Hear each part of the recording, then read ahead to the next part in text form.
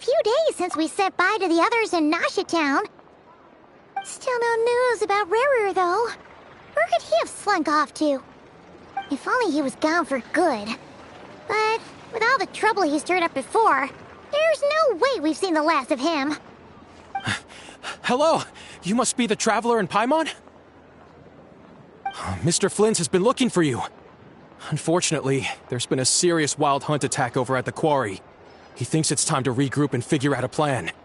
The wild hunt? Oh, uh-oh. We better get over there, right away! Come on, let's go!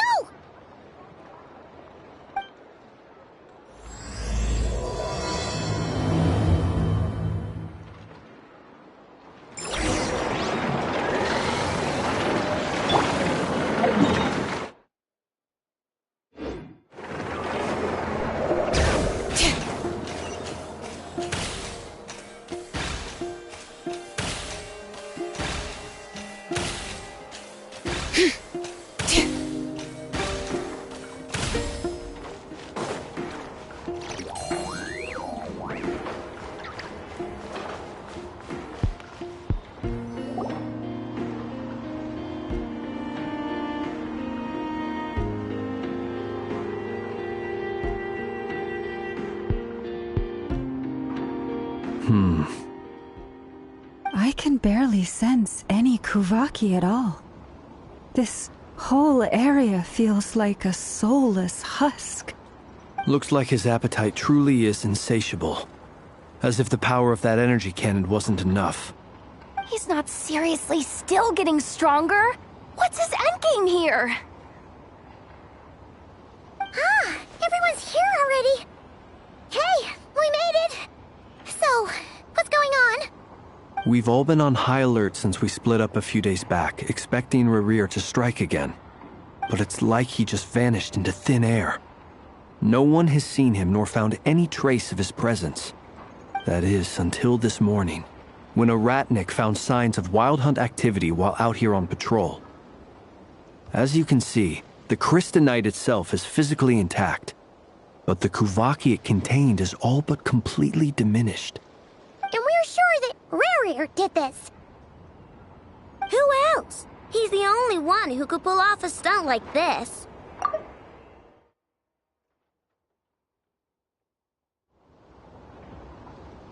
Kuvaki loss has reached critical levels. Reikir of Solnari set to maximum threat level. Warning, unless de-escalation measures are taken soon, he will pose a threat beyond our ability to contain. The consequences could be catastrophic. Traveler, do you remember when we encountered Rarir just after regaining his body? There wasn't a shred of sanity left. Nothing but madness and rage.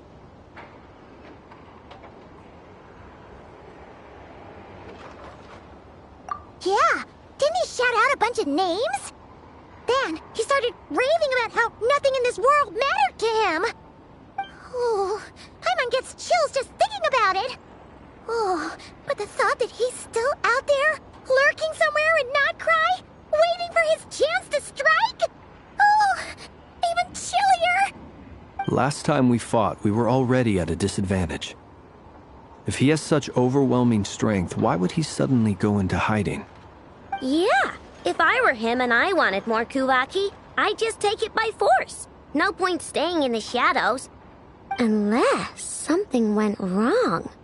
His whole resurrection thing didn't exactly go smoothly. The other thing is, how does someone who's completely lost their mind still have the wherewithal to cover their tracks so perfectly? Beats me. According to certain medical studies, insanity does not always entail a complete loss of rationality. It may be that he is simply living in a world of his own. That actually sounds about right. He was ranting away to himself the whole time, like he had zero interest in talking to us. There are many unanswered questions here. He could be right under our noses, and we'd still be in the dark. Besides his name and title, we know little about him. Certainly nothing about his past, or what he might be hoping to achieve. Exactly. and we wouldn't even know where to begin looking. Even Boss hadn't heard of the Rahir of Solnari before all this. I'd be willing to bet that even if we gathered together every scrap of intel in Nodcry, we still wouldn't find more than, like, 3 useful facts about him. So, if we do nothing, he'll just keep getting stronger. But if we want to investigate him, we have no idea where to look. Last time we had Marionette and her big robo-buddy to help us, and we still barely held our ground. If we had to face him alone... Paimon's head hurts just thinking about it.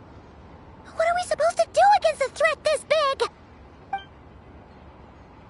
Well, I do have a little hunch about his next move. Given that he attacked the quarry, I'd say it's likely he'll target other places rich in Kuvaki. Somewhere like the Eye of Krati, or the Pillar of Embla. One thing's for sure. If we just sit back and let him keep absorbing Kuvaki, we really won't stand a chance against him. A perfectly reasonable hypothesis. However, it is worth noting that these 2 locations are quite far apart. To investigate them both, we'll need to split up. I agree, we should split up. Right now, Rarir's goal seems to be gathering Kuvaki, not fighting us directly. Once we're done, let's regroup on Hisi Island. Wait, why Hisi Island? If I recall correctly, your largest goddess statue was carved from Kuvaki-rich ore, was it not? That's right. Yes, it could well be a potential target of his. I should head back and start evacuating the pilgrims.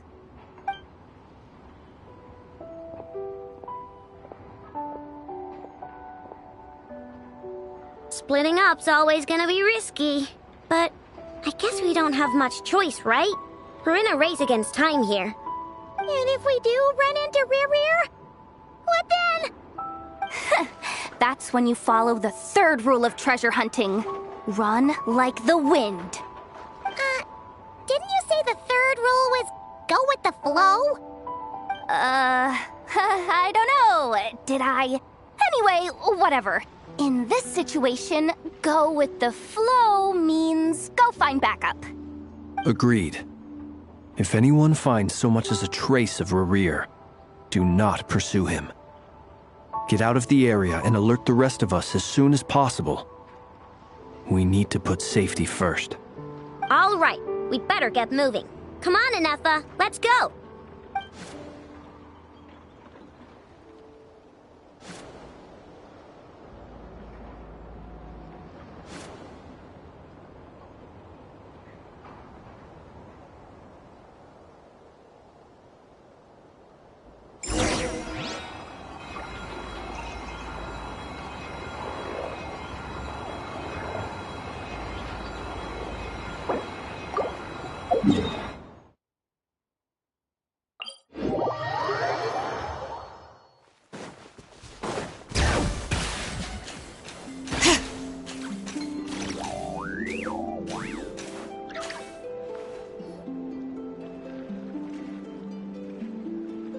Any leads?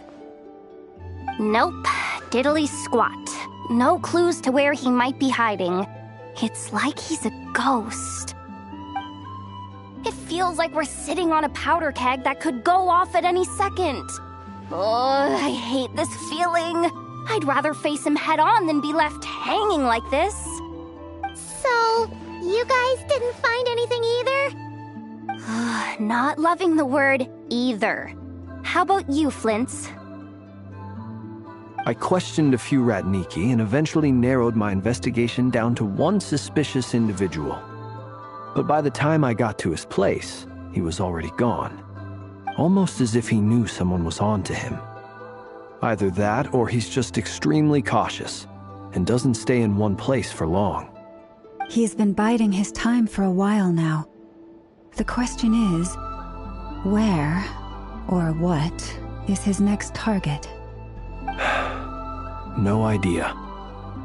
Since regaining his body, he seems to have lost all interest in the fragment in my possession. If he did still want it, he's had plenty of chances to take it. All we can do now is hope that Aino and Anefa turn up some leads. Darn it, Rerir! If you've got the guts, come face me one-on-one!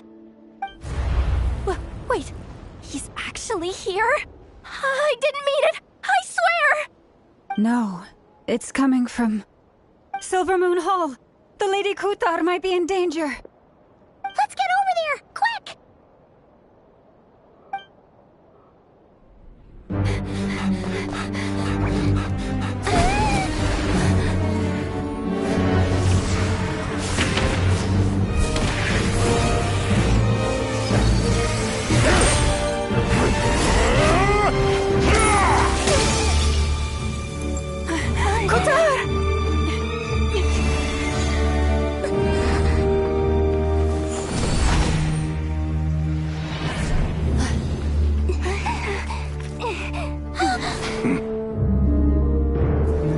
Why is he attacking the damsel elect? What's going on? No time for questions.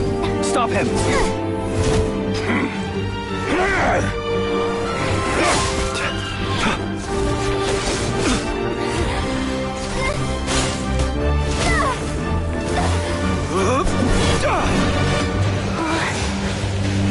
This is insane.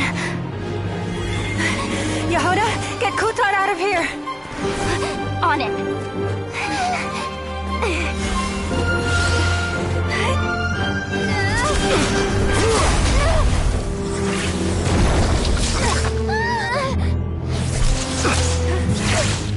Look where your feeble might has gotten you. Now, you shall plunge into darkness. Felindus, soon, I will find a way. Watch out!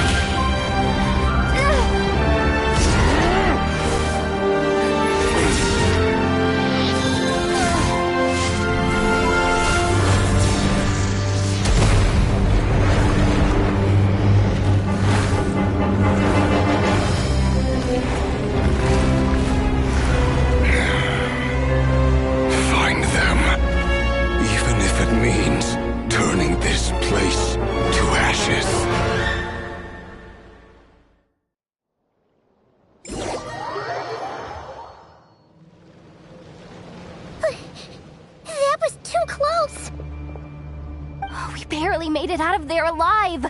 What's that guy's deal? How'd he get so crazy strong?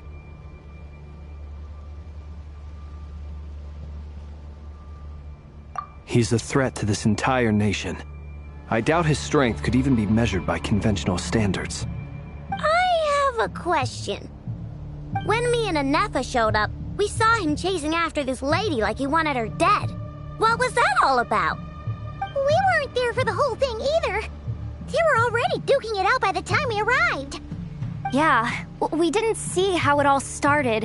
It all escalated so quickly, we had no choice but to step in. Kutar, can you shed any light on the situation? Kutar. Cross-checking database. I see. So you're the one that the Frost Moon Scions refer to as the Moon Goddess?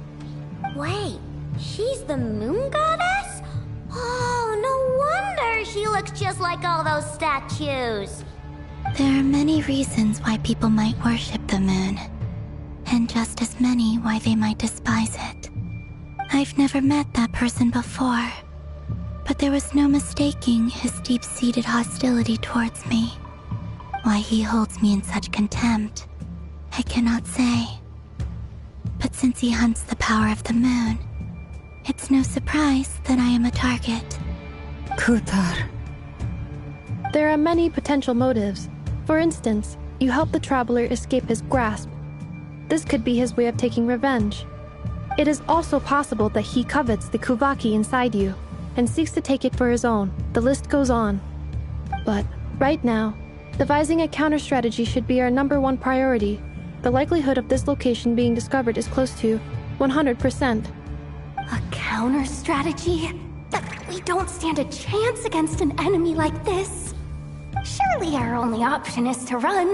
He's not gonna chase us to the end of the world, right? So as long as we can sneak out of Nodcry undetected... No, I can't say that. Come on, Yehoda. This is serious stuff. You can't suggest we all just chicken out. Running is our only option. Huh? You seem surprised. But what other choice do we have? We are facing an enemy we cannot possibly defeat in battle. Well, I mean, yeah, but still. It's not too late. I can distract him, so you have plenty of time to make your escape. Wait, what? You're gonna act as bait? Doesn't that make sense? I'm the one he's after. There's no need for you to risk your necks on my behalf. A coyote doesn't stop for bypassers while it's howling at the moon. What is it, Loma? The Frost Moon Scions have already grown accustomed to life without their goddess. My presence here is no longer essential, and this is not my home, so you needn't ask me to stay. We can't just roll over and let him get away with this. That's not our style. Yeah, we can't just call it quits after everything we've been through together. Besides, she'd pretty much saved my life back there. If I just ditched her now, I'd never forgive myself. We can't overlook that you have saved our lives multiple times now. To talk of returning the favor would be a little crass for my liking. But suffice to say that we are friends, and friends look out for one another. River's true objective remains unclear. Even if we were to sacrifice Miss Kutar, there's no guarantee he would stop. But... Kutar, I know why you left the Frost Moon Scions so long ago. It was because people started treating prayer as a form of trade. They would make self-centered wishes, force you to accept meaningless offerings in return, and then expect you to perform miracles for them, as if that were their entitlement. If it were me, I might have walked away too. But I believe that time can change everything, and that sometimes it takes losing something precious to appreciate its true worth. After much reflection, I've realized that this was never about whether the Frost Moon Scions need you.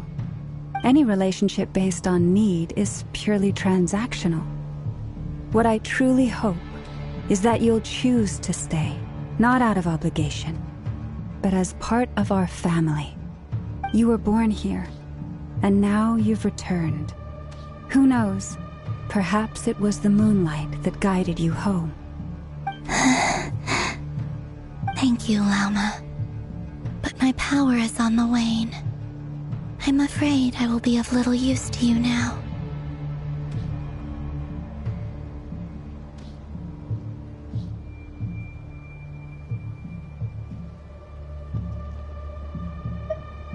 Very well then. I'll do as you say. Both times you saved us, we were transported across great distances in an instant. Is that one of your powers as the moon goddess? It is, but I find it very draining. I barely managed to pull it off just now, and it will be some time before I'm strong enough to do so again. Rejected by the world, my power is dwindling. Like a lake cut off from its source, slowly shrinking away. Now, it has almost run dry. What do you mean, rejected by the world? The three moons belonged to the ancient bygone era in which they came into being. From the moment I was born, the world itself has been steadily sapping away at my strength.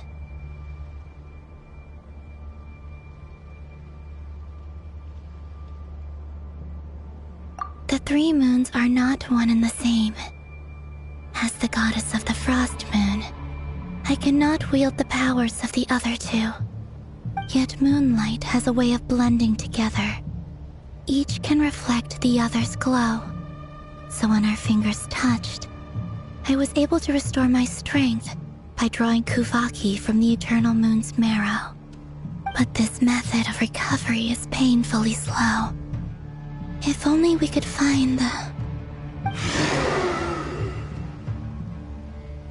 It's the Wild Hunt! Even faster than we expected. We'll have to finish this conversation later. See how those Wild Hunt creatures are running away from us. They're likely just a scouting party, which means Rerir won't be far behind. Then what are we waiting for? Let's get the heck out of here!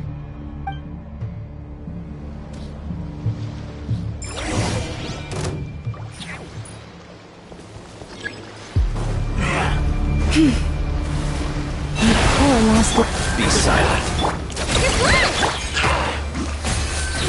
They just keep coming! This is driving me nuts! Rerir's closing in on us. We need to pick up the pace. There's too many of them! And this time, we can't fall back on Kutar's help to escape! If this goes on much longer...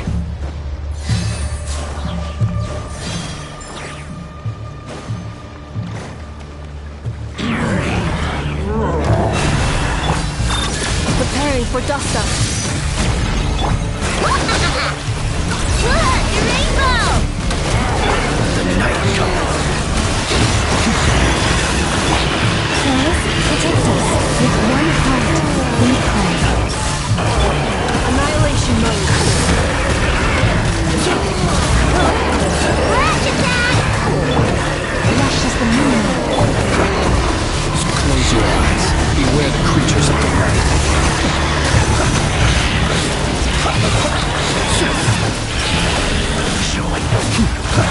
We need this place for the everlasting hope. Installation chamber deployed. Preparing for dust up.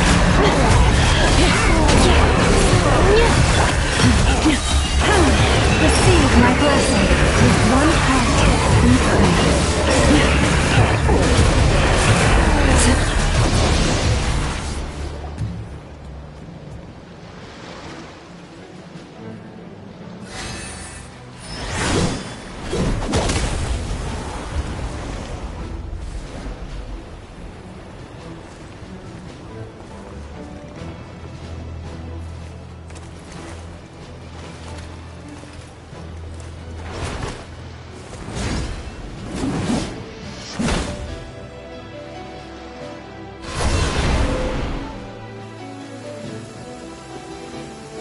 What's the matter? Bit off more than you could chew?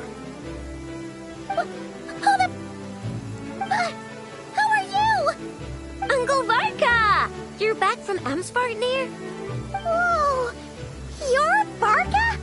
Grand Master of the Knights of Favonius? We could save the intros for later. Right now, let's get you all out of this hellhole. Follow me. I know somewhere you'll be safe.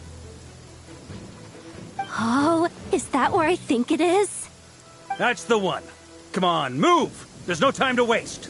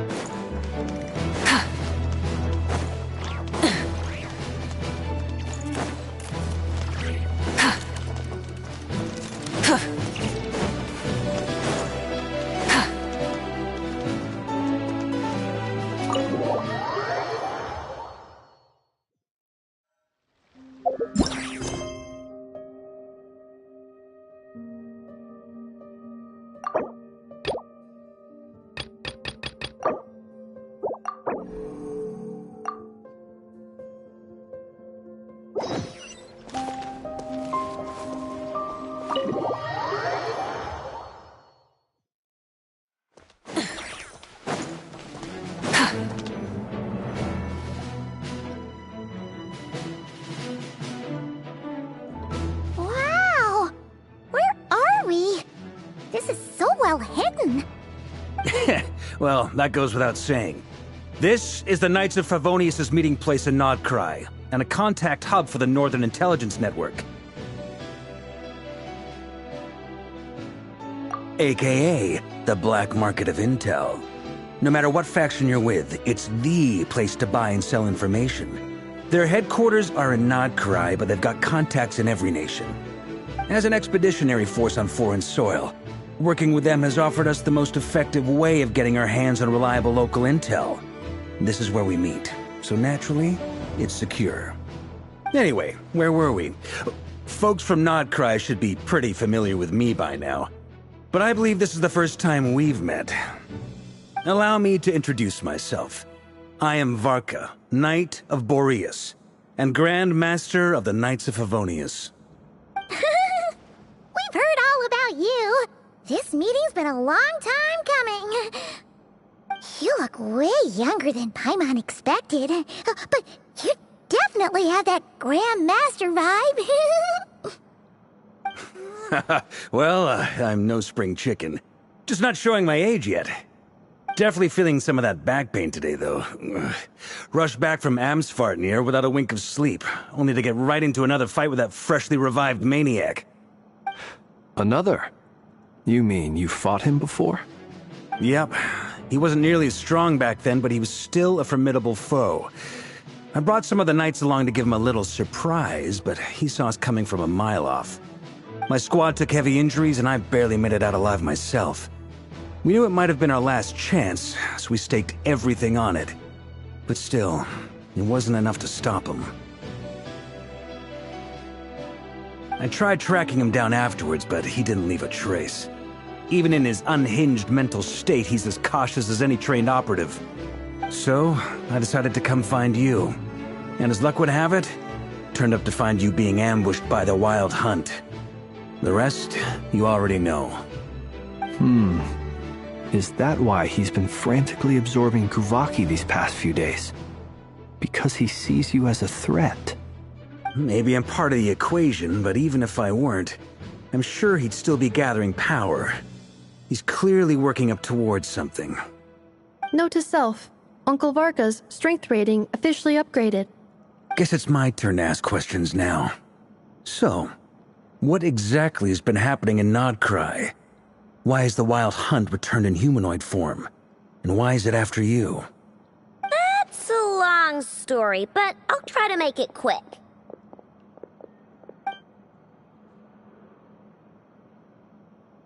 Wow, I had no idea so much had happened. Sounds like you guys have really been through it. So, the Kutar is actually a Fatui Harbinger. And all this Wild Hunt activity in Nodcry is the work of the Raker of Solnari, one of the 5 sinners. That's a lot to take in. Need some time to wrap my head around it all. I'm truly sorry, Mr. Varka. You stood with us against the Wild Hunt, and did everything you could to stop it from escalating into a full-blown catastrophe. And then, the one time you're away, it all comes to a head and all your hard work gets undone. You've got nothing to apologize for, Miss Moonchanter. You can plan 100 steps ahead and still slip up. That's just life. No one knows what tomorrow holds. You can't predict which way the wind will blow next. And, to be perfectly honest, I can't say I'm surprised. For all the times we've defeated the Wild Hunt in the past, we've never been able to completely wipe it out. Turns out, we were just delaying the inevitable. But now that a new variable has come into play, fate may well take a different course. A new variable? You mean us? Who else? And in a strange way, I think his resurgence might not be an entirely bad thing. The Wild Hunt is like an unrelenting force of nature, but Rerir is an individual with an agenda. He's gotta have a weak spot somewhere. That said, while I was explaining everything just now, some of the points that Mr. Flint's added caught my attention. You mean about our mystery ally? That's right. From what you've said, not only did they lead you straight to some key files, they also shielded Hisi Island from a lethal Kuvaki blast. I don't know who or what could pull something like that off. Heck, even Miss Columbina doesn't have a clue. I hadn't heard the story about those files. Would you mind repeating their titles for me? Wild Hunt Phenomena Log, a Nodcrian Ratnik's Field Journal, and Kuvaki Survey Log. Oh. No. Still doesn't ring a bell. Another dead end. Guess all we can do now is hope that our mystery ally keeps showing up when we most need them. Still, it's safest to assume they won't be intervening again. From here on out, we'll have to resolve this crisis by ourselves. Your intel also explains something else I've been wondering about. The reason I led my team to Amsfartnir was because we'd had reports about a possible source of the Wild Hunt showing up there. But once we looked into it, it turned out to be a red herring. I don't know who was behind it, but clearly, it served its purpose. I doubt it's by chance that he happened to make his comeback while my attention was diverted. And from everything you told me, it sounds like his scheming began well before his return. So maybe luring me away was all a part of his plan. But is it even possible that he orchestrated all of this by himself? The Moon Maiden and the Raker of Solnari, Nodcry of all places. The way everything is unfolding, it can't be a coincidence. So, what do we do now? Got any ideas? Right now, we've got at least 3 things to consider. Let's go through them one by one. First, we need to figure out how to take down Rerir. If we can't beat him in a straight-up fight, the rest won't even matter. To my knowledge, the bulk of Nodcry's fighting force is already gathered here. But even with everyone united, we're still no match for Rerir in his current state, let alone with his power still growing. What if there was a way to tap into a new power of our own? How so? Have you thought of something, Columbina? 3 moons once watched over this world. The Eternal Moon was the largest. The Frost Moon was the brightest. And the Iridescent Moon was the most mysterious. They say that back then, the 3 moon goddesses wielded immense power. Enough to shape the workings of the world itself. I now bear the Frost Moon's power, and the Eternal Moon's marrow resides within the Traveler. Hold on. Are you suggesting... The Iridescent Moon, the last piece in the puzzle. That's right. If we can find the Iridescent Moon's marrow, I will be able to regain my strength much more quickly. The 3 moons are said to stir the tides and illuminate all things. Perhaps they hold further secrets beyond our understanding. According to my analysis, the solution is feasible.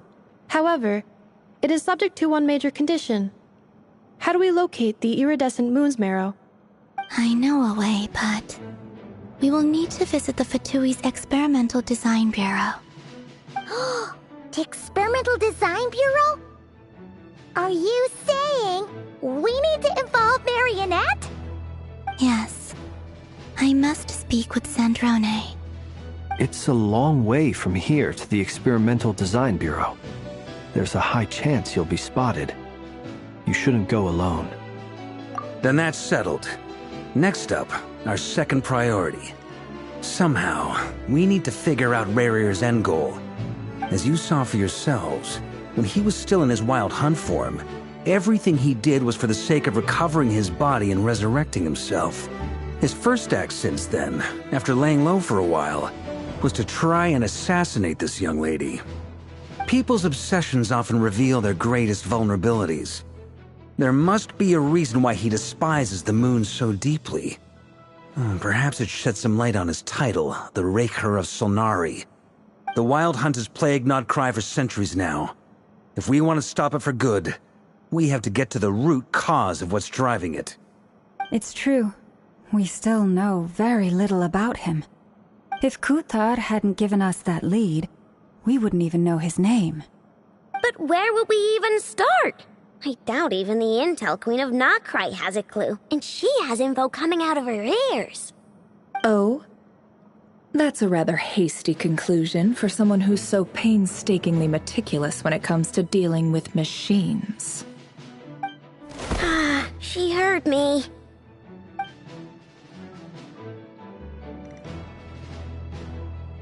Boss! What are you doing here? I'm now asking myself the same question. I received a letter from a humble knight of Favonius, requesting a meeting to discuss a major business deal. But it looks like this humble knight had something else in mind. Details. Miss Neffer, the important thing is that you've arrived at the perfect time. Since his failed ambush, I've been racking my brains trying to come up with a plan to fight Rerir. Given the severity of the situation, I think it's fair to say that our only chance lies in uniting as one. And I'm talking all the factions in Notcry. We can't do this without the Curatorium, but I knew it'd be a tough job to win you over. So, I took the liberty of reaching out for a little chat. Wait a sec. How did you even hear about this place, Neffer? Didn't you say this is meant to be the Knights of Favonius' meeting spot? And a contact hub for the Northern Intelligence Network? And isn't it supposed to be super hidden? You really think he could have gotten settled in Nodcry without my help? Besides, I'm the one running this gig. Of course I know where the meeting place is. Allow me to introduce the current head of the Northern Intelligence Network. If it's intel you're after, she's your woman. Pretty much seen and heard it all. Please spare me the flattery. Let's cut to the chase. Seems like you've run into some trouble, huh?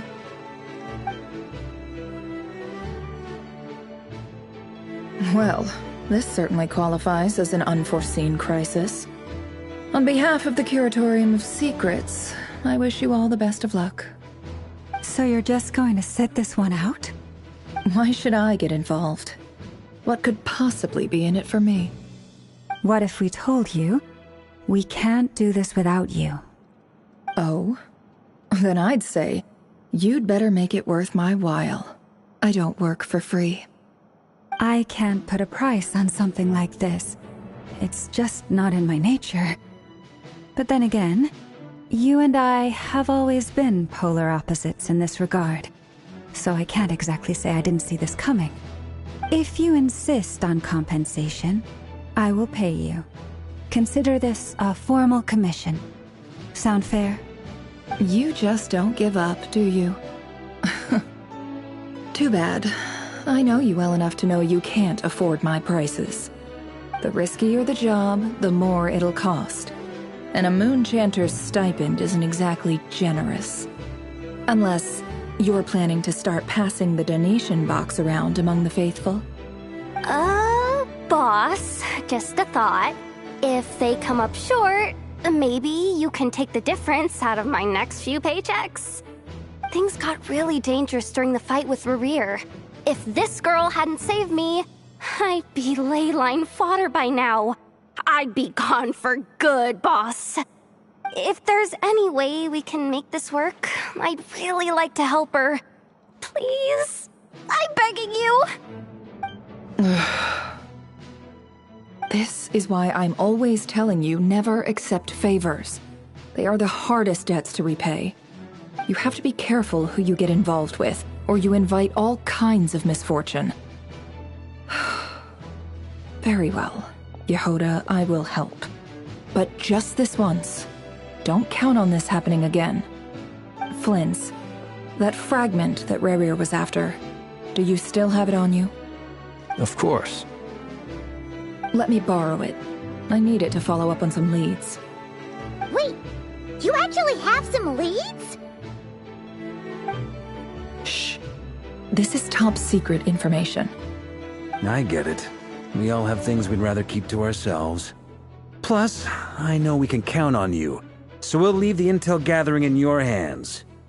And that brings me to the third and final item.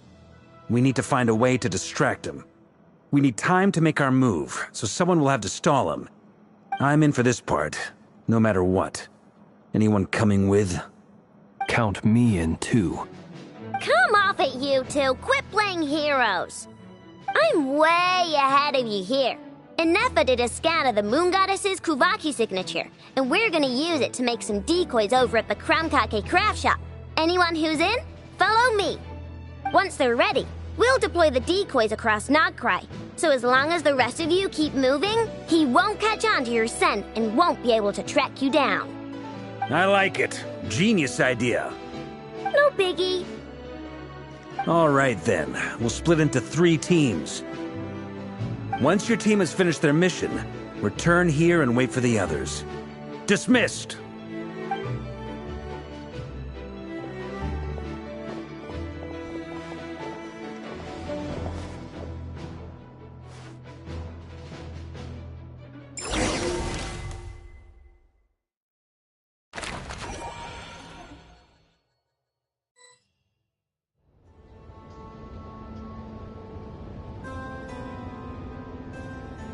Lady Damselette. Wait, and you two? What are you doing at the Kuvaki Experimental Design Bureau? We've been doing our best to mind our own business lately. But if you're just gonna waltz up here like this, you're seriously pressing your luck. Don't blame us for doing what we have to. Huh! You really think that's gonna scare us off? We're not looking for any trouble. I just want to see Zandrone. Do I need to remind you that you're still a wanted fugitive for deserting us? Out of consideration for our former ties and the crisis we're all up against, we'll let you leave in one piece. But don't even think about trying to get inside. Let them in. But... Are you going to make me repeat that?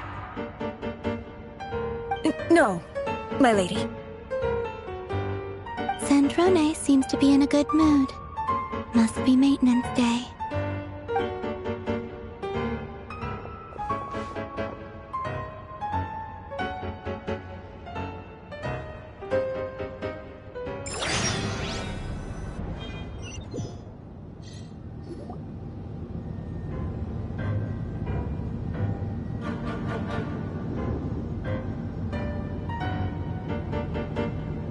So tell me, to what do I owe the honor this time? Actually, before you answer that, just so we're clear, we're not colleagues anymore, Columbina. I don't owe you anything. I promise it's nothing big. It seems like you've gotten the wrong idea here.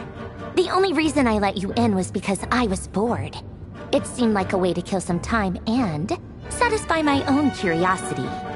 Whatever miscalculations I may or may not have made in the past, I haven't lost the plot enough to even consider sticking my neck out for your sakes. I'd like to speak with Arlecchino. What? Huh? You mean the knave? I'd like to speak with Arlecchino. Is she in Nodcry? No, she's not. Once the work on this facility was completed, she went back with the Rooster and Regrator. The only ones in Nodcry are me and... What is it you need to speak to her about anyway? Rerir is hunting me. If I'm going to face him, I must first retrieve the lost moon.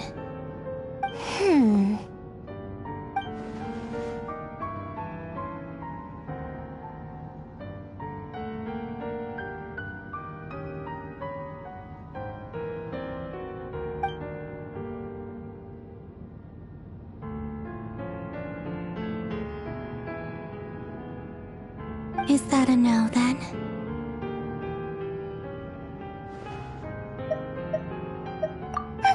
As if I need reminding. I was this close to settling things with him before someone decided to whisk me away to their weird little garden. Have you held any tea parties lately? Tea parties? Yeah, obviously. You don't seriously think we'd pack it all in just because you aren't here. If anything, they've been more eventful than ever. Just me, Arlecchino, and a bunch of insolent and sensitive guests who won't stop asking where you've gone. Oh, they've been a real joy. I bet you served them the worst tea you have. Just like you used to do to me when I upset you.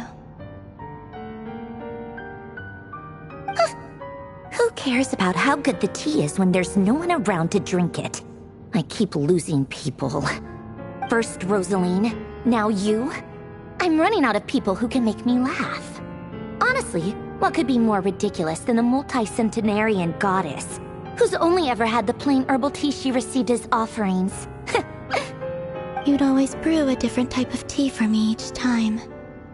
Was it really just to see how I'd react?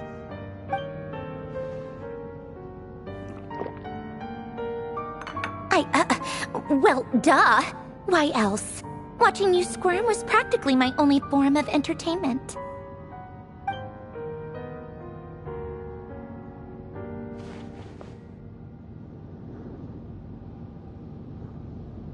Oh, yeah. And Capitano sometimes used to bring Tartaglia around, too. But I guess we won't be seeing him again.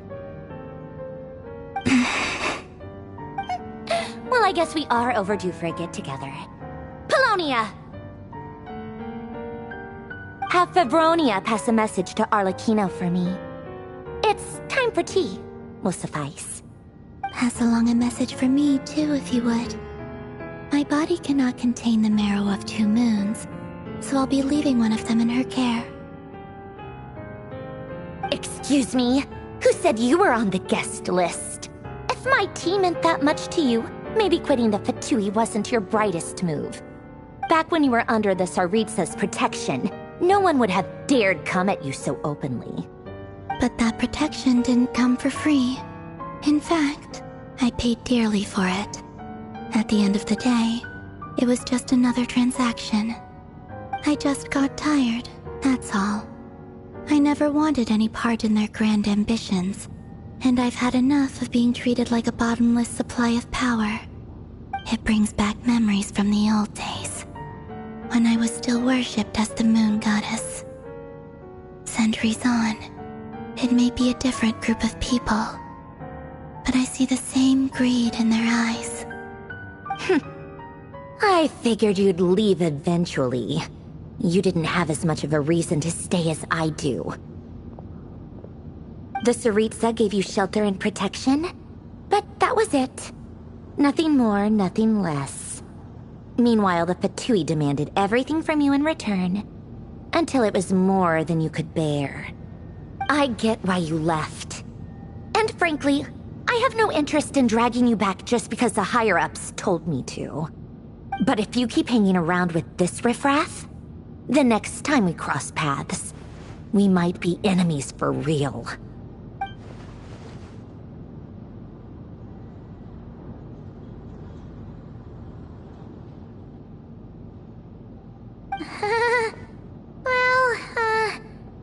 Guess that's our cue to leave. That might be your plan. But it sounds like someone else wants you to stay a little longer. Huh? What do you mean? Listen.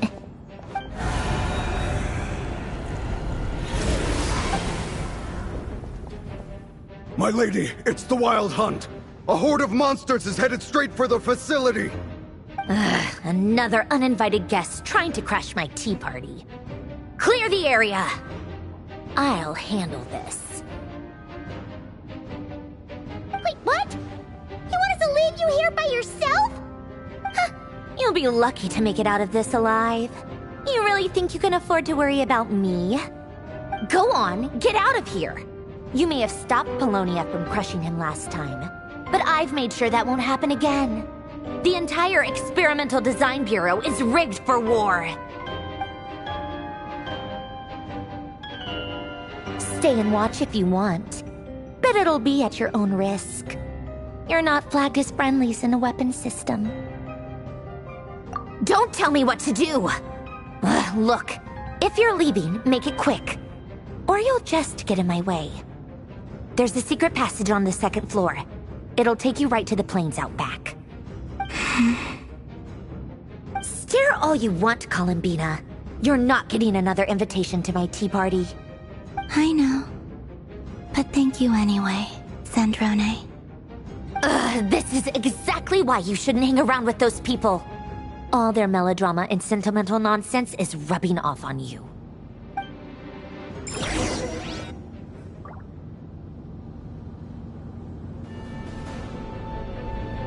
Come on then, Mr. Ray here.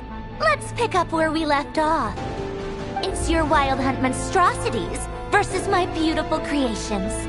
Let's see who comes out on top.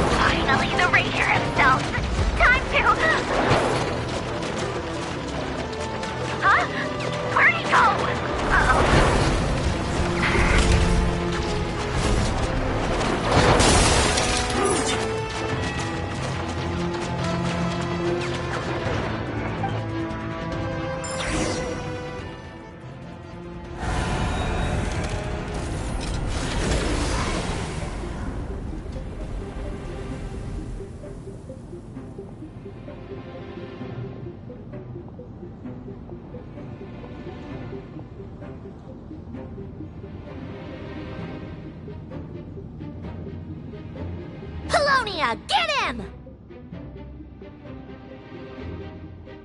I've upgraded Apollonia again since our last encounter, and uploaded every last scrap of your data.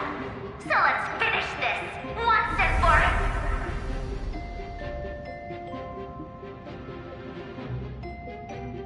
all. She's not here. Where did she go? Hey! Over here, you big... Cursed moon. Go. Keep searching. She cannot have gotten far.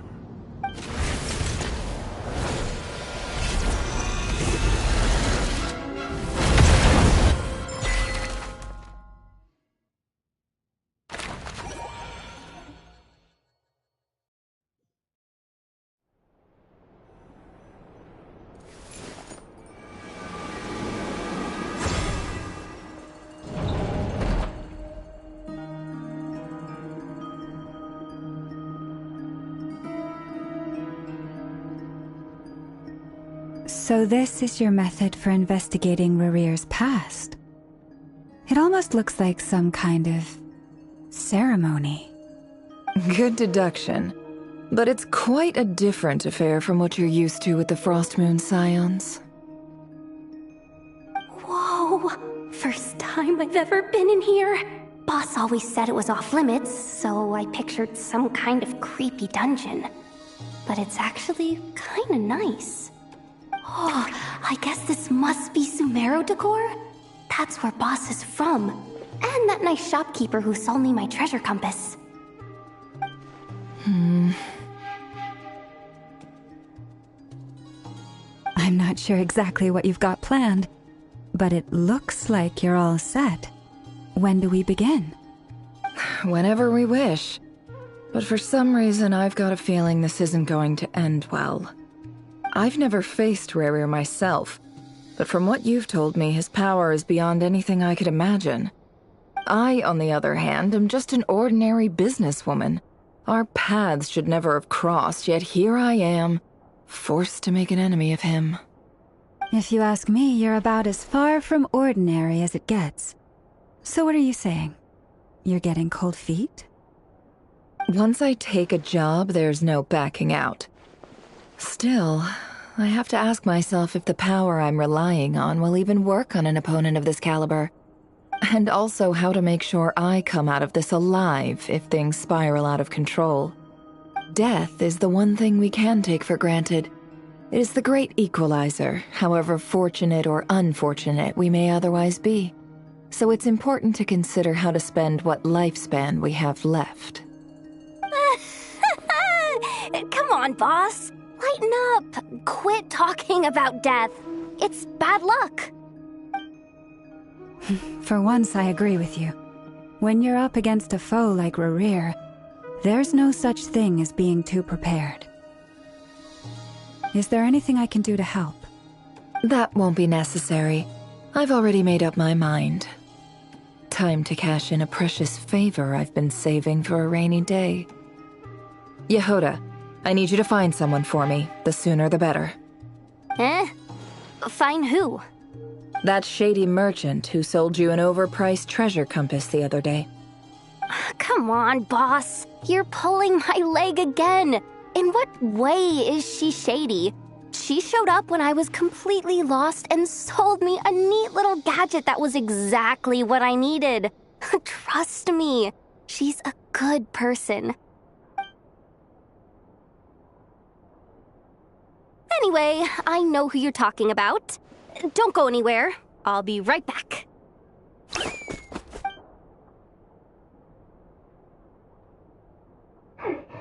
Quit grabbing me. I genuinely can't run any further.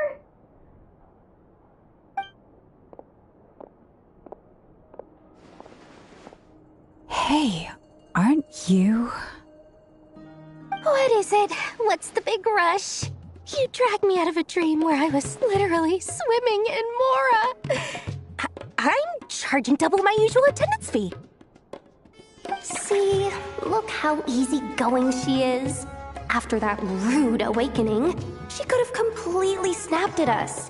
But instead, she kept it together and just asked for an extra fee. Dori Sangama Bay? I never would have pictured you two doing business together. If you want to make it big in Nodcry, it's all about connections. Lady Nefer just so happens to have a lot of intel that interests me. And she also did me a big favor in the past. It was back when I first arrived in Nodcry. My trusty assistant, the genie in my lamp, had an adverse reaction to the Kuvaki and fainted. And wouldn't you know it, that's when I suddenly find myself in a life-or-death situation. Good thing my compatriot was there to swoop in and save the day. I've been giving her a 30% discount off all of my goods ever since. Now, so that no one here feels left out, I'm willing to extend a 20% discount to fellow friends of Boss Nefer. Plus, any other friends you send my way will enjoy 10% off. What can I say? The great Lord Sangama Bay is nothing if not generous. So, let me guess. You've run into some trouble? I've got everything you could possibly need. And the more you buy, the more you'll save. You guessed correctly. What have you got in the way of survival gear? The one type of gear I've never been short on. What are you looking for? A jetpack fresh from the Academia's labs? An ancient suit of armor dredged up from the bottom of the sea? At the very least, I need to know what kind of opponent you're dealing with here. If even you're worried about staying alive, it must be pretty serious.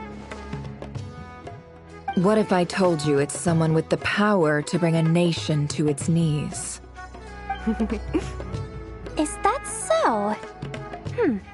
Then we really are talking top-shelf treasures. I don't have anything like that in stock right now. I'll have to ask my supplier. Your supplier? A powerful woman, make no mistake. I can't reveal her identity, but luckily for you, I hear she's planning to visit Nodcry in the near future. If you're willing to wait, I can ask her when she's here.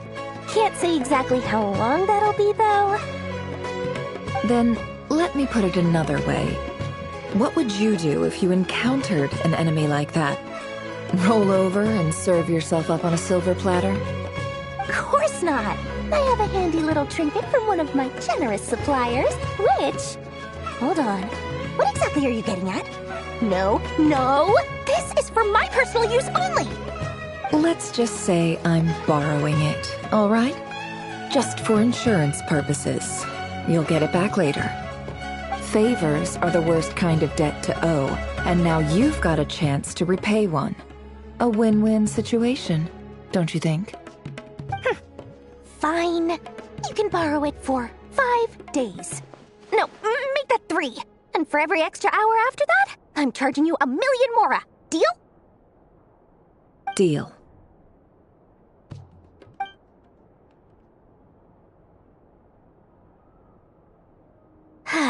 What a way to start the day.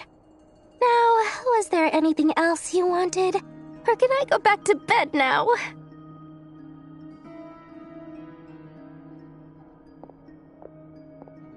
That will be all. Take care now. Don't trip up on your way back, friend. See you later! You're my favorite shopkeeper.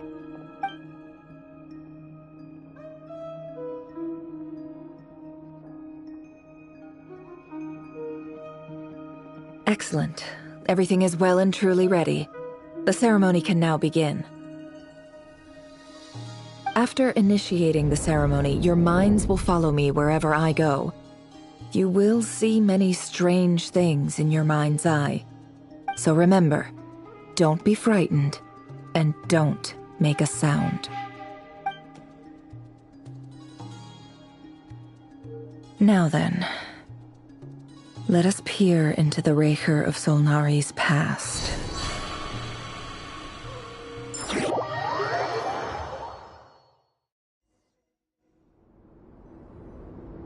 I made it. I don't recognize this style of architecture. Must be Conrian. Simple furnishings, table and chairs. It's a more ordinary house than I might have expected. Looks like the fearsome Raker of Solnari came from surprisingly humble beginnings. Unless this passed for luxury in Conria. Unlikely. It was said to be a very prosperous nation in its heyday. Anyway, I'll keep exploring.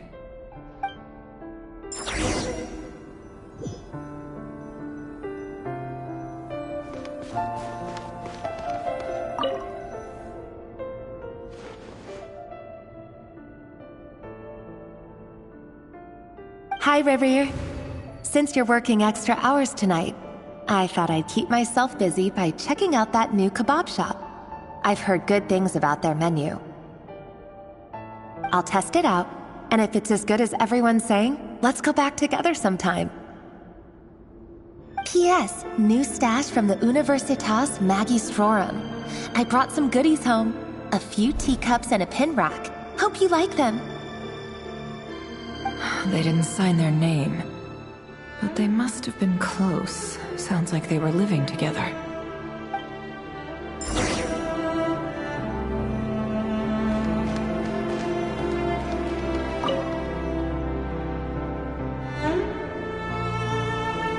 I went over to Joseph's for drinks today. They have a fine collection, but I went alone. Felindis was tied up with something and couldn't make it.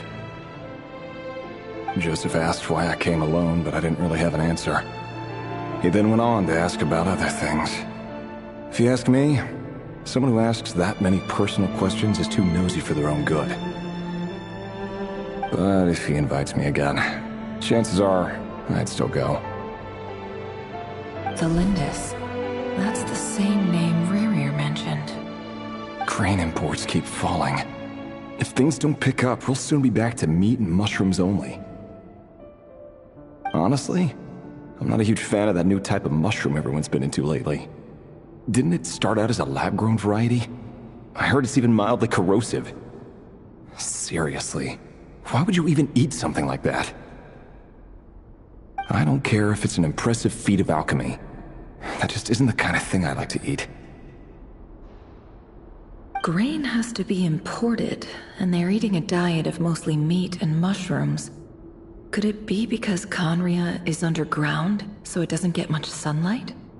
That would explain why they use so much stone in their buildings. They even use alchemically modified strains for food. Seems like the people of Conria don't have many options when it comes to dining. I've just about saved up enough now. Time to buy it and keep it somewhere safe. Making a big purchase. I wonder what it is.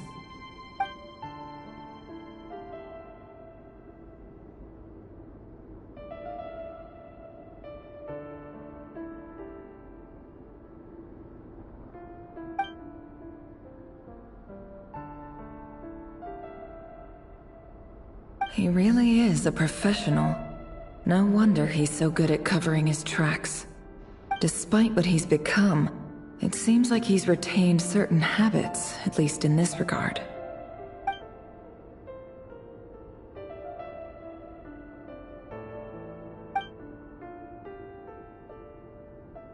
Did Rary rip it out himself?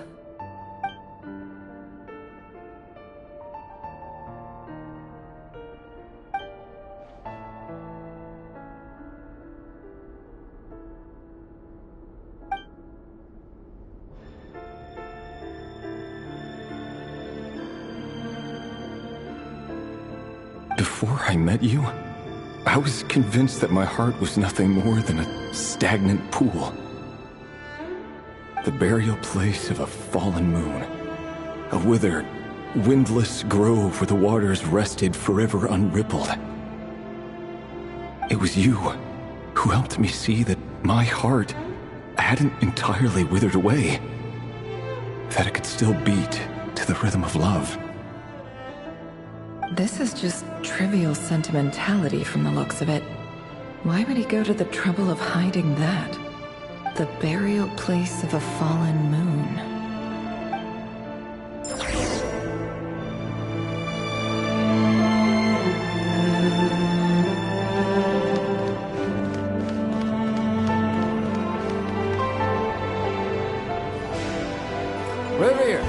over here.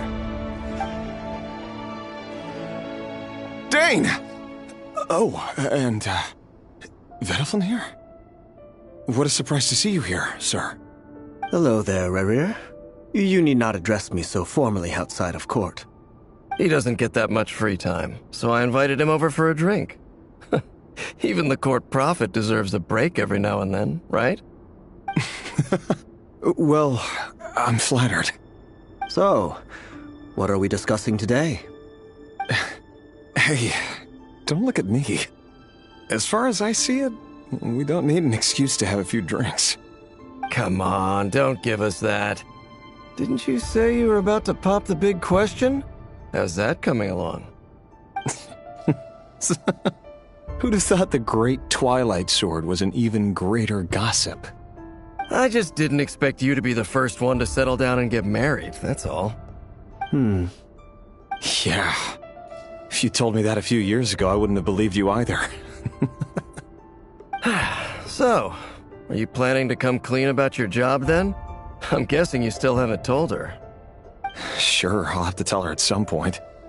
But I'll need to pick the right time and place. To be honest, I have no idea how she'll take it. Come on, stop being such a pessimist. For all you know, she could be thrilled. I bet she'll be much more impressed by your actual job than the one she thinks you're doing now. A member of the King's Guard. Quite the cover story. Does the king himself even know? Of course he does. Anyway, enough about me. How have you been? Me? Same old, same old. Nothing much to... Huh? What's up, Ved? It's nothing. Vedaflin, Daneslif's elder brother. Renowned throughout the court of Conria as the Visionary, and said to possess a wisdom far beyond the reach of any ordinary man. And yet, despite the gulf between us, he seems to have something to say about me. Does he even know me? Does he see me as a friend of his brother, or just another of the Vinster King's blades? Why did he react so strongly? Was it really to do with what we were talking about?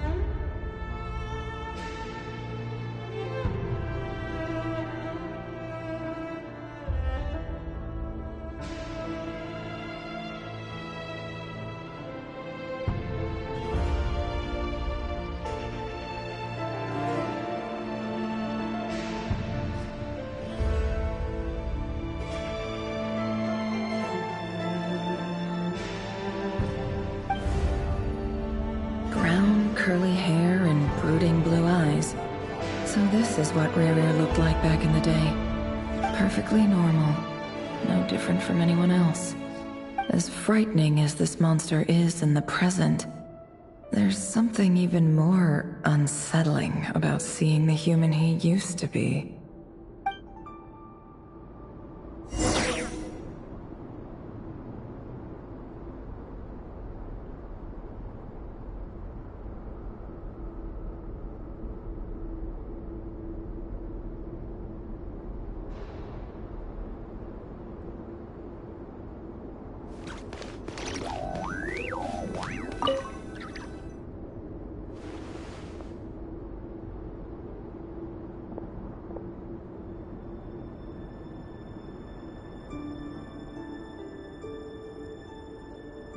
Felindus?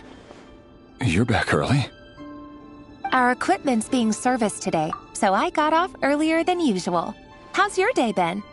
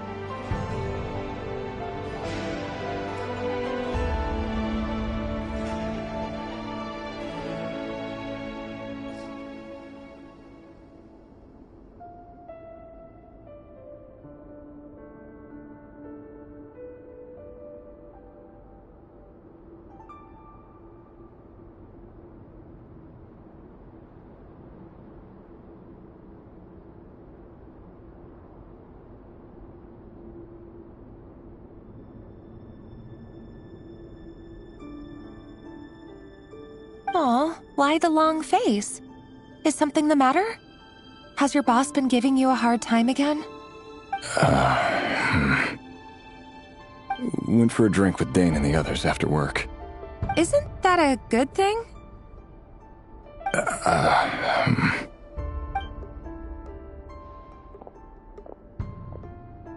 Vedifilnir showed up today, too. You know, Daneslev's older brother. Ah, Mr. Vedifilnir. Yes, I've heard of him. They say that everything he says ends up coming true. He overheard Dainslev mention that I'd recently proposed, and seemed to have an issue with it. But when I asked what it was, he kept it to himself. So, you're worried? You can be such a child sometimes, Revier. We're nobodies. Why would the visionary be concerned about us? I'm sure someone in his position has much bigger fish to fry. Maybe you're right. You worry too much, Revier. We've been together for ages now, and everything's been going so well, has it not? You've even proposed to me. So, you do remember. Tell me then. What's your answer? Like I said, I need some time to decide. You can't just rush into things like this. We may be nobodies in the grand scheme of things, but if we want things to work out, we've still got to plan ahead. All right. Take your time. Just don't keep me waiting forever. Nobody's. Sounds about right. In the eyes of people like Vettelfnir and Dainsleif, what do we matter? Can someone whose gaze is so fixed on a far-flung future even see the present clearly? Besides, the dynasty's fate rests with the king's inner circle. Whatever I do, it won't make much difference. Meanwhile, every idea they come up with and every decision they make, it affects everything. These days, the king is lost in his research, and the purge of the Crimson Moon bloodline grows ever more intense. The opposition tried to speak out, but nothing came of it. And I'm under no illusions as to why. Because we eliminated them and got rid of their bodies. A man can have 1,000 reasons to carry a sword, but there are few good excuses to use it. Yet the king has never even considered a gentler approach, and he never will. What becomes of someone who kills on another's behalf? Can he ever find true peace?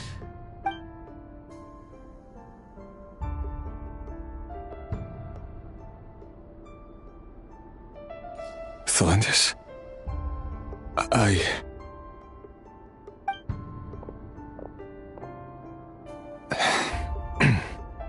It's nothing. You were right. Fate has never smiled upon nobodies like us. But by the same token, it's unlikely to bear a grudge against us either. There's no reason we can't keep living happily together, cherishing the simple joys of each day as they come. See? You just need to stay positive, Revere. I can feel your warmth, your breath. You're right there, right by my side. Just seeing you makes me happy in a way I can't explain, and that's something that no one could ever take away from me. So smile, my love. Let go of that frown. You're right, Thelindis. I've just been overthinking things. That's better. Getting caught up about things like this will only ruin our evening. Speaking of which, all set for the ball tonight? I need to go get ready. You go ahead. I just have a few things to take care of, then I'll come join you. Even busier than the big shots, huh? Fine, I'll go get started. But don't be late. If you keep me waiting too long, I won't be a happy bunny. Relax. I'll be there. Seriously, though, you drive a hard bargain. You're really gonna leave my proposal hanging and still expect me to take you to the ball? Well, that goes without saying. I already told everyone I'd be coming with a dance partner. Besides, they're two completely different things. Let's take it one thing at a time, all right? All right. White outfit it is. It seems like Rerir was deliberately hiding his ties to the intelligence services by giving the impression that he was just an ordinary member of the Vinster King's Guard. He clearly doesn't want his would-be fiancée to know about his other life. Then again, that's hardly surprising. People in the intelligence trade rarely do. Who'd have thought we were in the same line of work? Let's dig a little deeper.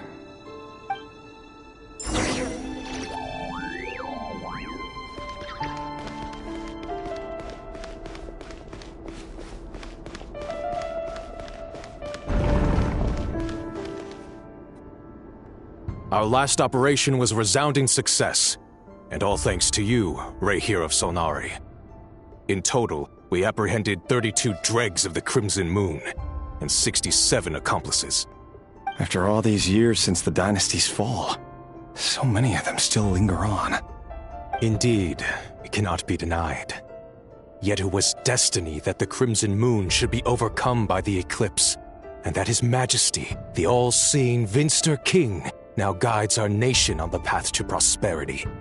Conria has no further need for a dead moon. But alas, there will always be those who refuse to see the truth, choosing instead to romanticize the past. That's not entirely true. Much about the Crimson Moon era was worthy of remembrance. And that's exactly why they keep trying to see it restored. Many of its secrets remain unsolved to this day. As it happens, that's precisely the field of study my partner is devoted to. You still haven't told her what you really do for a living. Where would I even start? How do you tell someone that you're one of the king's hand-picked executioners? That your hands are steeped in blood? You didn't choose this life, any more than I did. Orphans like us don't get a say. But I'll sure as heck be the one to pay for it. Speaking of which, we need to be more rigorous in the way we identify direct descendants of the Crimson Moon. Someone, it seems, has strong opinions about my future plans. Most likely my marriage in particular. I have a feeling that we may soon become targets of the Crimson Moon's retribution. Your concerns are not unfounded. They've taken out many of our colleagues these past few years, and for that very reason. These are no helpless lambs we're leading to the slaughter. They're wolves in sheep's clothing. Take care, Rehir of Solnari. I look forward to toasting you at your wedding. Thanks, Thorkel. You look after yourself, too.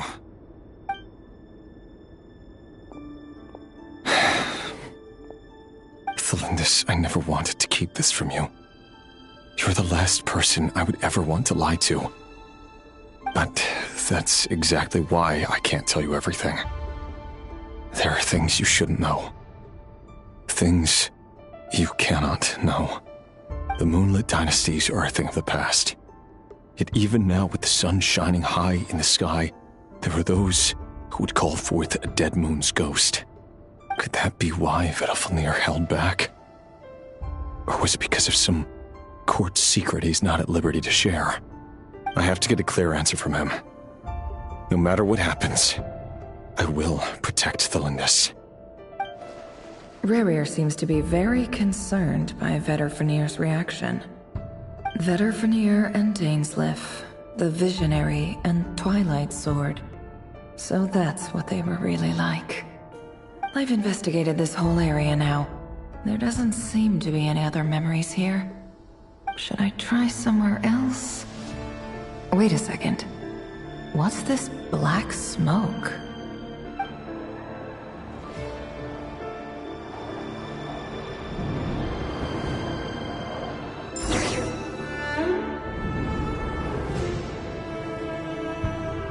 So, he's late after all. Just you wait, Rehir. You're in for it. Big time. Are you waiting for someone, ma'am? Could I tempt you into buying some flowers? Oh, sure. Pick me out a pretty bunch if you would. Thank you. But I'm afraid none of them are as pretty as you. For someone so... Look me in the eyes. You'll see I'm not lying. You're... May we have a word in private? Who are you? And what do you want? It doesn't matter who I am. Too many of our kind have fallen lately, so I decided to take the risk of reaching out. Not long ago, the Rehir of Solnari led an assault on one of our strongholds. We suffered many casualties, and many who came to our aid lost their lives as well. Sorry, I don't know why you're telling me this. And I don't want to get involved. Wait, hear me out. This time we finally got a clear look at his face and learned his true identity. His name is Rehir, and he claims to be one of the King's guards. What did you say? A cruel irony, isn't it? The man you're set to marry leads a double life as a brutal executioner. But surely, you must have caught a whiff of the blood on his hands. Why are you telling me all of this now? Simple. It's because... How strange. Rehir was nowhere to be seen in that memory. It clearly belonged to Thelindis. Rehir couldn't possibly know what happened if he wasn't even there. Why would her memories appear in his fragment?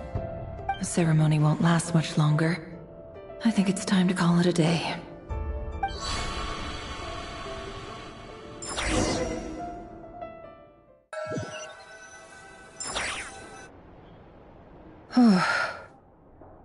So that was your doing? Did you just pull us inside Rurir's fragment to spy directly on his memories? Any more questions, and I'll have to start charging.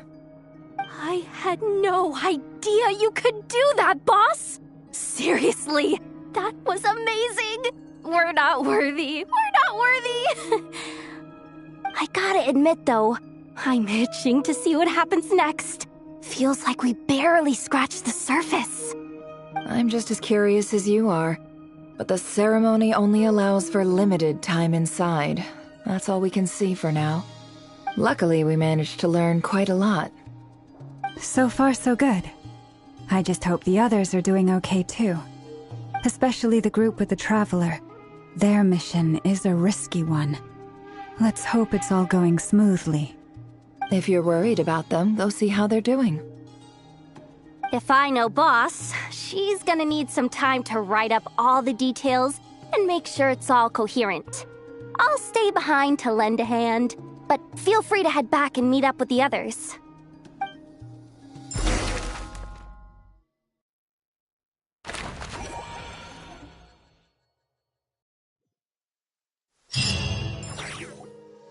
Oh, they've been prowling around for nearly 2 days now. These things just won't quit. Oh, they might not have seen us yet, but with them constantly sweeping the area, our way out is completely blocked. Oh, that's never gonna work. One little slip up and it's game over. If they spot us, they'll run straight back to Rerir. And once he knows we're here, it won't be long before he's breathing down our necks again. Oh, guess you're right. All right, time to zip it.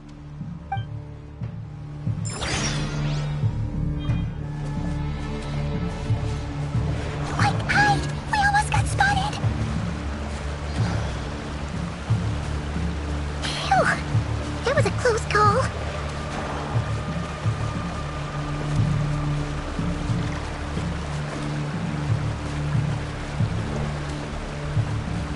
Watch out! He's coming this way!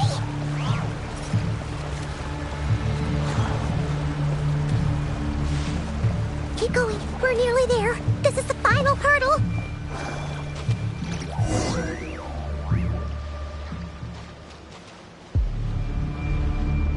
Oh, there's no end to these things!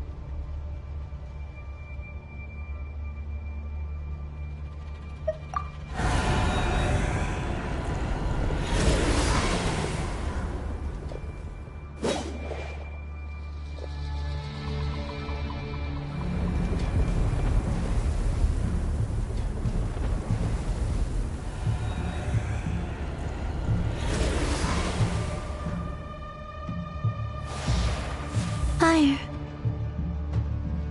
Fire? Wait, what's that smell? Oh no, there's a fire!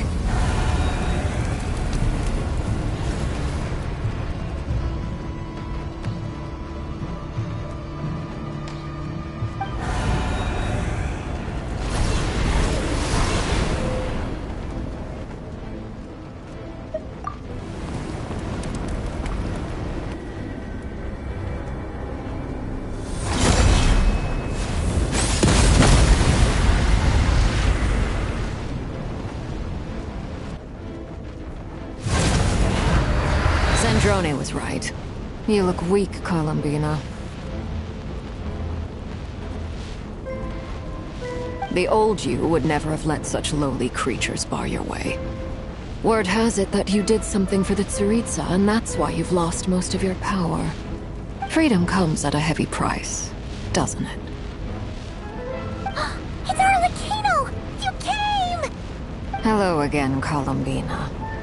And greetings, guests of the House of the Hearth. It's been a while, Arlecchino.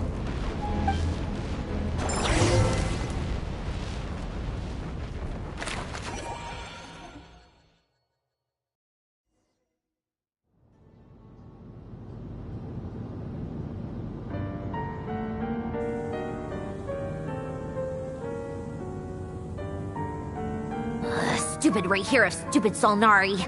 Ugh, whatever. I've got all the data I need. Next time we meet, you're finished.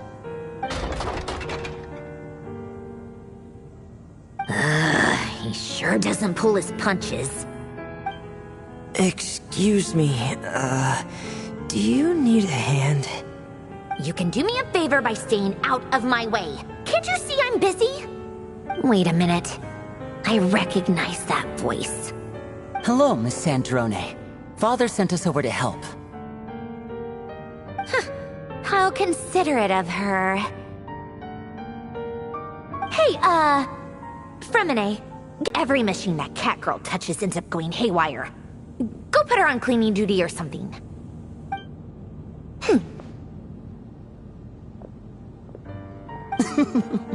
Then let's start downstairs.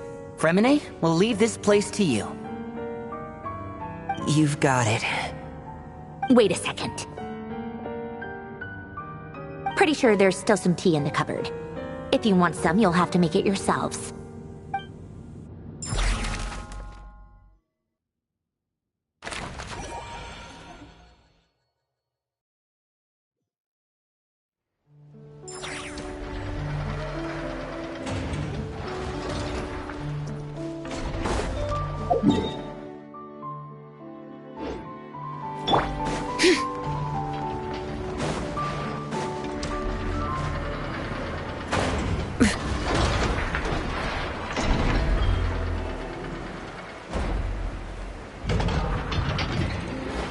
Bring it!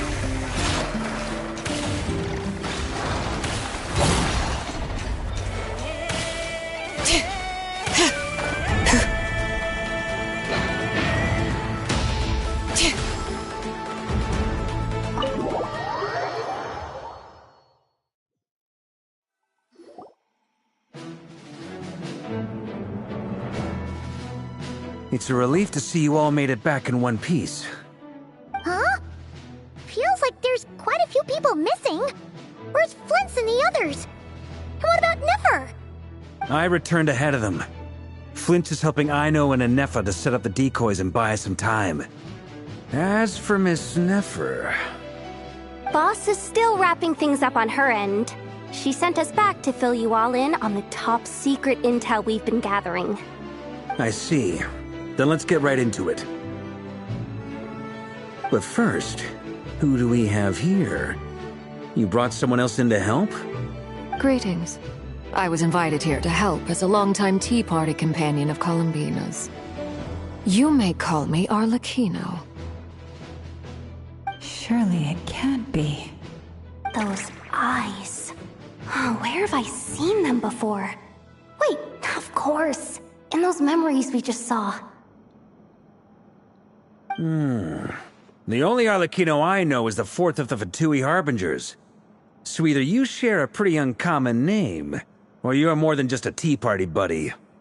You're well informed, Grandmaster. A man from Mondstadt living all the way out here in Nodcry, and yet the people and affairs of Snezhnaya seem to hold a special place in your heart. Oh, the feeling's mutual. Sounds like you know all about who I am, too. A Fatui Harbinger. The atmosphere in here just got really tense. Guess we can't just start trusting Fatui Harbingers, even at a time like this. I must admit, though, I'm a little curious. Seeing as the Moon Goddess no longer belongs to the Fatui, what makes you so willing to put your neck on the line here? Nor does Nodcry belong to Mondstadt, Mr. Varka. Yet still, you're fighting for it all the same. Things don't always have to have a tangible payoff.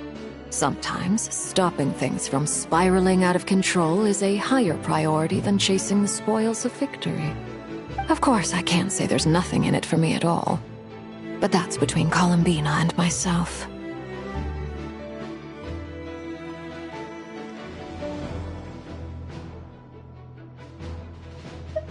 Forgive me.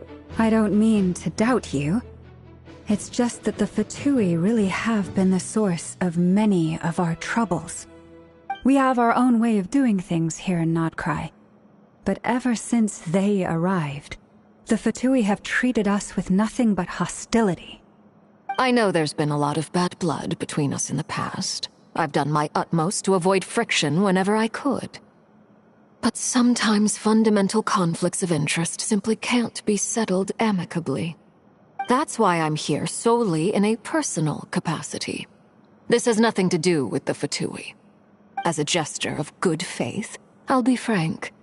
I can help Columbina track down the iridescent moon's marrow, which will help her restore more of her power. Anyway, what else is on the agenda? Let's begin. She says she'll be frank, then completely skips over the details. Looks like she doesn't want to give away too many secrets after all. But she clearly wants to change the subject. It'd be awkward if I tried to bring it up again now.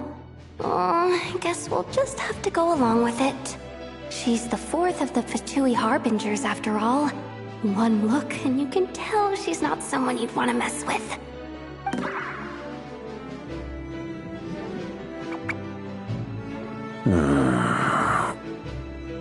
Well, since Miss Arlecchino sounds confident in her ability to handle that, we'll proceed to the next topic. Yehoda, time to share that top-secret intel. Alright, listen up everyone. First, we now know that Rerir was originally a Conrian secret agent whose primary mission was to hunt down and assassinate the so-called Dregs of the Crimson Moon. The Dregs of the Crimson Moon? Mm-hmm. In the memories, there was a lot of talk about the Crimson Moon and Eclipse, and a whole bunch of other stuff from the time of Conria. To my knowledge, those were the names of two different Conrian dynasties. Long, long ago, it is said that the people of Conria worshipped the Crimson Moon, drawing a mysterious power from its reflection.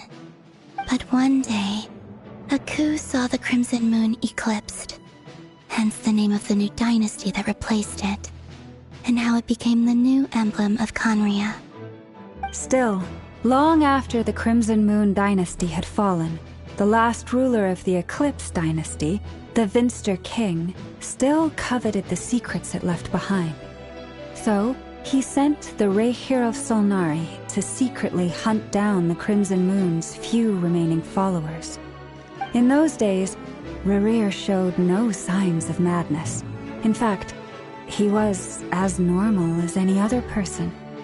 Oh, and he had a fiancé, or at least a would-be fiancé, called Tholindis. What's the matter?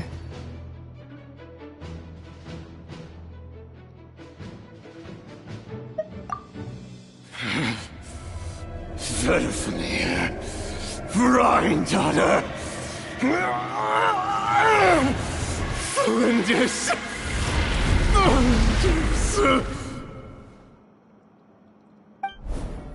Interesting. Anything else? What about this would-be fiancé of his? Do we know anything about her? Well, she was a researcher at the Universitas Magistrorum, but it felt like she was hiding some kind of secret. Oh, and one more thing. For some reason, Rerir's fragment also contains some of Tholindis' memories, though only a very small portion. Well, no shortage of potential leads, I'll give you that. In any case, it sounds like we can conclude that while Tholindis was still around, Rerir appeared to be lucid and quite normal. Tholindis, it seems, must have been the one thing in this world that he couldn't let go of. Tell me, though, were these pure-blood Conrians we're talking about here? Why do you need to know that? Hold on. If she was a pure-blood Conrian... Oh yeah, just like how it was with the captain. If we could somehow find her, do you think there's any chance Rerir might regain some of his sanity? It's possible, but it would take a miracle. We can't pin all our hopes on that. That merchant who Nefer knows, Dori Sangama Bay. Maybe we could hire her to look into it. All right then. Let's keep working in our separate teams. Traveler, Paimon, Kutar, and Miss Arlecchino will go look for the iridescent moon's marrow. As for the others... On the way over here, I noticed that the wild hunt monsters had grown even more frenzied in their search for Kutar. At this rate, the people living here will be in grave danger too. So I'm thinking of gathering together some of our followers to go wipe them out. I'll head back to the curatorium and meet up with the boss. Feels good knowing we've all got something to be getting on with. Given that the Wild Hunt has been a lot more active lately, the Lightkeepers have likely begun their own operations too. If that is the case, someone will need to pass the news on to Flint's. I'll hold the fort for now, then discuss our next move with Flint's, Aino, and Anefa when they get back. All right then.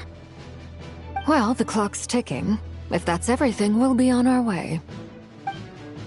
We'd better get moving too. We'll try to buy you as much time as we can. Relax. Just do your thing. Now, I decided to call in some backup since things are getting so hairy. Our reinforcements should be here any minute now.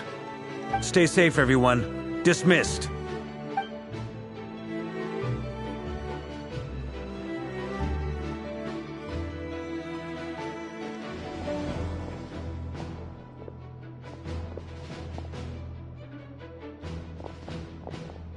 We're back.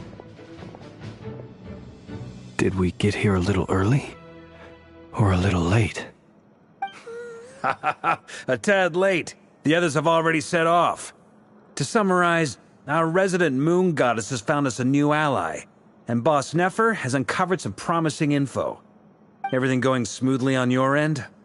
Not great. I don't know how long we can stall them for.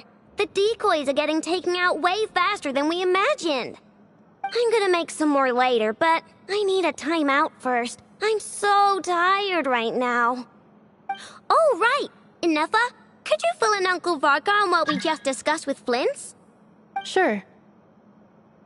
Uncle Varka, you previously told us about how when you went to investigate a source of the Wild Hunt in Amsvartnir, you discovered that it was just a diversion. But according to Flint's intel, several outbreaks of the Wild Hunt had already occurred in Nodcry in the period leading up to that. That was before Rerir had regained his body, when he was far from regaining his full strength. In other words, in theory at least, he still lacked the means to act in two places at once. Flint's, with everything that's been happening, the Lightkeepers across Nodcry are rallying to fight back against the Wild Hunt. They're gonna need your help. I know, I'm sure you're capable of coming up with something far more effective than decoys. But for now, you should stay here and get some rest. Anefa and I will head back over to Amsvartnir to see if there's anything I missed. I told you Uncle Varka would say that, didn't I? A deal's a deal. Not a word about my snack intake for the next week. Database updated. Reliability of Aino's predictions increased. What does that mean? They were betting on how you'd respond after hearing their intel. It's the obvious choice, isn't it? That's hardly worth betting on. We already decided that Anefa should go investigate the situation over at Amsvartnir on her own. You might as well stay here and keep watch. Someone needs to hang back and oversee our strategy meetings. And besides, you still haven't fully recovered from ambushing Rerir. So I've ended up with the easiest assignment. Well, I appreciate it, everyone. See you when you get back.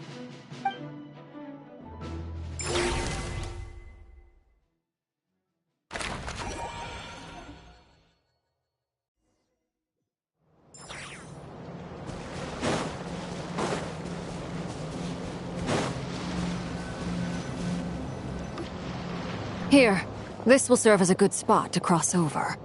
Arlecchino, hold up a second. Since you brought us all this way, would you mind telling us what you've got planned? We still haven't got the slightest idea what's going on here. And if even Columbina doesn't know where the iridescent moon's marrow is, how do you? Simple. Because I am an inheritor of the royal bloodline of the Crimson Moon. And one of the last surviving embers of the two worlds' flames. Huh? Are you serious? Isn't you're a descendant of that Crimson Moon dynasty we were just talking about? The one from ancient Conria? Your surprise is understandable. I was also taken aback when I first learned of it. But the more I thought about it, the more I realized the signs had been there all along. When I was young, I discovered I could wield a very special kind of fire. It coursed like blood through my veins and smoldered away inside my nerves. What's more, whenever I experienced strong bursts of emotion or drew too deeply on this power, it was like some kind of presence within the fire would begin to gnaw away at me, consuming me from the inside out. Exactly. That is why my hands are like this, too. At first, I saw it only as a curse, but once I became a harbinger, the Jester apprised me of the truth. Together with my own investigations over the past few years, there are several things that I have gradually come to understand. For instance, take the so-called Crimson Moon. In truth, it is nothing more than the shattered remnants of the iridescent moon, fused with the abyss to prolong its lifespan. Since this blood flame was bestowed upon me by the Crimson Moon, it is a fusion of the iridescent moon's former power and the corruption of the abyss. You all understand the nature of the abyss well enough. I draw upon its power, and in return, it hungers for my soul. This strange blackness is the mark of corruption it has left behind.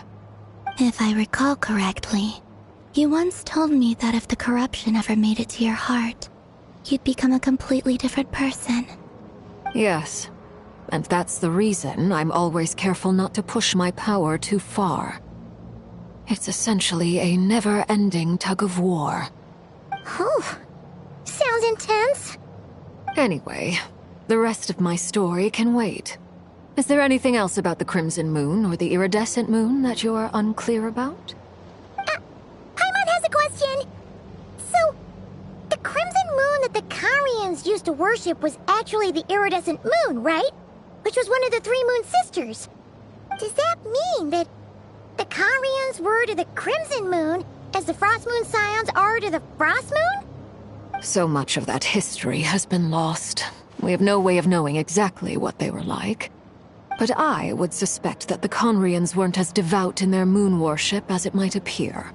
The iridescent moon's remains simply served as their link to the abyss. Later on, perhaps someone discovered a way to make direct contact with the abyss.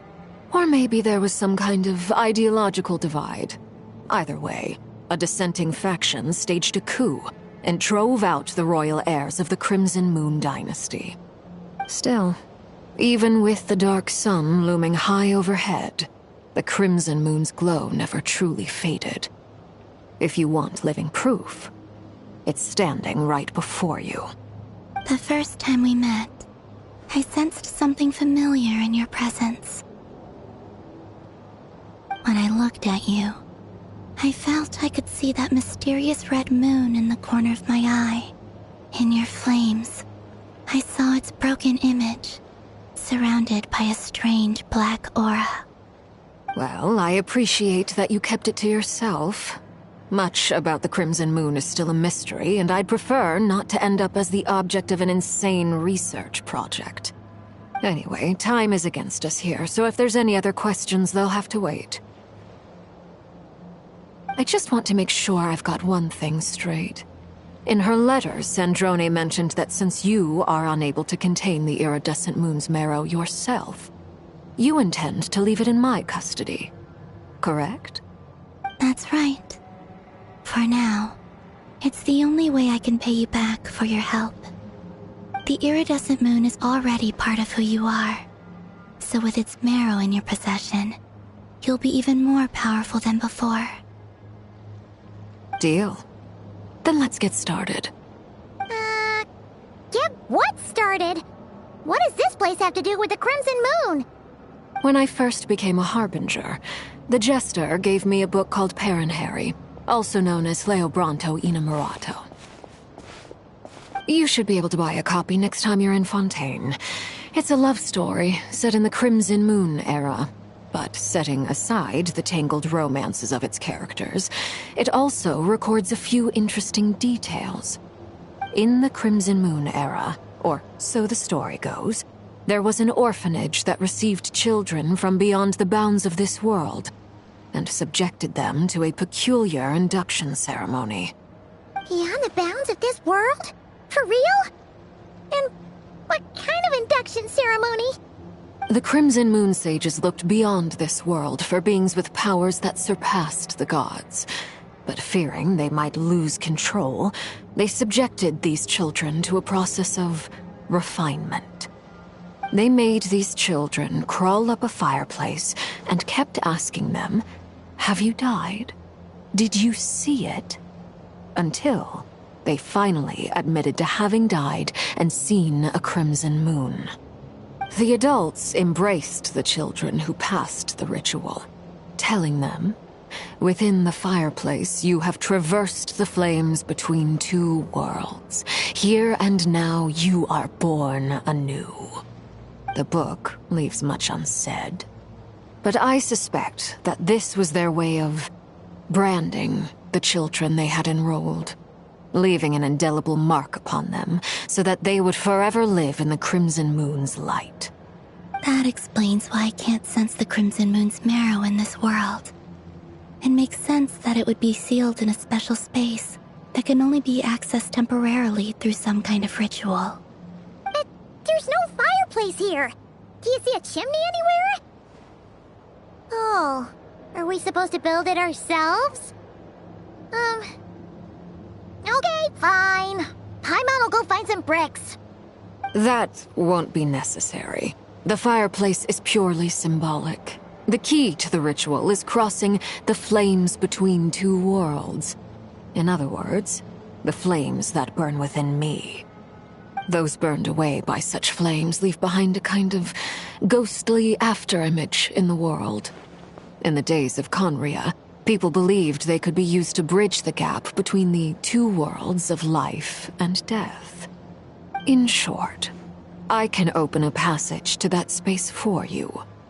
That's the easy part. The catch is I'll need to stay on this side to keep the passage open, so I won't be able to come with you. Once you're inside, you'll have to find your own way. Very well. Then I'll open it up. Traveler, spare me a little more moonlight if you would. I may need it.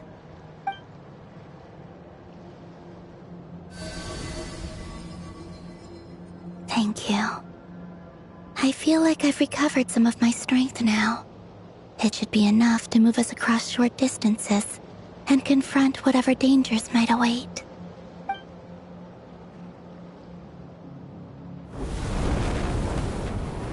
Mistress of the seven hues of ages past, great mother of the present, crimson-clad sovereign of the two realms, by fire severed, by fire renewed, I offer myself now and beseech your descent.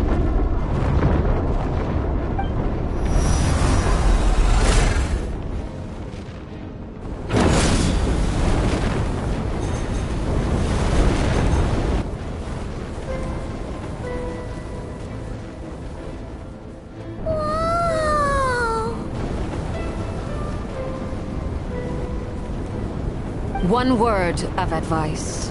As you're crossing over, no matter what voices you hear, do not answer. Got it! I sense a sinister gloom inside, but also the familiar light of the moon. I feel that I am about to meet an old friend who has changed beyond all recognition. All right, let's go.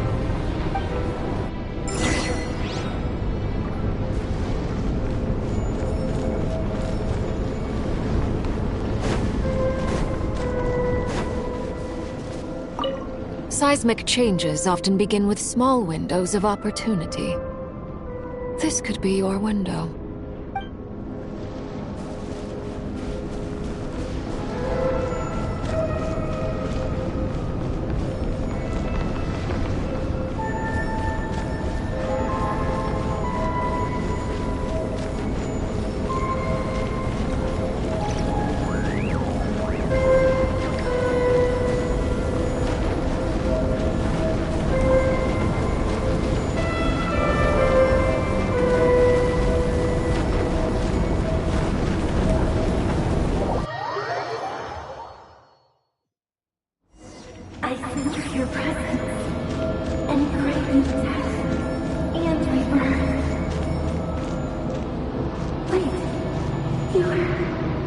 Why are you?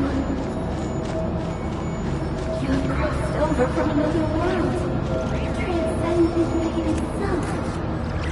I have no right to.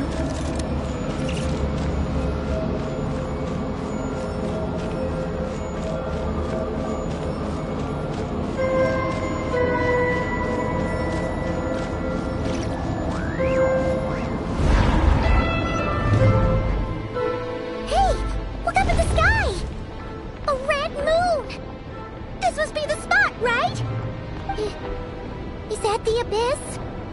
It's practically filled the entire place! What now? What a tragic sight. Fragments of your broken body, seized by the abyss, and hung up aloft like mummified remains.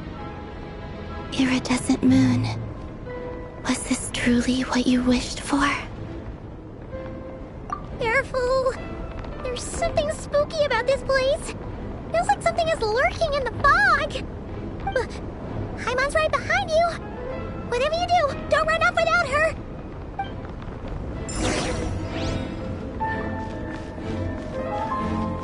By the way, Columbina, didn't you tell us that the iridescent moon had shattered into pieces? The moon up there looks pretty whole to Paimon.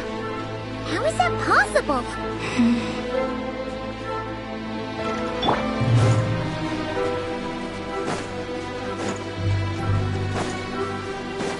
Light it up! Fulfill our pact! You poor lost lamb.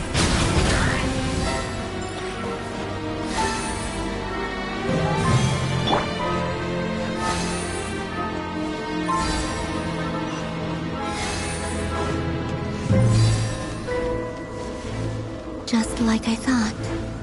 It was only a facade.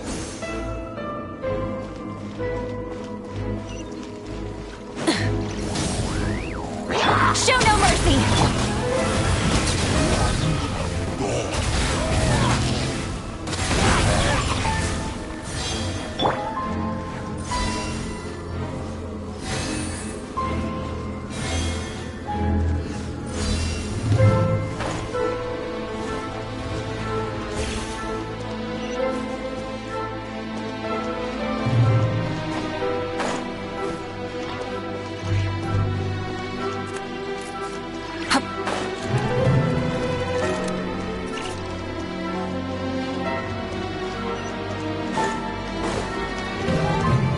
Burn it down! Get to work! Leave this place.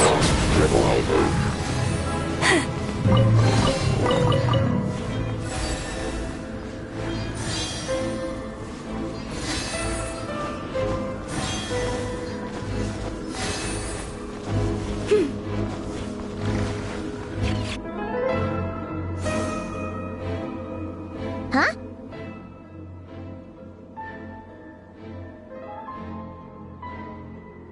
Huh? For real?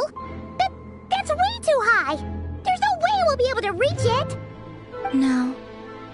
I'm not sensing anything up there. It's coming from under the mountain. Let's see. Ah! There's some kind of weird shadow over the water! Wait, see that? Looks like a mechanism of some sort. Let's check it out!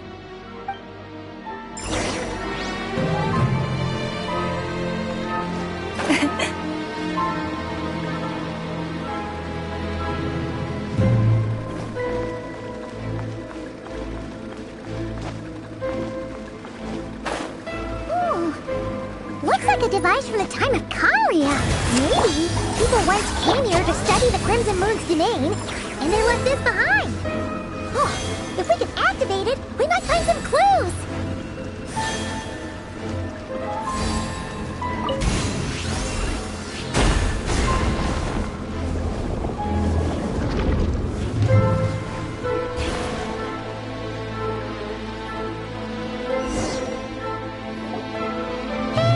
Look at that! Now that the mechanism's running, the shadow in the water looks different. Do you think these mechanisms might be the key to unlocking the secret? Let's try to find more of them! Thalindis, we'll leave the rest of the research in your hands. We'll be heading back now. this isn't ruining date night. Ugh. Mind your own business. Just leave me some snacks on the table. Felindis? Is that Rear's girlfriend? How come we're hearing her voice here? Oh yeah! So, do you think she was studying this strange space all along? The Abyss has made this space extremely unstable. Maybe that's why some of the things she said and did were preserved here. Like echoes. Or after images. Whenever I see this view, it takes me back to a poem from my childhood. Waning moon, oh lifeless damsel, weeping on the mountain crest. Mourning still in wistful tone, her fragile soul now laid to rest. For me, of all people, to be here investigating the mysteries of the Crimson Moon space, is it a coincidence or something more?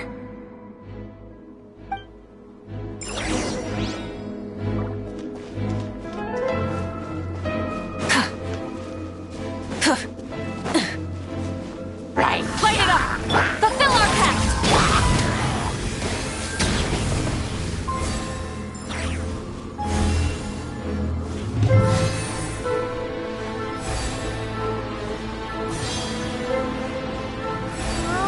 Looks like the Abyss has messed up this mechanism. We need to find a way to get it working again. Let's see if there are any other devices nearby. Show no mercy! Rise with the sun!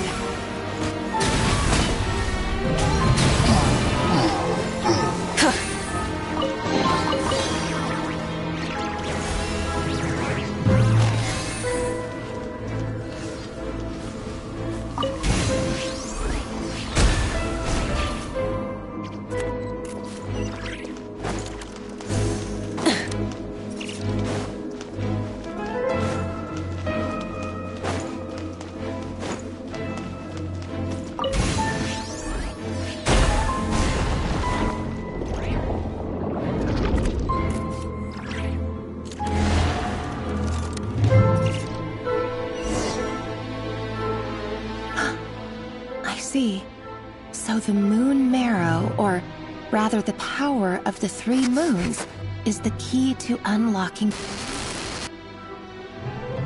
If it really does exist, then maybe this madness can finally be put to an end.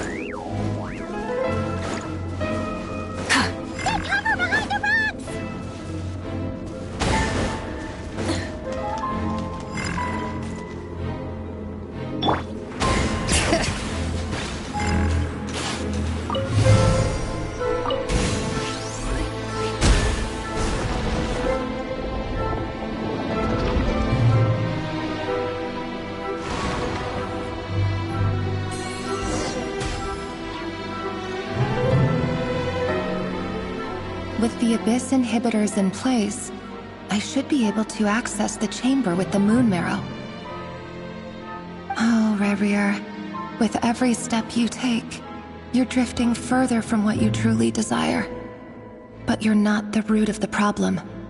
Ever since that outsider set foot in Conria, the Vinster King has sunken deeper into madness. If only I could get my hands on that outsider.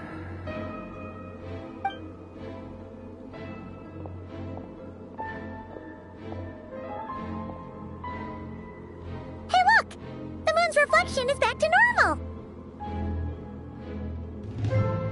Felindis' voice mentioned a chamber with the moon marrow. Do you think maybe it's hidden in the moon's reflection? It must be. For within it, I sense the fragile aura of a dying soul. Then there's no time to lose! Let's go!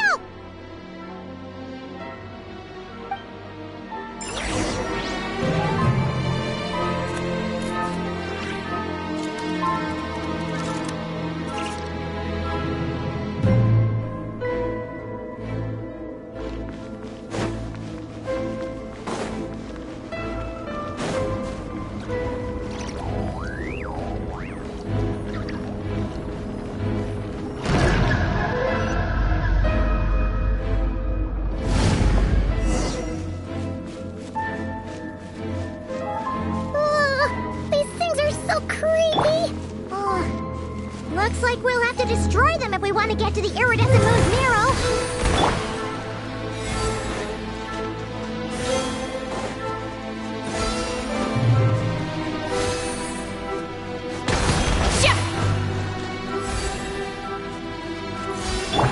That must be the iridescent moon's marrow! Oh, we'll need to destroy these things before we can reach it!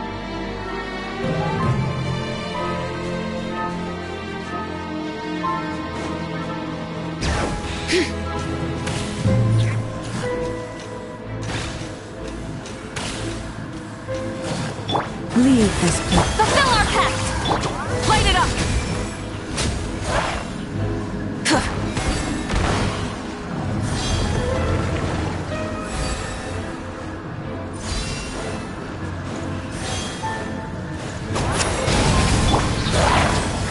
Show no mercy! Rise with the sun!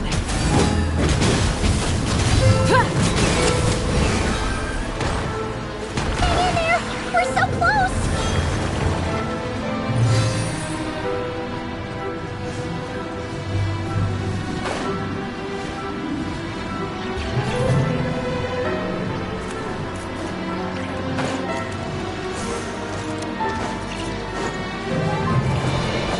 Light it up! Get to work! You poor lost lamb.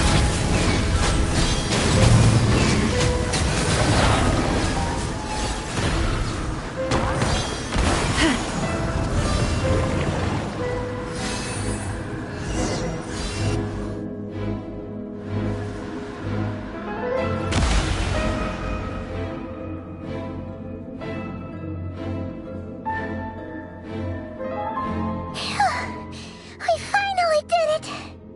The iridescent moon's marrow, still burning away like an undying flame, yet now contaminated by the abyss. It has taken on a new form entirely. If we can purify the abyssal power within, we should be able to obtain its untainted essence.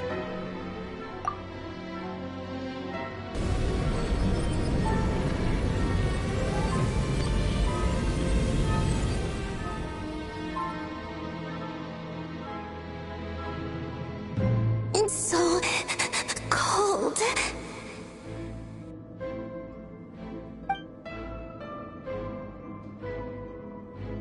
Is it you? Are you here? Huh? Are you talking to us? At long last, I can see you once more. Our fates have crossed, and I am finally free. I'm sorry, I lied to you.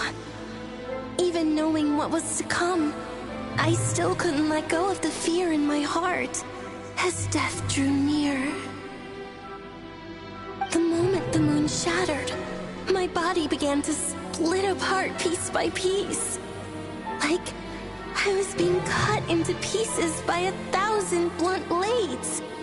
My thoughts scattered as the cold crept in. But I could not bear to fade away like that. Tell me, what was it that brought you to us all that time ago? If only I had possessed your courage, then I might have been spared this torment more painful than death. You look so puzzled. That's how I felt too when I first saw you. But trust me when I say that everything happens for a reason. Farewell, Hypo.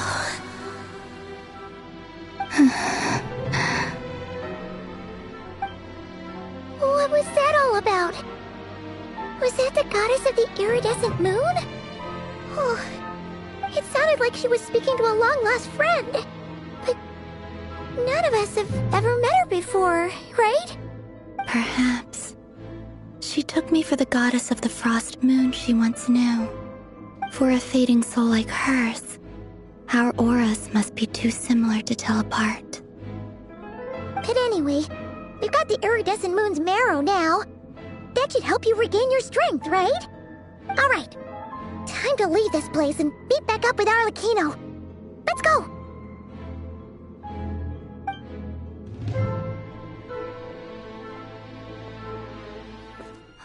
That's odd. This place looks different than when we came in. Waning moon, oh lifeless damsel.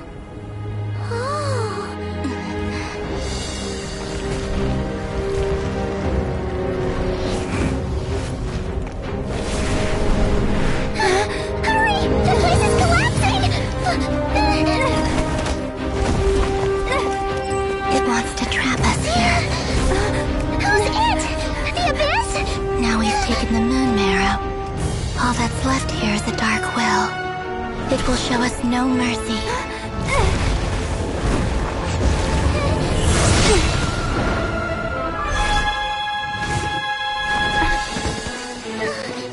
Give it back! The crimson moons! My marrow! My heart!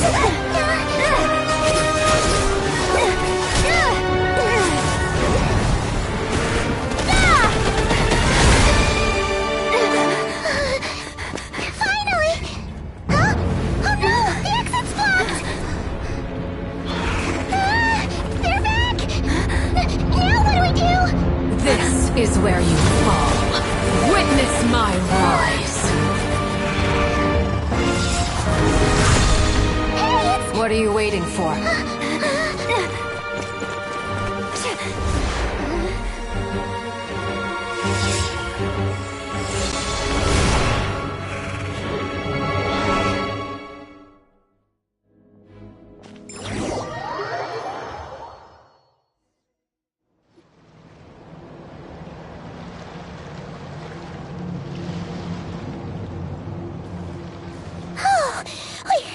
We made it! Was that you, Arlecchino? Did you save us? Wait, your hands! They're... Oh, this? Don't worry. It's a small price to pay. The Abyss wanted to trap you inside, and I defied its will by bringing you out. No wonder it's a little angry. No. I have paid the price, albeit a small one, and it cannot be undone. My hands have already fused with the Abyss. Purification would simply destroy whatever's left of them. But surely... Oh... We're so sorry, Arlecchino. Paimon can't believe you'd make a sacrifice like this for us. As much as I'd like to call it a favor, the truth is I was simply holding up my end of the deal.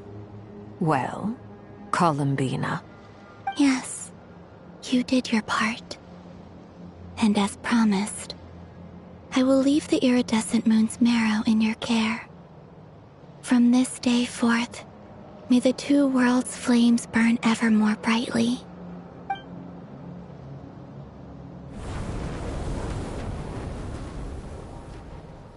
I'll take that as a blessing. Now, Columbina, give me your hand. Accept this moonlight I offer in return.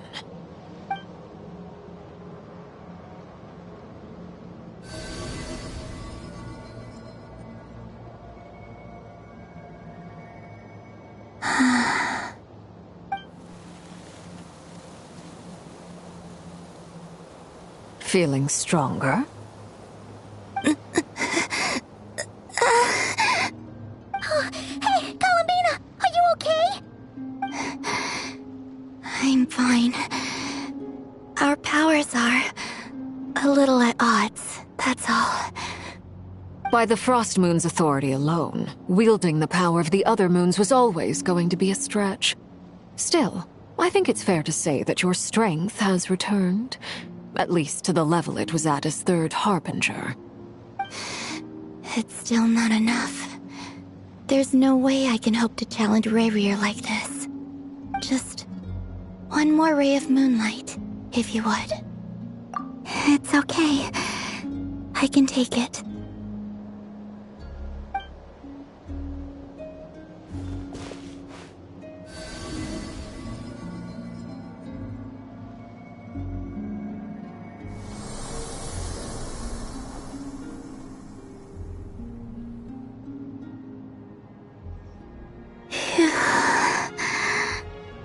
How about now? Fighting fit? At the very least, I won't have to stay hidden like before. I want to see him gone from Not Cry. The Ray here of Solnari and his wild hunt must be sent back where they belong. Well, it's good to have something to aim for. You certainly seem more alive now than you did earlier. When I first met you, you didn't strike me as a ray of moonlight. More like a wisp of fog drifting in from who knows where, ready to scatter at the first sign of a breeze. But now, you're full of vitality. Just like the frost moon, once the brightest of them all. May you keep shining, Columbina. This is who you are. Thank you. Look after yourself too, Arlecchino. I know you have plans of your own, and that's why you're always seeking to grow stronger. But whatever you're after, don't let the Abyss take a hold of you. I do not wish to see you go down the same path as Revier. I appreciate the concern, Columbina. Although perhaps it's time you took a new name. A new name? Kutar, the Moon Maiden, Columbina. They're nothing more than code names. They describe who she is and the roles she's played, but they're not her real name. We often use code names in the House of the Hearth, too. But it's knowing your real name that keeps you grounded. Up till now, you've been living a wandering life, so you've probably never really cared. All I'll say is this. Once you've defeated Revier, give it some thought. All right, that's it from me. I'll get you back safely first, then go meet up with Sandrone. You're the best! I appreciate the gesture. It speaks to your good character. Anyway, let's get going. There are more urgent things to do right now than trade compliments.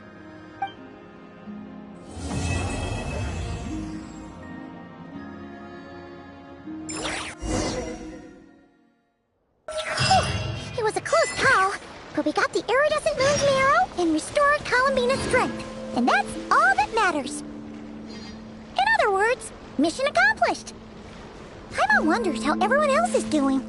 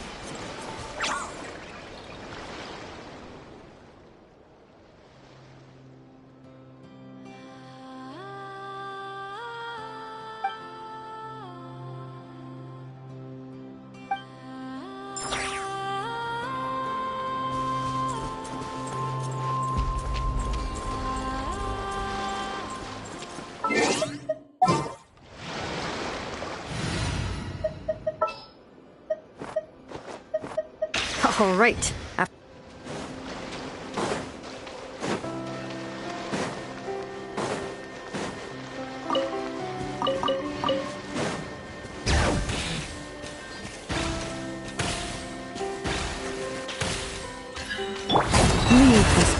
Light it up! Fulfill our pact!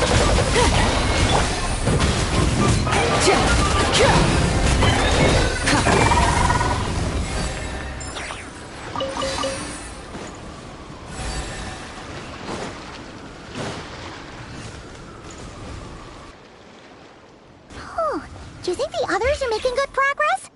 Hope it's all going smoothly. Oh, hey look! They made it back as well! Flint's! Llama! How did it all go? All is well, thank you. Nefer and Yehoda had to stay at the curatorium to wrap things up, so they won't be joining us for now. I ran into Miss Anefa and Miss Aino on the way back. Their work is still in progress, so I suspect they won't be back for a while either. You seem rather cheerful today, Mr. Flint's. I certainly am. I achieved what I set out to do and came away with more than I bargained for. Fighting alone can get quite tedious, but I had the good fortune to run into a pair of brave young warriors.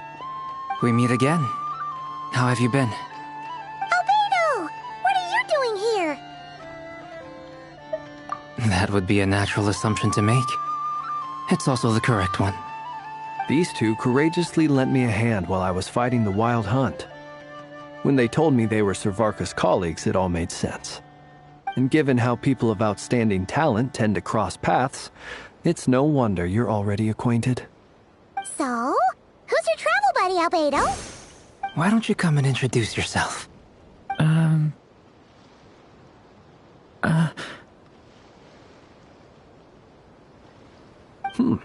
A gentleman of few words, I see. And a rather stern countenance. I presumed you were acquainted with him. Is that not the case? It's nice to meet you. Again. We've technically met before. Wait a sec! You're Minnie Durin! That's right. It's me. I'm glad to see you again. By the way, he says it's okay if you drop the mini. Yeah, I'm not as mini as I used to be. Interesting, isn't it? The first step towards blending into human society appears to be reflecting on whether one's name really reflects who they are. Wow! You look so different! In a good way, of course. It's great to see you looking so healthy. Thank you, Paimon. And although you're as mini as ever, I understand that diminutives don't always convey endearment. I'll be sure to simply call you Paimon, as a sign of my great respect for you. Wow! You're such a smooth talker now. Paimon could get used to this. From now on, you may refer to her as your esteemed guide, Paimon.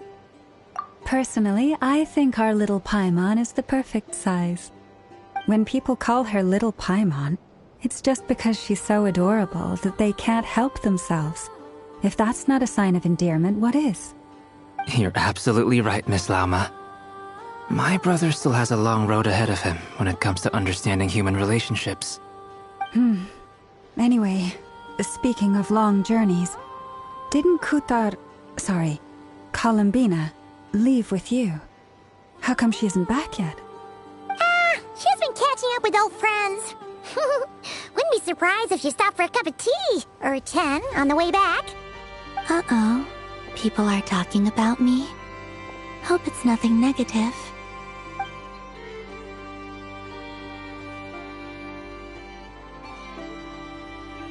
Judging from your expressions, I'm guessing it all went well? It's getting crowded here. I'll go grab some chairs. No need. This is a job for an alchemist. I'll whip some up momentarily. Thank you for your hospitality, ladies and gentlemen, but I was merely escorting my friends back. I'll be meeting Zendrone shortly, as we still have some things to discuss. It's been a pleasure, everyone. But this is where I'll say goodbye. We really appreciate your help. Oh, come on. Spare the formalities. I'm just glad I could help out some true friends. I understand. Well, bye for now, Harlequino.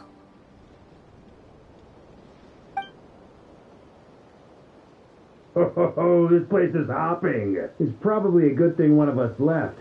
Otherwise, we might not fit all these people in. Are you saying we're about to run out of chairs? As a matter of fact, I am. Come on in and see for yourself.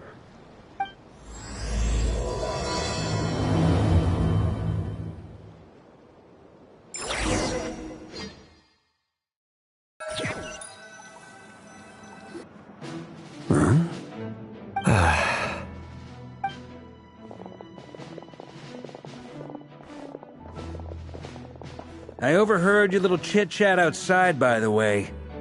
With Miss Columbina's colleague gone, we should be back to the original crew plus the other colleagues I brought in. Though, it looks like we have another new face. Someone else managed to rope in a colleague, too?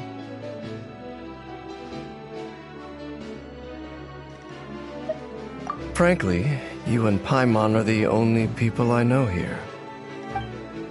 This here is Deansliff, colleague of Tibet's greatest guide, Paimon, and greatest adventurer, the Traveler. Well, not exactly colleagues, more sort of friends. When someone else jumps in to do the announcing, you know you're speaking to someone important. Let's hear what he has to say. Note to self. Once Paimon knows your name, the rest of the world will soon follow. When he comes looking for us, it's usually something important. Paimon's guessing you've heard about the Wild Hunt, then. From the looks of it, you're about to hold a meeting. If I were to say that the Wild Hunt is our mutual enemy, would that earn me a seat at the table? As the saying goes, the enemy of my enemy is my friend. Mr. Dainsliff, there's a seat with your name on it. Though, I can't promise the same for everyone else. Hey, Albedo, think you can rustle up a couple more chairs? After all this time apart, Grandmaster Varka's first order is to rustle up a couple more chairs. I've missed this. Is he being sarcastic? Hey, he's your brother. Why are you asking us? I've still got a lot to learn about the nuances of human conversation. Trying to decipher Albedo's way of speaking has been like jumping in at the deep end. Oh, good point. Paimon gets you now. Don't sweat it. There are people who go their whole lives without getting the hang of it. You're ahead of the game already.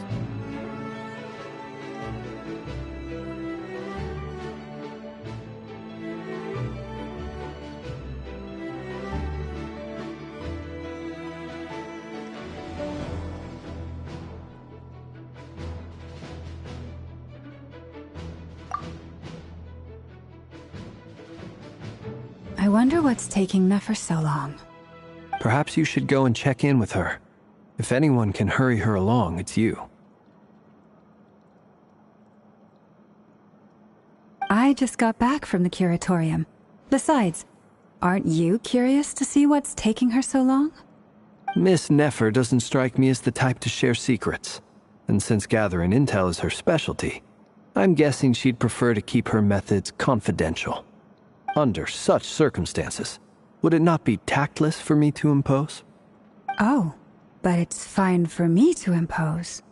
What can I say?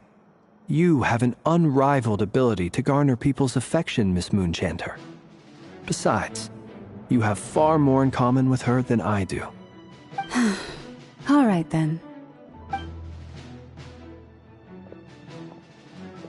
Impressive. She barely fought back at all.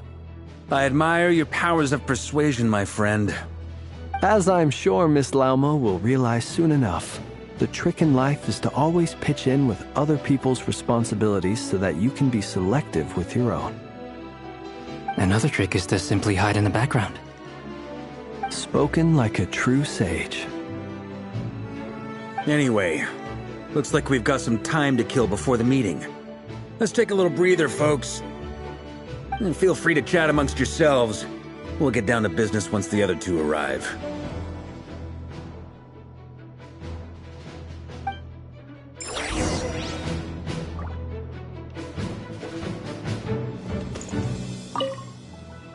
You're both awfully quiet. Why don't I start us off with an icebreaker? Much obliged. Have either of you ever had your portrait painted? If not, I'd be glad to help. That sounds like a lovely idea. You know how to paint, then? I dabble occasionally. He's an excellent painter. Tables, chairs, people, dragons, you name it. He'll paint it for you. I'm flattered.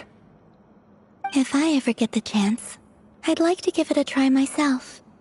I'll bear that in mind. Anyway, how about you, Durin?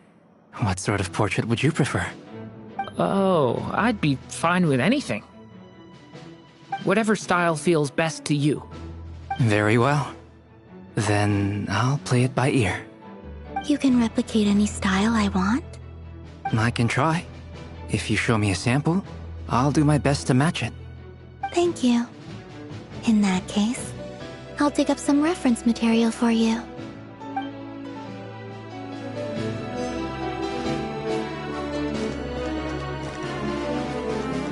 Is there something you'd like to say to me? Yeah! For starters, why'd you just show up here without even giving us a heads up? If you think back to our previous interactions, you may recall that that's hardly out of character for me. You do have a point there.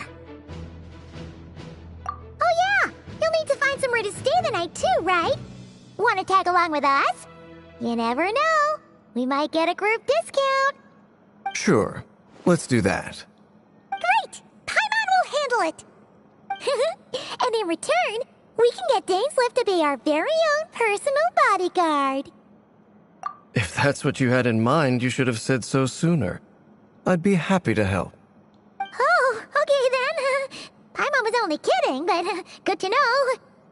Anyway, since we're all here together, we might as well watch each other's backs. That's just what friends do, right? Indeed. Thank you.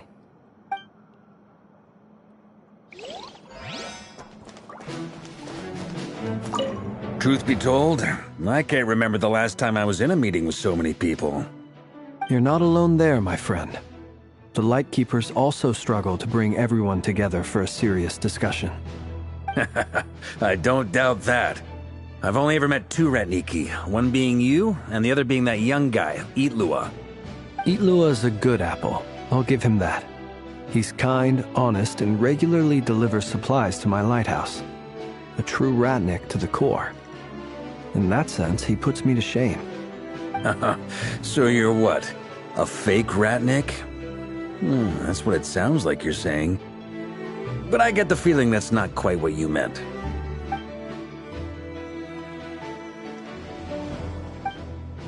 Come on, why the awkward silence? Sorry. I'm not even gonna bother trying to hide it. You've known all along, haven't you, my friend?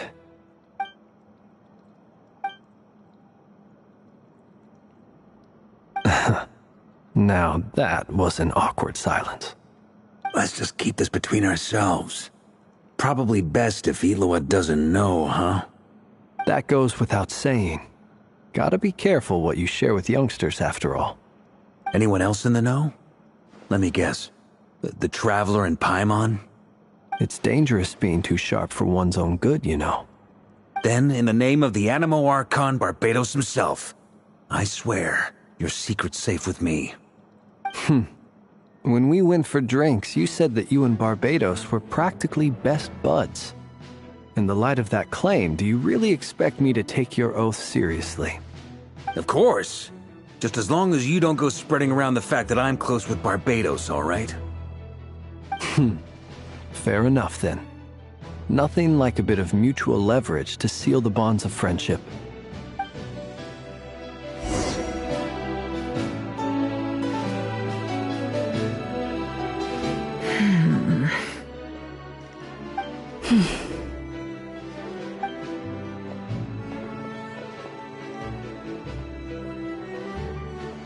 Ah, Miss Nefer. You made it after all. But what about Yehoda? I'm here to give you an update on how things are going on our end. Once this is over, I'll be heading straight back to continue my work. I left Yehoda back at the curatorium to watch over things while I'm gone. Huh. So much for just this once.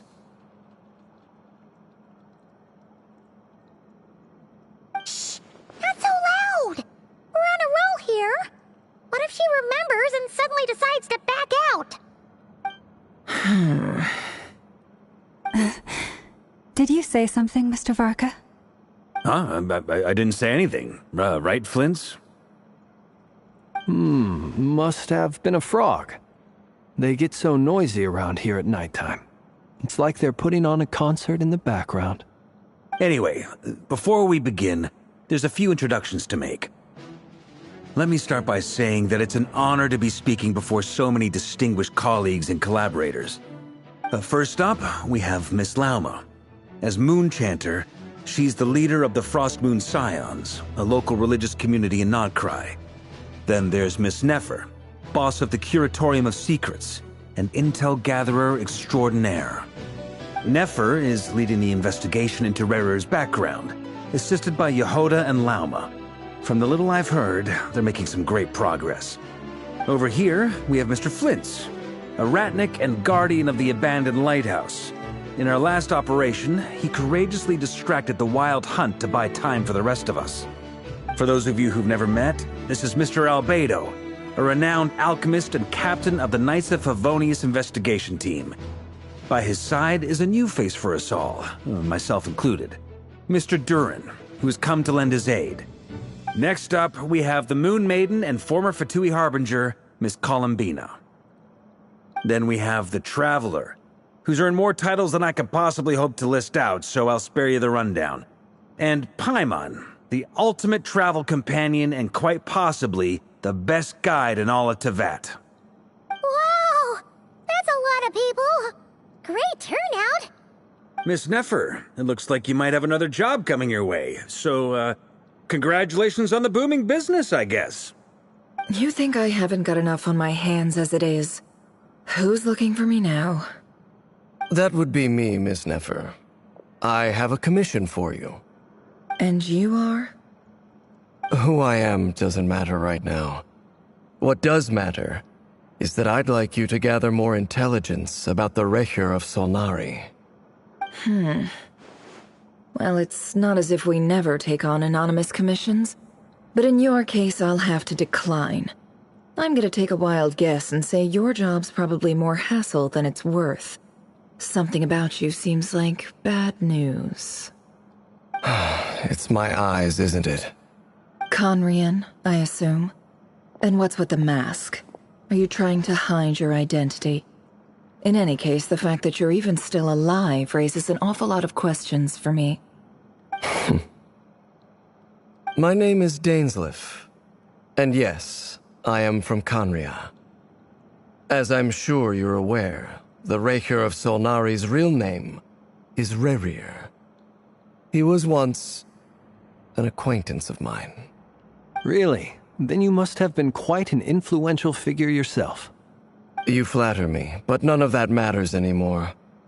My point was simply to clarify why I have asked Miss Nefer to investigate Rerir's background. So you're both from Conria, and it sounds like you used to be friends? What am I missing here? Surely you already know how he became one of the Five Sinners. I'll tell you everything I know. The history of Conria, the names and identities of the Five Sinners. I remember it all like it was yesterday. I have never spoken openly of this before, but the truth was exactly as people say. The Five Sinners were each driven by their own desires, and it was by playing upon these that the Abyss tempted them to their fall, tearing Conria apart in the process. The visionary, Vedifenir, who wished to foretell the future.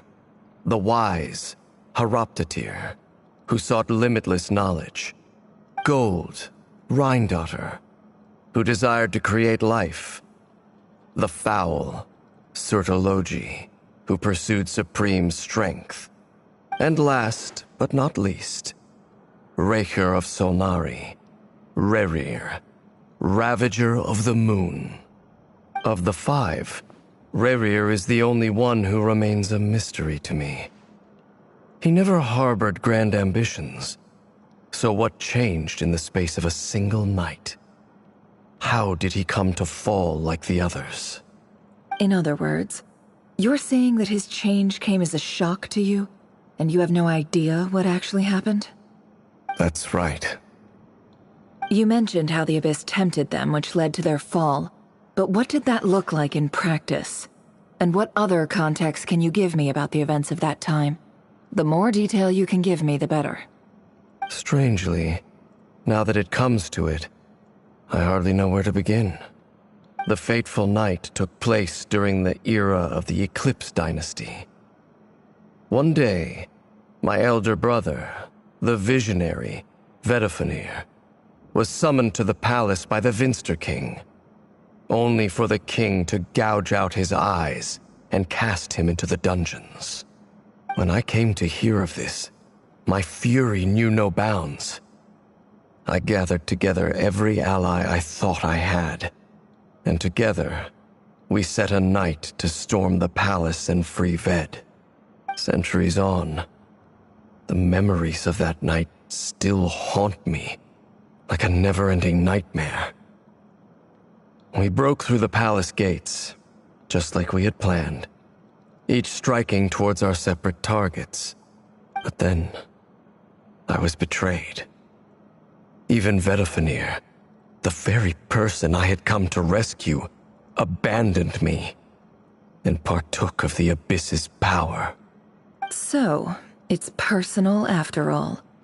Then tell me, Mr. Dainsleif, what price are you willing to pay? You, of all people, must know that nothing comes for free. I cannot say what price would be worthy of such a commission. But know this.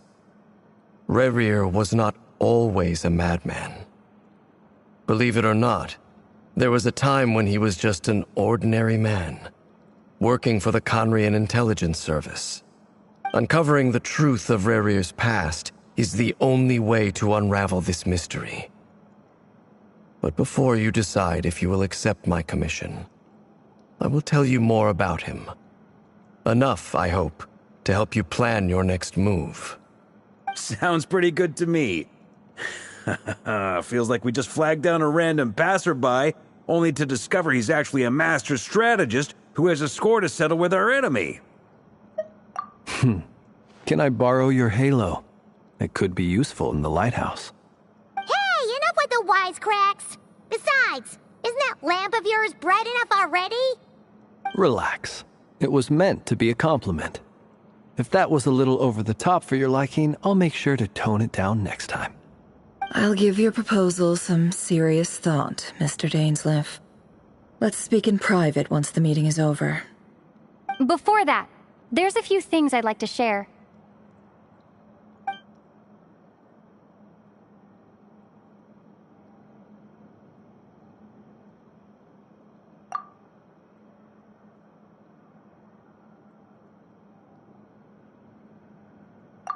Now that we've united the hearts of the 3 moons, your power should be greatly enhanced. But it seems like that hasn't happened yet? I believe it will take a little longer. You've done so much for me, so I want to be completely honest with you all. Even though I'm doing a lot better now, the truth is, my recovery will likely be an ongoing process. From the moment I was born, my power has been slowly ebbing away. And that is because Tevat has never accepted me. Even with the moons united as one, it seems my rejection cannot be undone. So far, I have yet to find a solution. It may turn out to be a problem that will plague me until the day I finally leave this place behind. Even so, I will do everything in my power to help you drive out the Raher of Solnari. As Arlecchino put it, this is not about chasing the spoils of victory. It's just a gesture of heartfelt gratitude. Kutar.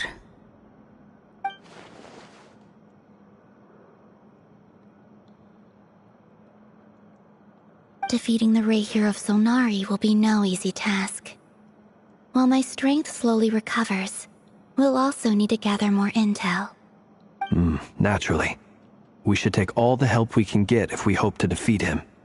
We've considered several viable plans now, but our choice hinges on the answers to a few key questions. Is it even possible to kill Rahier?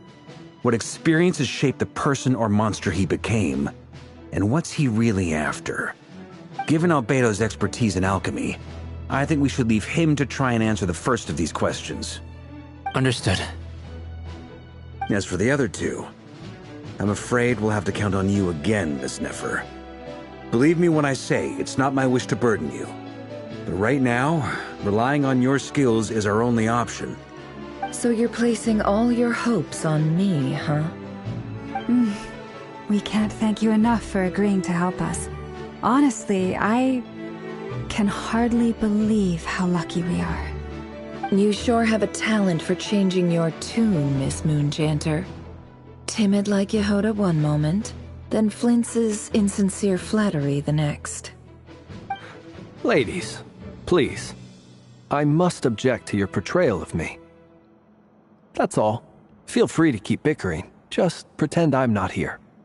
I almost don't want to leave this room. I'm curious to see how this plays out. I have faith in you, Miss Nefer. Something tells me you'll stand by us until the very end. Oh? And what makes you so sure of that? What if I suddenly decide that my compensation is insufficient? This isn't about the money. I can sense that you've got a deep-seated distaste for Rahier. And knowing you, that alone is motive enough. Look at them getting along so well. Like two peas in a pod. And I'm the one they accuse of insincere flattery. There is no justice. Miss Lauma, you have to understand something. Unlike you, I don't actually enjoy having everyone's hopes on my shoulders. Is that right? Well, maybe the fact that I'm willing to put my hopes in other people says more about me than you. But the fact is, I also trust you. And that's because I know that you're someone we can count on. Anyway, we've got our plan, so let's get moving. Mr. Dainsleif, let's talk. And Traveler, once we're finished, if you've nothing else planned, I'd like you to come with me. This whole experience is teaching me a lot.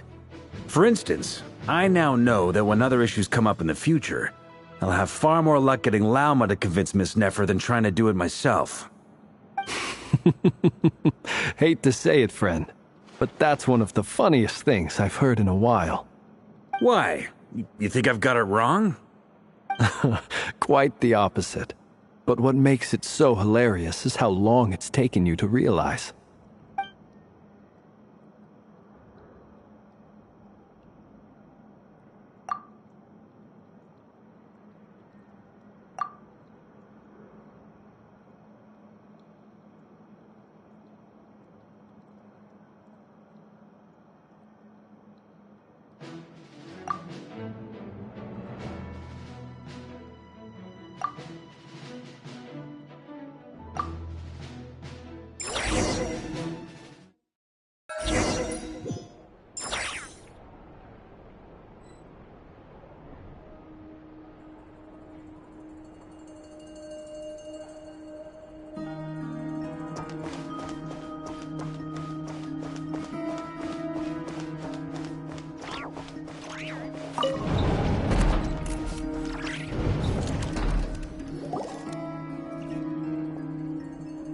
Thank you for waiting.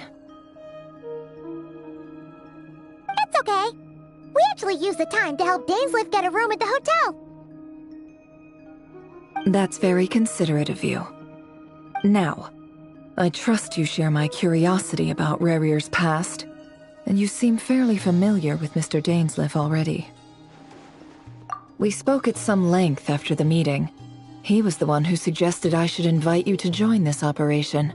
He feels confident that these secrets will be safe with you. Dane has a lot of faith in us, that's for sure. Likewise.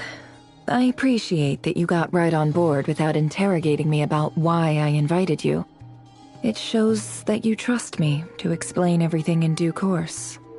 That's because we know what you're capable of. We appreciate you too, Nefer. You might have been forced to help in the beginning, but this time, it was your choice. That's one way to put it. Another is this, that once a decision's been made, it's set in stone. After that, my only goal is to see it through. Alright, so here's how it is.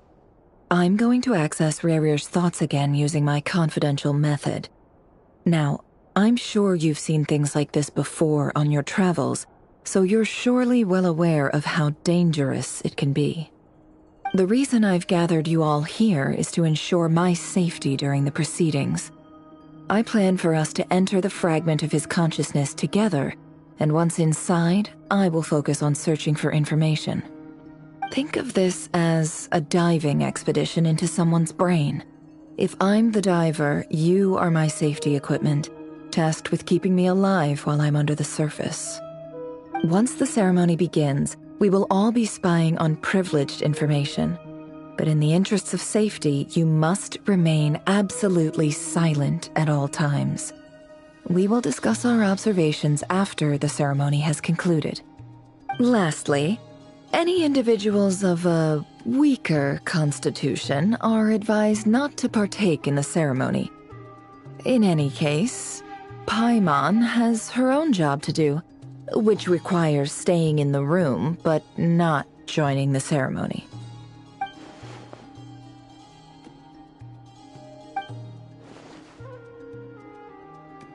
Well, good luck, everyone. Sounds like all Paimon can do is cross her fingers and root for you guys. There's a little more to it than that. I was being serious when I said you have a job to do. While the rest of us are inside Rerir's mind, it's imperative that we have a team member on the outside. In the event that something goes wrong, you will be our first responder. I don't anticipate any issues, but the extra level of safety will be greatly appreciated. I second that. This is a dangerous operation here, and you're our whole rescue team. That's pretty much the most important job in the crew. So, Paimon's like the lifeguard? Yeah, that makes sense. All right, got it. Good. Please, take a seat. We'll get started momentarily.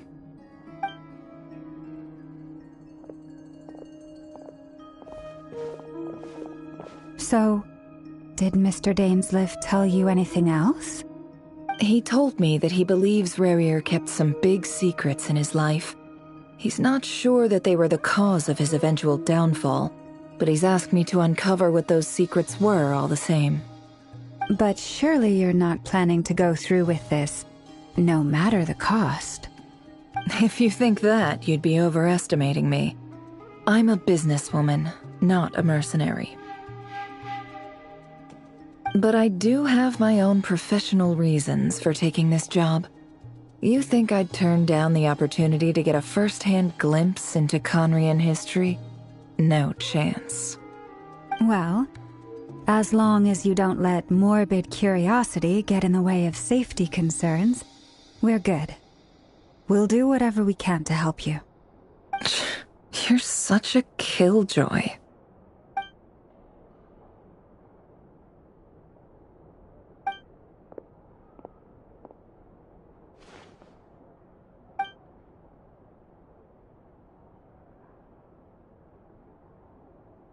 All right, I'm good to go. All set over here, too. Promise, Paimon, you'll be extra careful. All right. Let your whole body relax. We're about to begin. Close your eyes.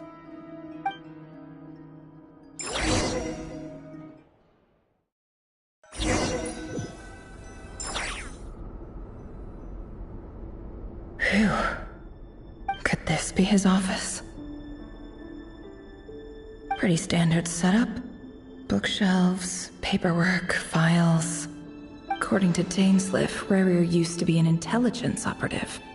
Chances are there's plenty of top secret intel stashed away in this room. Is this where you keep your secrets, Rarier? Can't say I'm not looking forward to this.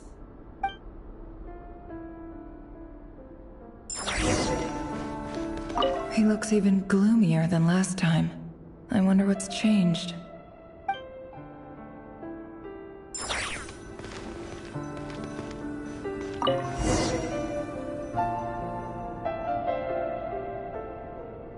Today's files are in. Time to wade through them, just like usual. Male, 51. Occupation, cook. Confirmed Crimson Moon descendant. Has maintained frequent contact with other descendants over the past year. Poses a threat to the dynasty. Neutralized on...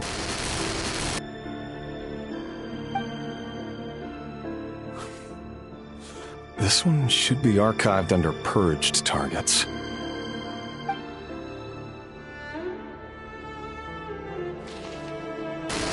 Female, 23. Occupation, office clerk. Confirmed Crimson Moon descendant. Has maintained frequent contact with other descendants over the past year. Poses a threat to the dynasty. Neutralized on...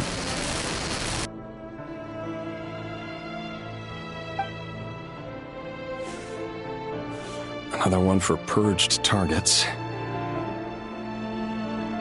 Sounds like she was that other man's daughter. Never mind.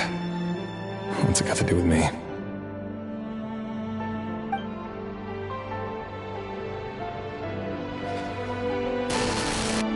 Male, 40. Occupation, teacher. Confirmed Crimson Moon descendant. Has been observed making contact with other descendants during the past year. Poses a threat to the dynasty. Neutralized on...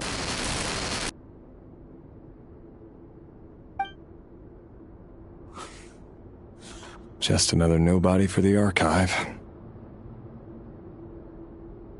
Come to think of it, I remember surveilling this man. A case like his never would have been considered a priority in the past. Huh. He barely even interacted with other Crimson Moon descendants.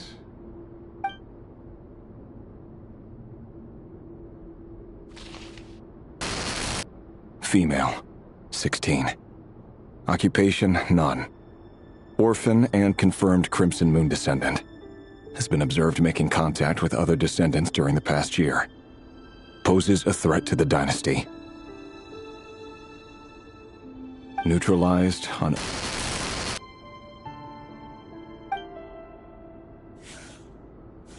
Filed. I have no recollection of this girl. None whatsoever. She doesn't seem to be anyone important, but then again, how many of them really are?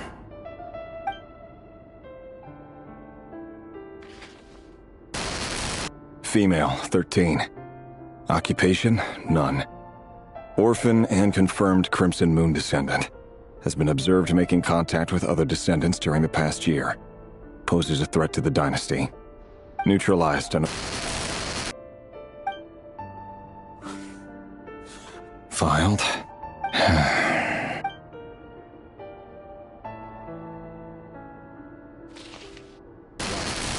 Male, 11. Occupation, none. Orphan and confirmed Crimson Moon descendant. Has not been observed making any contact with other descendants during the past year. Poses a threat to the dynasty. Neutralized on...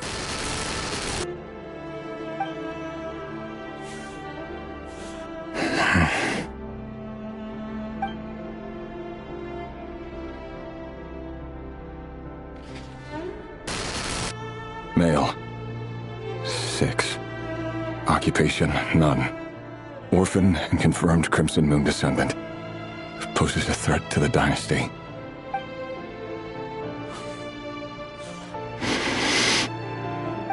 It's funny, isn't it?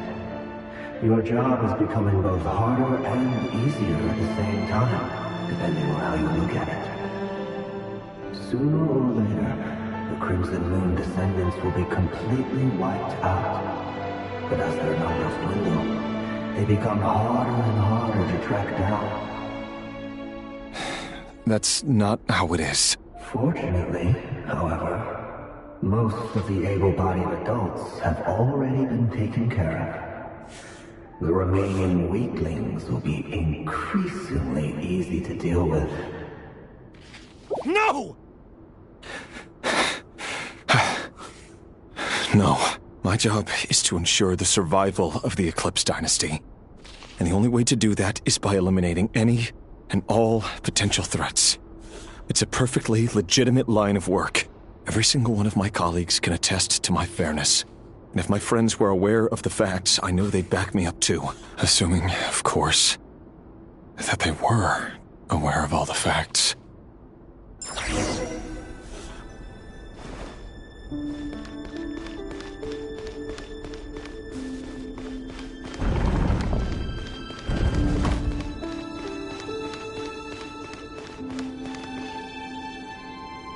Mr. Vedifalnir, it's been quite some time since we last met. Rerir, I trust you're here because you have something important to discuss. Forgive me. I wasn't tuning out, it's just, I noticed you didn't even phrase that as a question. As if you knew I was coming. Tell me, does someone in your position ever feel the need to ask questions at all? It is indeed within my power to foresee certain things. Things like your arrival. I was just thinking. It won't be long before I'll be inviting both you and Dane to my wedding. That isn't a lie, but nor is it a fact as such. It's a wish, isn't it? No fooling a prophet, is there? Ever since that day we met for drinks, I knew it was only a matter of time before you came looking for me. Does it feel good? Knowing how the future will unfold. I'm afraid the notions of good and bad fail to capture the complexity of what such a power entails. Once you've seen what will come to pass, it can be all too easy to succumb to fear and melancholy. Unless, of course, you learn to abandon these feelings.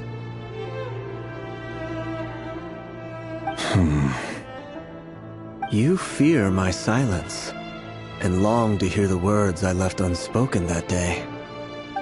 That's right. You must have noticed my reluctance to broach the subject. And the reason is simple. Because the truth could never have lived up to your hopes. For both our sakes, such words are better left unsaid. The burden of prophecy was never meant for your shoulders. So who exactly do you deem worthy to hear your prophecies? None but our exalted king? Or rather, our king as he once was. You're closer to his majesty than I am. You must know better than anyone how much he's changed. You say that as though it is to my benefit. Yet precisely because of that, I dare not speak rashly.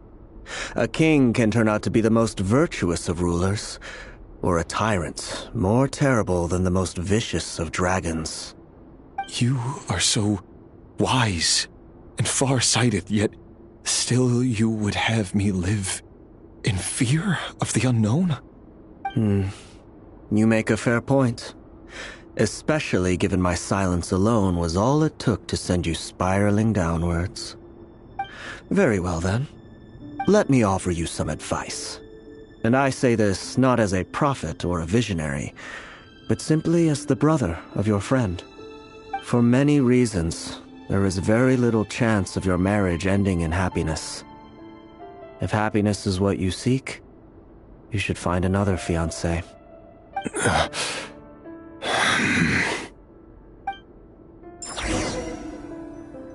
Hold on. There's that same black fog again. Could this memory belong to Thelindis? Guess I'd better tread carefully.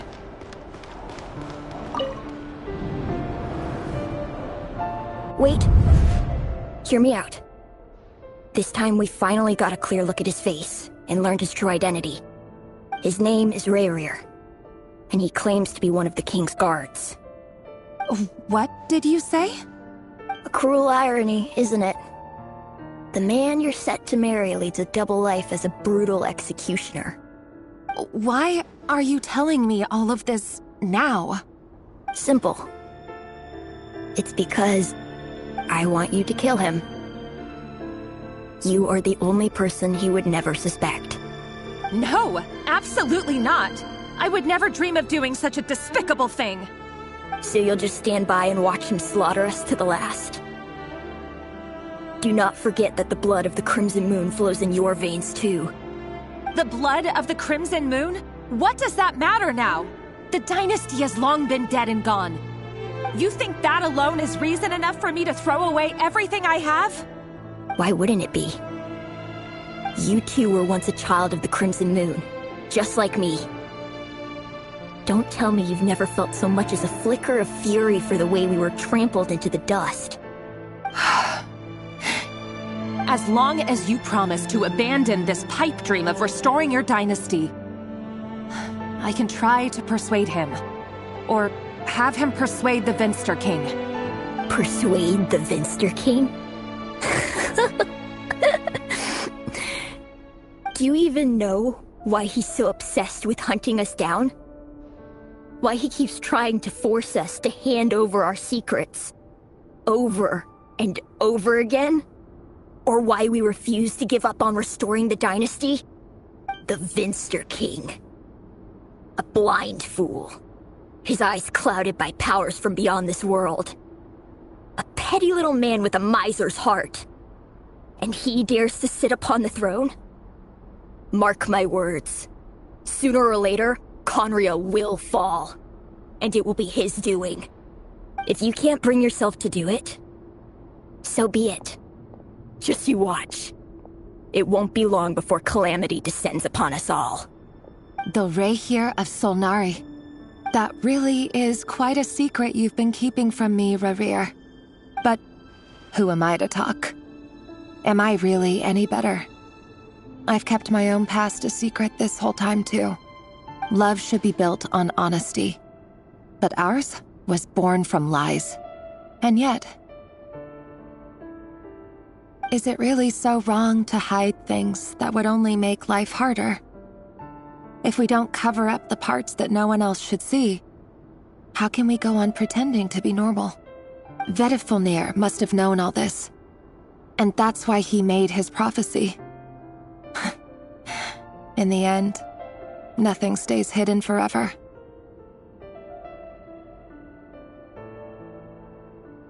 But I won't just sit by and watch this disaster unfold. I'll do everything in my power to protect what I cannot afford to lose, no matter who I have to face.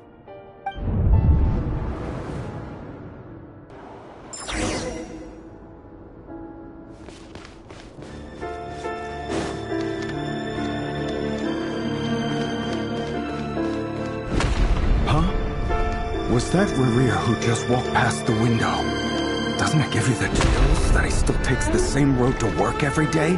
As if nothing ever happened. Those people at the deli. Enough already. They're clearly pretty taken by their own disguises, so just smile and play along. Pull the rug from under beasts like that, and you'll risk having your throat torn out. They're talking about those people from the opposition. Right. I'd almost forgotten they used to run a deli. People of no consequence always vanish so easily. And no one even remembers them.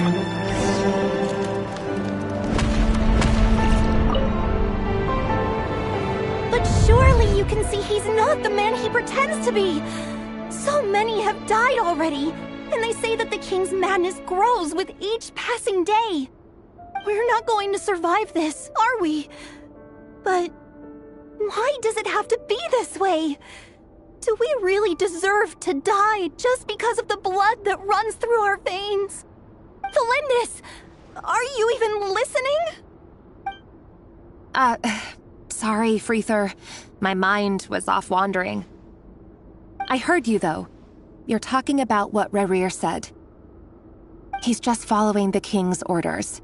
He's a secret agent, and it's his job to hunt down rebels and dissidents.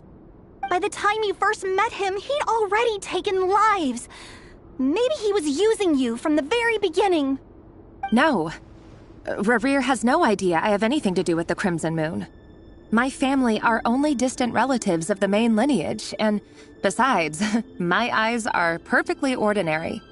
Truth be told, apart from my teacher, pretty much no one knows I have any connection to any of it. It's been a long time since my family severed ties.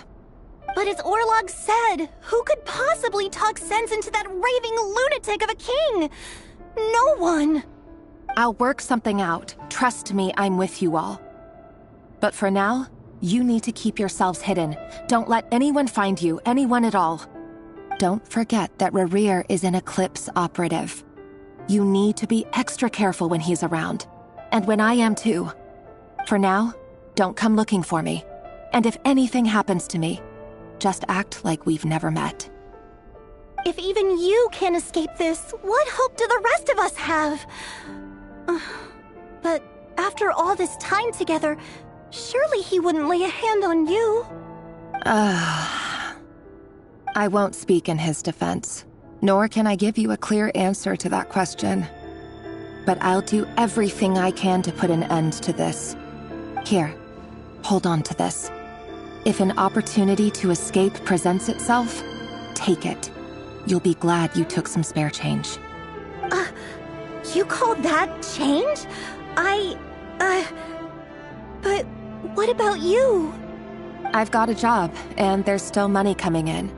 But you can't go anywhere right now. Please think about yourself for once.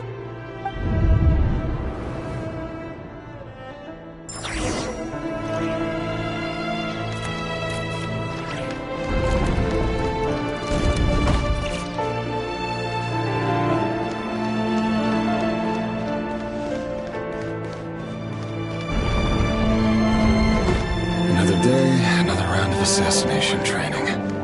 Training ground is just beyond this hidden passageway. When you kill a person, doesn't it follow Why would it? Aren't we all just walking blood bags?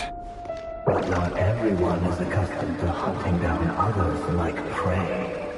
You've been a hunter for so long now, you seem to have forgotten that most people don't just go around killing one another. Leave me alone.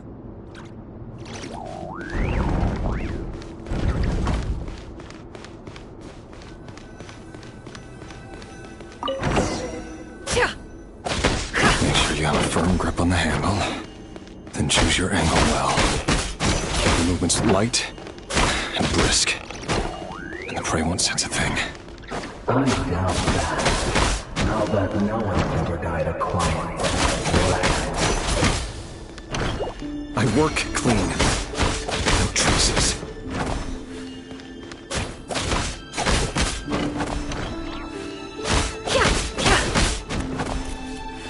That doesn't make it open or the king just happens to meet you right now. What if someday he doesn't? It won't happen. He's changed. Ever since he fell under the spell of that power.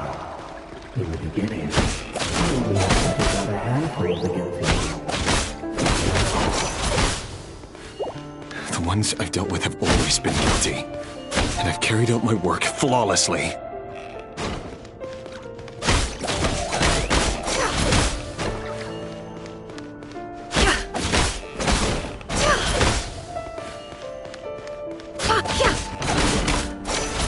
No more lies.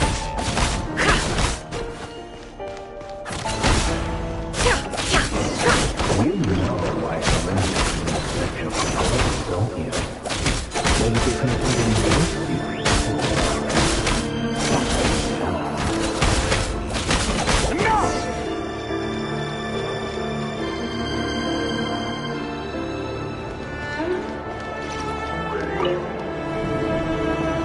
Villainous, do you still remember Orlog? Orlog. boy who was pretending to sell flowers. You spoke for quite a while, didn't you?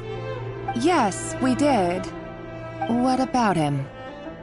He was arrested 2 days ago. Chances are he's already dead. He... I just don't get it! After everything he's done, why do you still stand by him? Or does it mean nothing to you that people keep dying? No, that's not... Just hear me out. I need to go now, Thelindis. They're looking for us. You take care too. If you ever need a place to hide, come find us.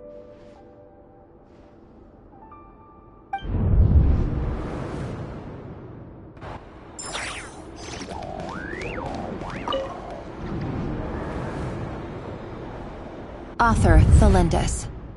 Over the course of this week, the research object was subjected to interference for a total of 47 hours for experimental purposes. The results are as follows. All subjects of observation that were sent inside have now... The situation within is proving more problematic than anticipated. No progress whatsoever. What now? Won't you give me even a glimmer of hope? Things are getting worse by the day. I have to find a way or we'll all be in danger.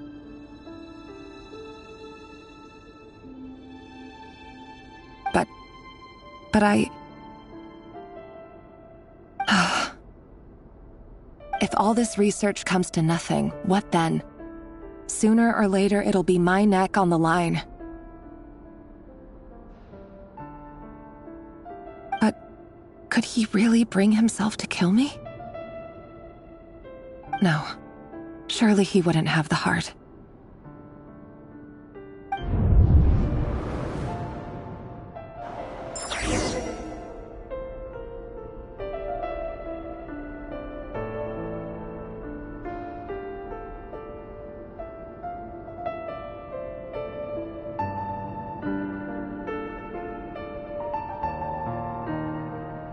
Why does Ashru sit up on the counter? To welcome our clients, of course. A kitty's gotta earn his kibble somehow.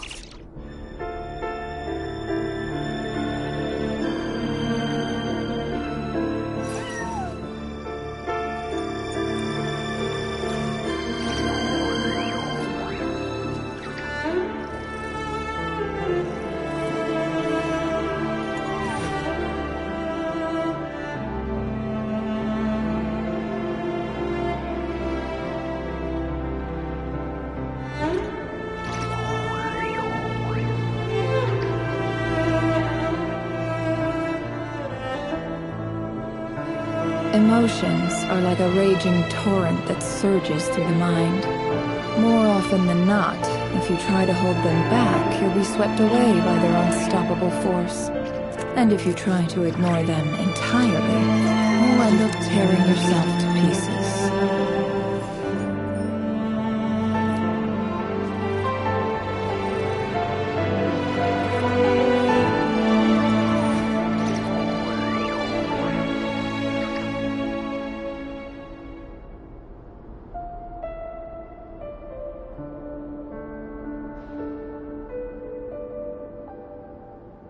Why does Ashru sit up on the counter?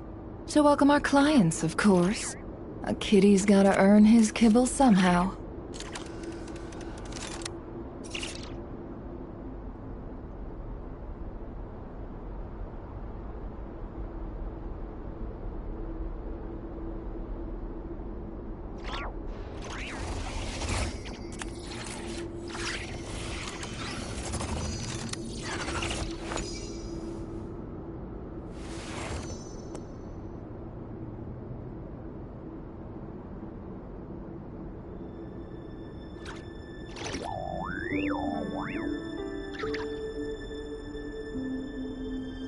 Emotions are like a raging torrent that surges through the mind. More often than not, if you try to hold them back, you'll be swept away by their unstoppable force. And if you try to ignore them entirely, you'll end up tearing yourself to pieces.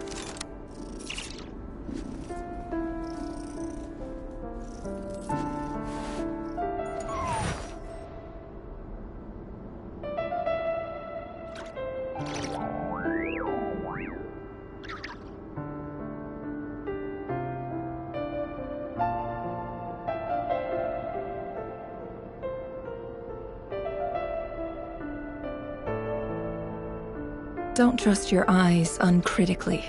People only see what they want to, so don't be your own fool.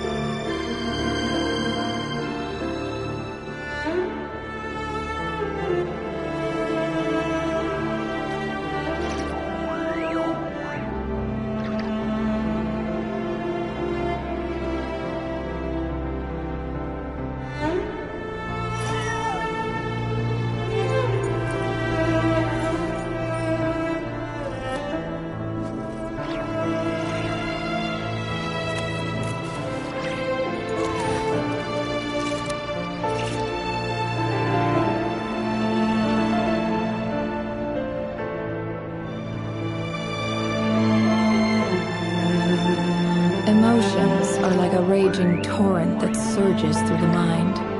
More often than not, if you try to hold them back, you'll be swept away by their unstoppable force. And if you try to ignore them entirely, you'll end up tearing yourself to pieces.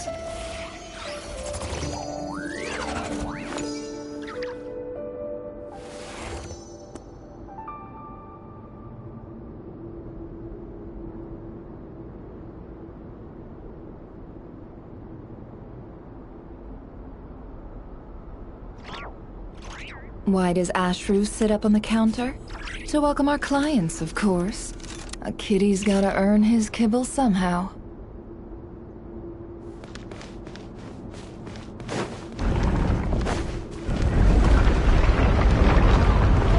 Why won't you just let us go? We don't even know each other. All we want is to live ordinary, peaceful lives. You want to live?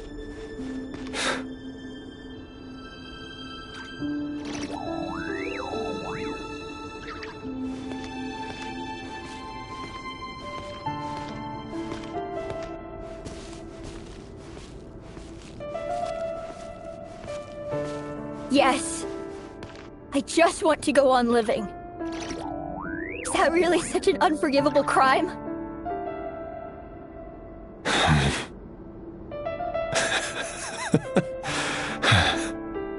You want to go on living. I want to keep living too. To keep living forever. That's why I have no choice but to continue on the path I'm on. If only some savior would suddenly swoop down and change the way the world is. Too bad that's not going to happen.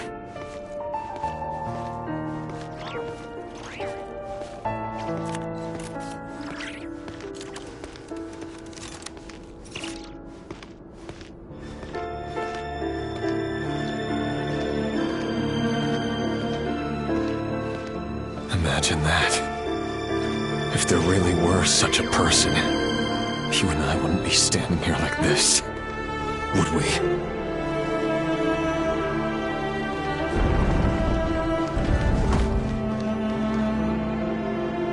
Today's files are in. Time to wade through them just like usual. No, I don't get tired of it. It's my job. And not only am I lucky to have it, I'm good at it too.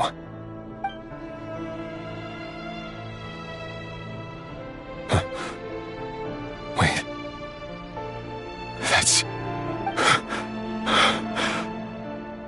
Thalindis?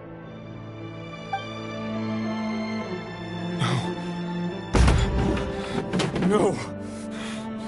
No! Why? But you bear no mark of the Crimson Moon. could you possibly have anything to do with them? It cannot be! A diluted bloodline. Carefully concealed. I see it now. You've been living in the shadows just like me. What a fool I've been. Numbing myself with talk of justice. Even imagining my friends would back me up. But in the end, Irminsul. Finster King! How far are you going to take this? From the direct bloodline to secondary offshoots? And then what? Today it's the descendants of the Crimson Moon. Who will it be tomorrow? Will you not rest until everyone down here is dead? No. This cannot go on. This is where it ends.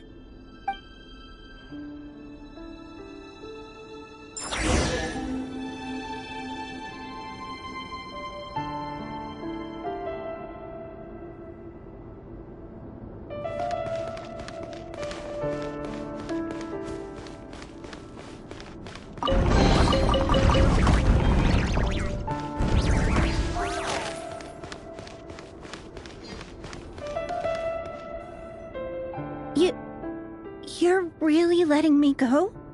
I am. As long as you can guarantee that no one will find you. Don't worry, I'll be extra careful. No one will know I was here. But... what about you? Me? If you let me go, you won't be able to complete your mission, will you? Good point. In that case, maybe you should stay. No, please! I just want to see the outside world again.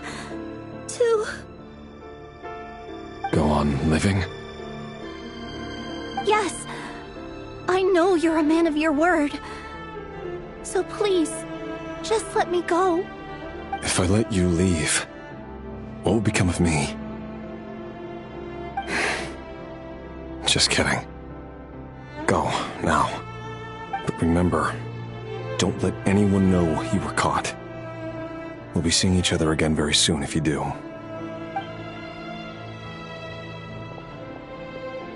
Even shadows in the dark must live by a code. But you can't save everyone. You've been whispering in my ear for days now, Vedifalnir. What are you trying to do? Break me down? I only say this because you long for an answer to your problems. Let her go, Rerir, or you risk losing everything. I will not abandon Thalindis. Then you'll need a little more vigilance and a lot more power.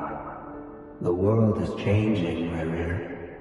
Keep your eyes peeled for your moment of opportunity. That voice used to be so unclear. But now I know exactly whose it is. It's Vedifalnir. He won't tell me how to actually resolve any of this, but he keeps trying to manipulate me like a puppet. What's his game here? Tell me then. What will this moment of opportunity look like? And... no answer. He's like a ghost.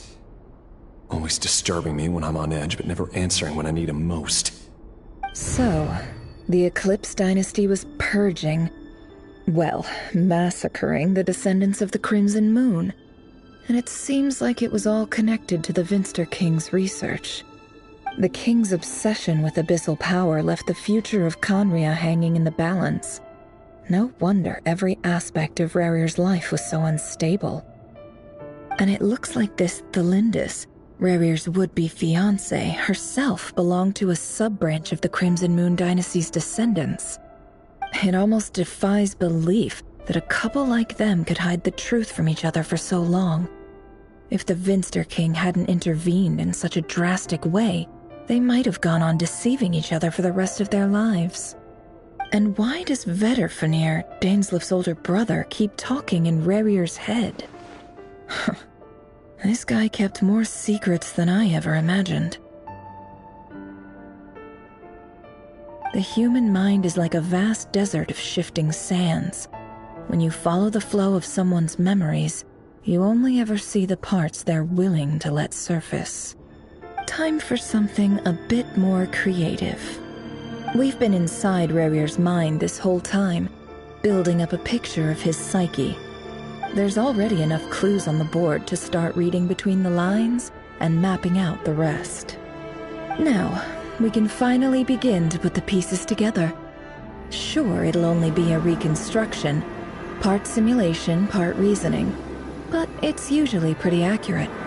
Once we've built up a cognitive profile, we just need to cross-check the logic behind his actions. And then we'll be able to take a sneak peek at whatever it is that Rerir has really been hiding.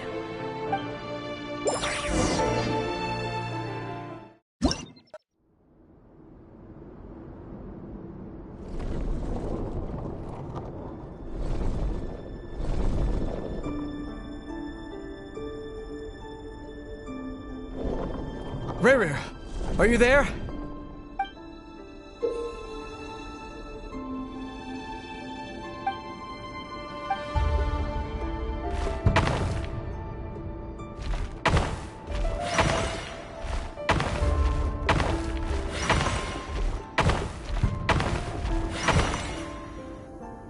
Hey, Rerir!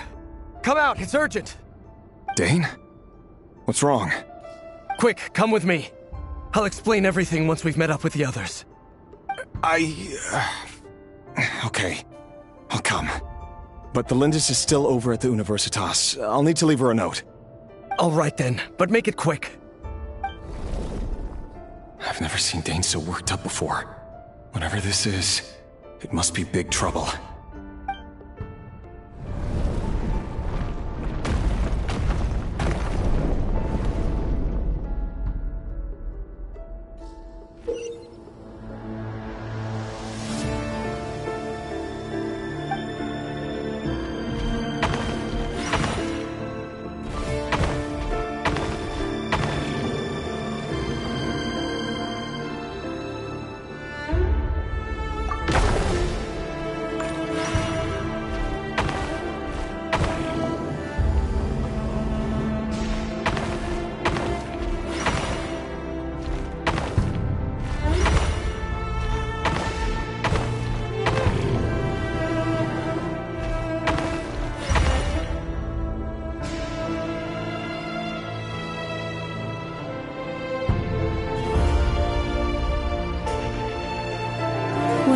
This is a nice change, meeting you all at this hour.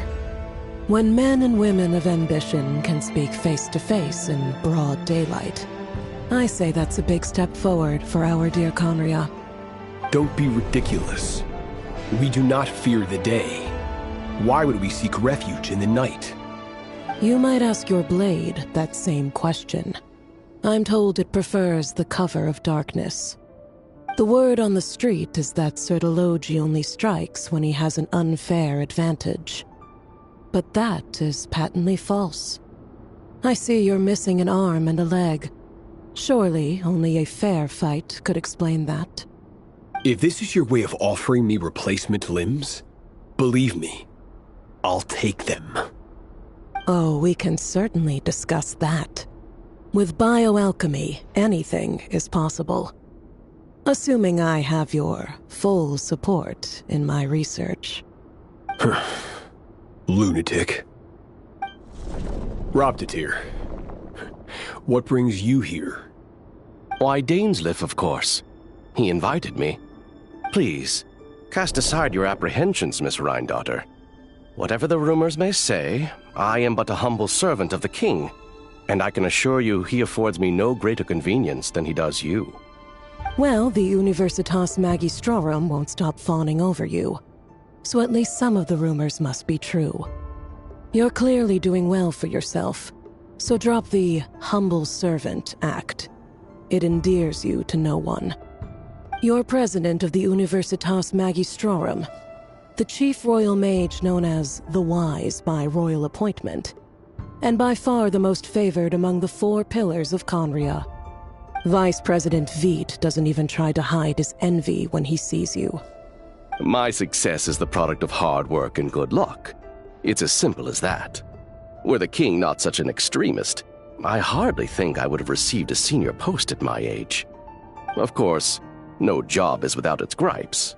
Serving a king like ours can be a challenging task, as I'm sure you can imagine. And as for Eftervit, in missing out on the presidency, he's dodged a mountain of stress. Like everything else in life, it comes with pros and cons. You're all here. I apologize for the short notice, but it was an emergency.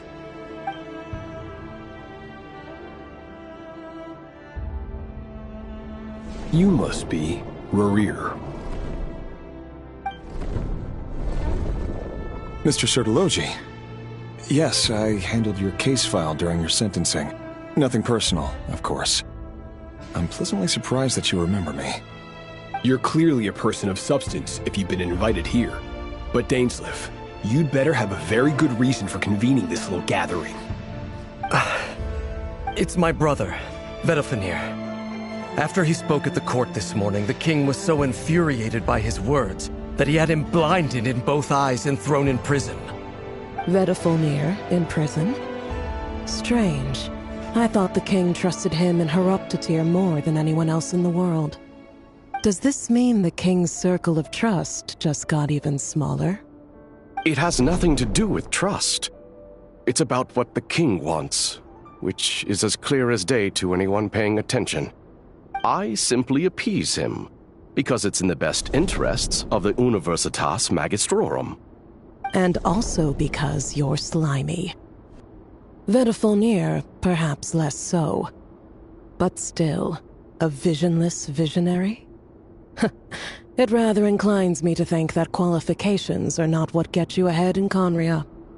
Do you honestly think this is an important discussion to be having right now? Dane, what are you planning to do?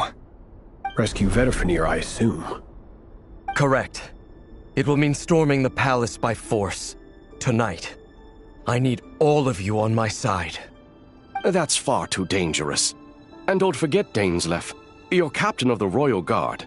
You swore an oath to the throne. You've been planning this for a while, haven't you? I have no desire to commit treason. But whatever critique the king may have of Vedalfenir, disfiguring your most loyal subject for putting the best interests of his court and nation first, this is not the conduct of a wise ruler. My blade will force the king to see the error of his ways. So, Vedalfenir's prophecy enraged the king. I'm sure it wasn't what he wanted to hear, but if he won't take counsel even from the visionary, that is deeply troubling news. The extent of His Majesty's madness is now all too clear. The question is, how does a man like me get out of this situation unscathed? You have noble ambitions, Dane, but I'm afraid they don't do much for a guy like me. I'm not interested in saving the world. All I want is a letter of pardon. A letter of pardon? For whom? Thelindis? The chances of the Vinster King issuing a pardon for anyone connected to the Crimson Moon seem vanishingly slim.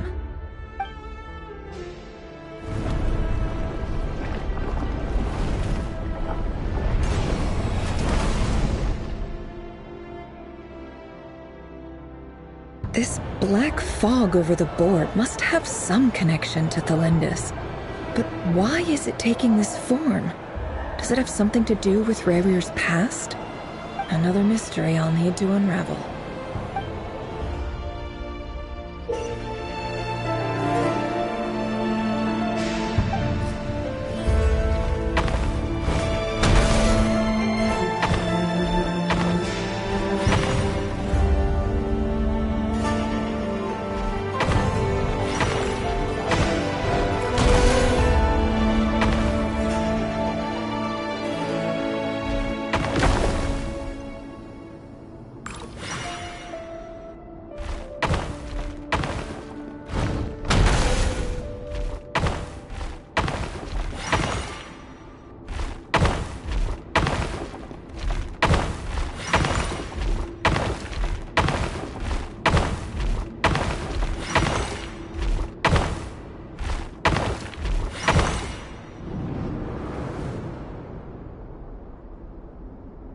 Author Thelindis. Over the course of this week, the research object was subjected to interference for a total of 60 hours for experimental purposes. The results are as follows. Research dating back to the Crimson Moon Dynasty has established 2 points regarding moon marrow. Firstly, its origins have something to do with a god's power. Secondly, it serves as a portal to an as-yet indeterminate location. Moon marrow can thus be defined as a spatial gateway. However, there are a number of hurdles to overcome before we can answer the question of where it leads to. To start with, opening the gateway requires a specific power source, which the relevant literature indicates.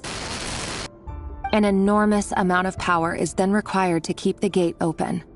Currently, the total power output of our instruments remains in the single digits. To make matters worse, I am now the only staff member remaining in the Moon Marrow lab. The Universitas Magistrorum recently decided to move most of its personnel into abyssal energy research, which has stymied all Crimson Moon-related projects. This is not a wise move. I have always maintained that placing all our hopes in a single source of power is risky, especially one as poorly understood as this. As well as making ourselves overly reliant on a single resource, we are neglecting other promising technologies. I apologize if this comes across as disrespectful. But as a Moon Marrow researcher, I desperately want to see the world beyond the gateway. If we really made it there one day, what would we find? And how would we go about taming the unknown? My imagination is endlessly fueled by questions such as these.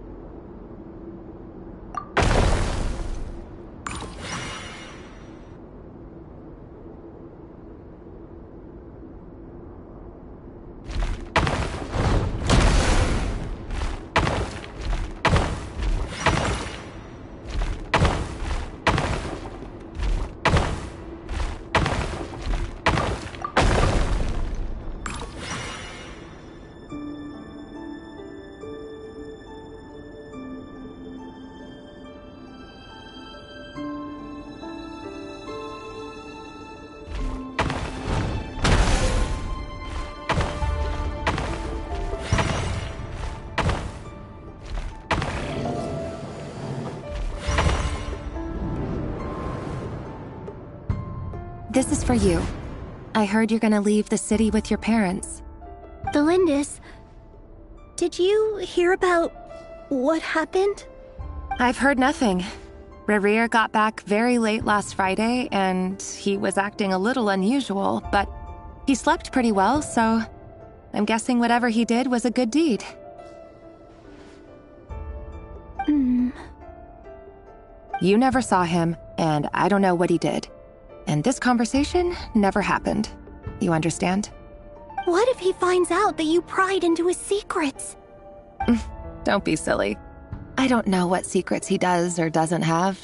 All I know is he's just a normal guy who happens to run some errands for the king. Are you scared of him?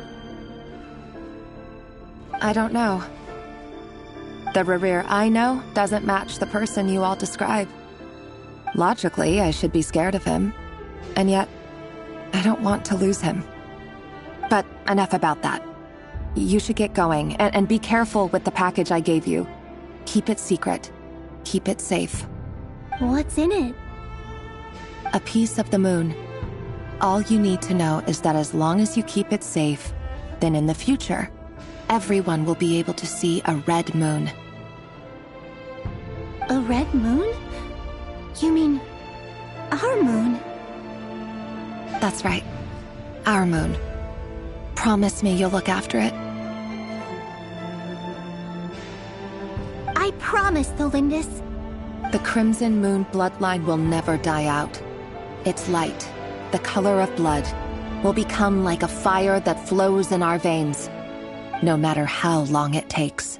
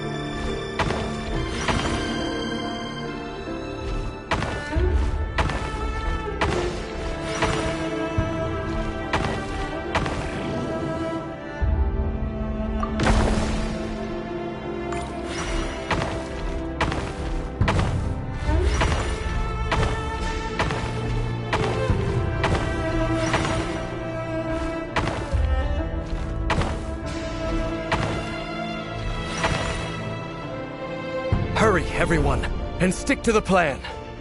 Sir Dainsleif, what are you? Is this treason? You know what happens to those who betray the throne. Please, don't do this!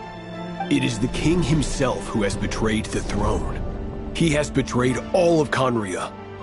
If you have any love left for justice in your heart, you should join me. It's showtime. Dane and his group will handle the troops in the palace. Then Hraptatir and Rheindotter will disarm the security measures. My job is to enter the prison and rescue Vedifalnir. Stay safe. Wish me luck. Look after my brother. Draw your blade. It is time for justice to prevail.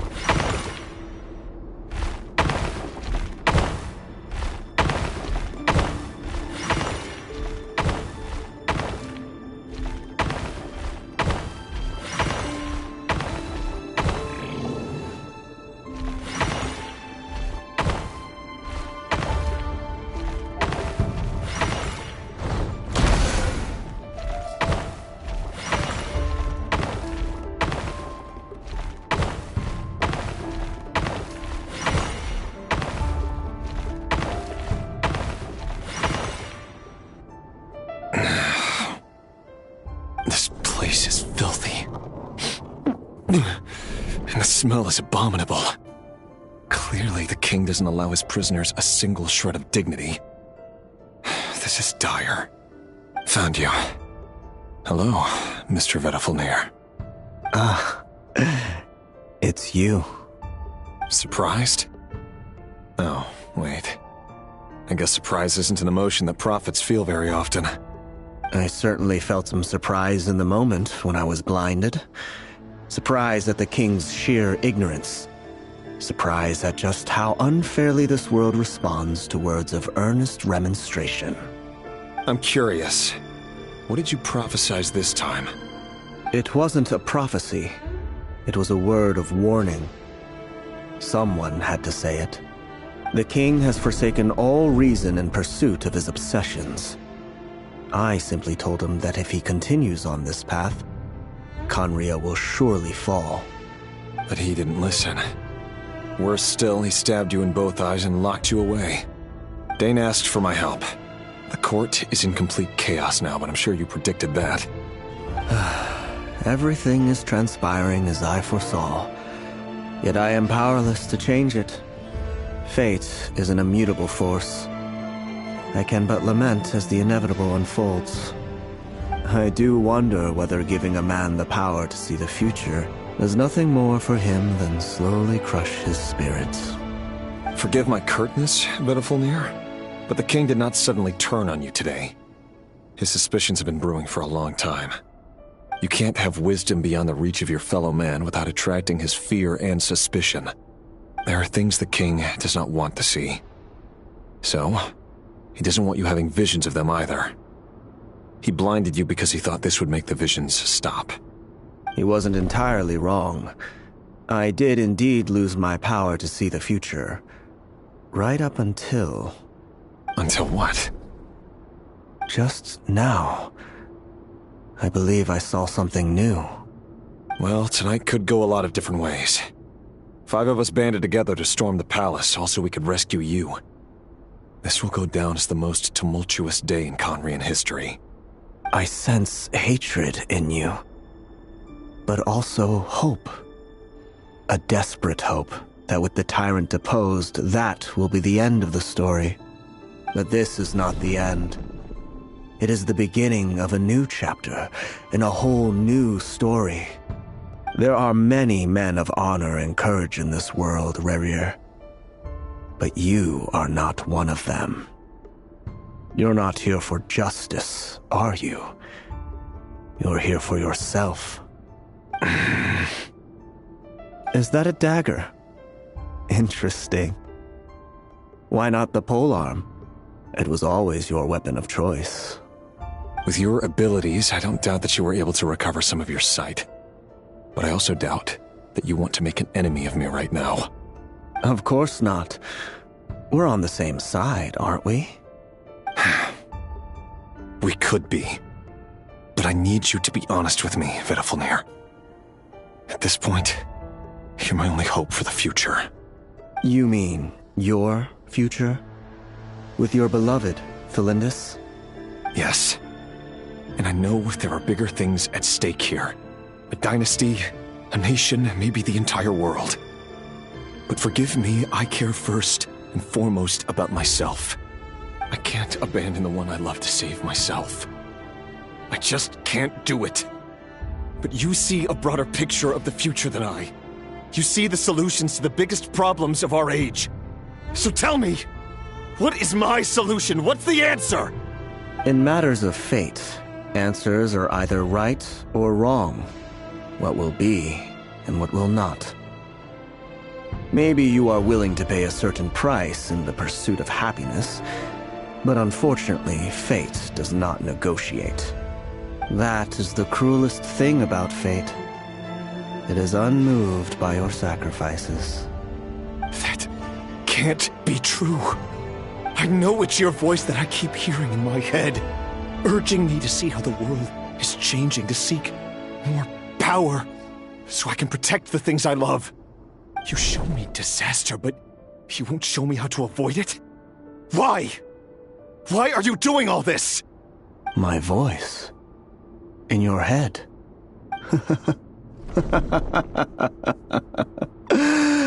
So, you hear it too?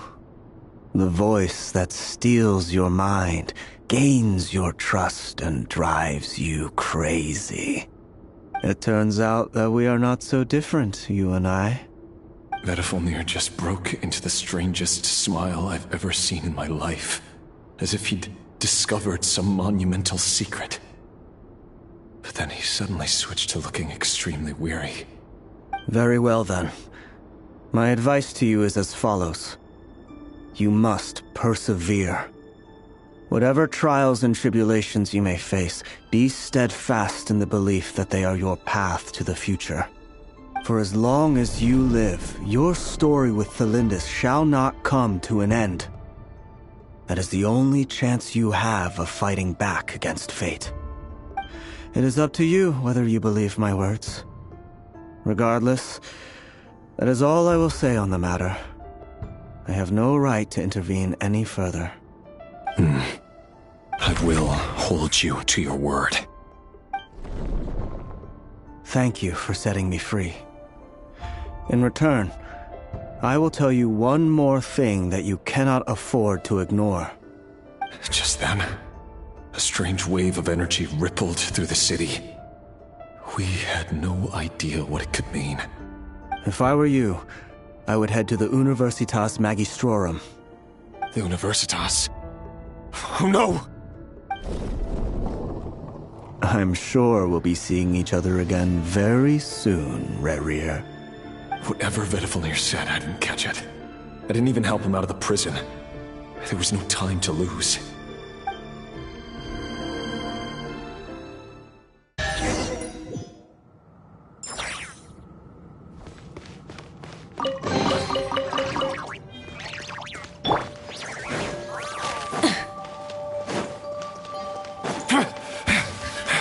Monsters? Is this Rheindar's doing?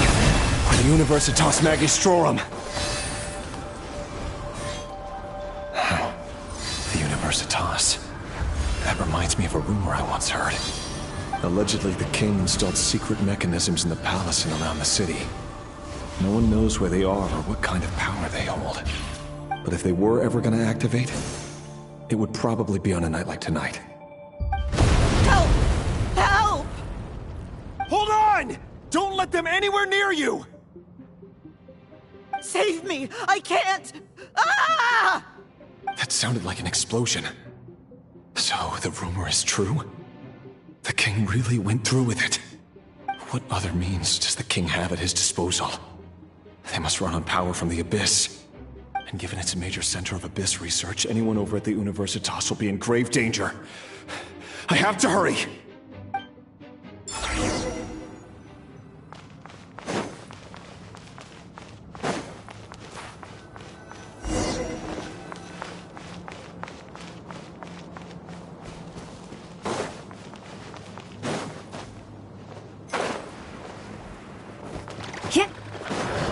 Your poor last look. Light it up!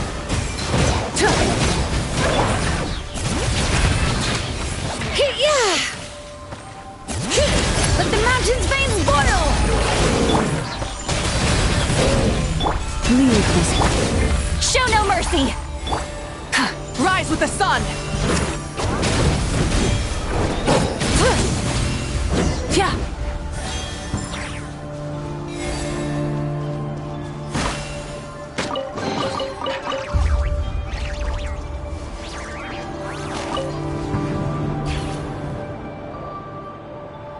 Monsters! At the Universitas Magistrorum? Why now? Oh no! They're coming! It's no use. The table won't hold out much longer. The weapons. Where are the weapons? Of course. All the lab equipment was upgraded after the inspection last week, but the new weapons haven't been allocated yet. I'm done for. Is anyone there? I need help! Ah!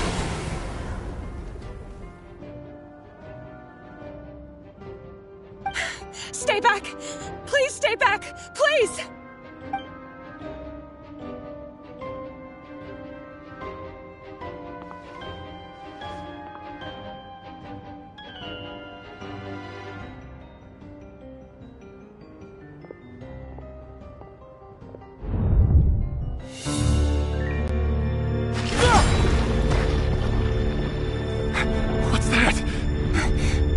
Rear!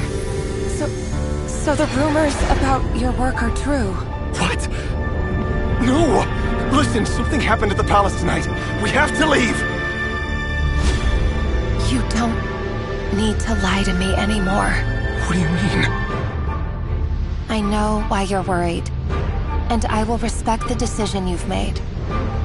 But it's okay, because I found a solution. I know how to end all this. You can have it back. The normal life you so desire. But until then, I'm afraid our wedding will have to wait. Celindus? No, don't do it! Celindus! Celindus!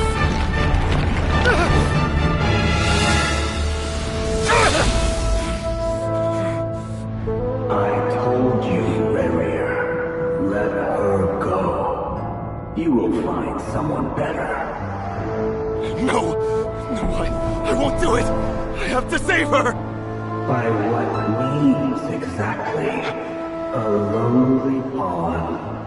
You lack the power and the strength of will. Do you know why? Tell me! Come to the palace. Join us.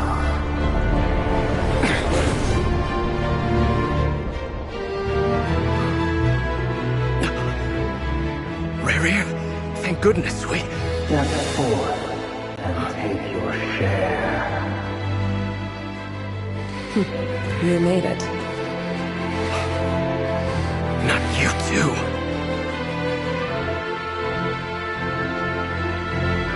Hatred or grief, despair, desire. We all have our own.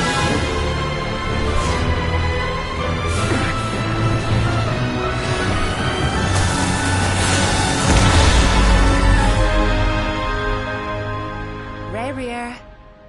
Rerir. Celindus? Were you daydreaming?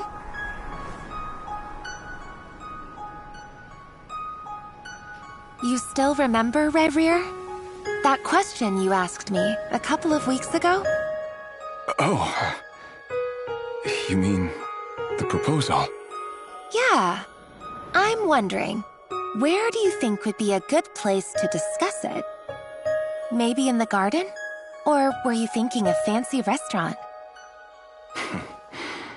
It's your choice.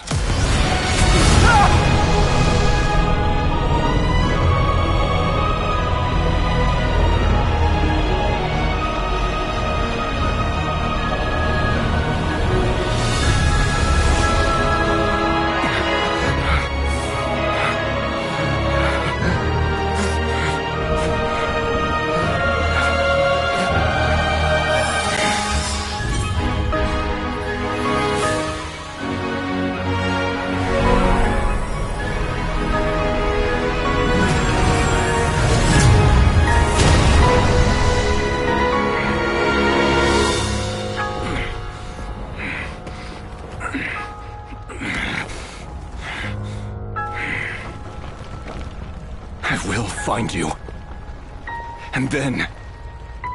you can give me your answer.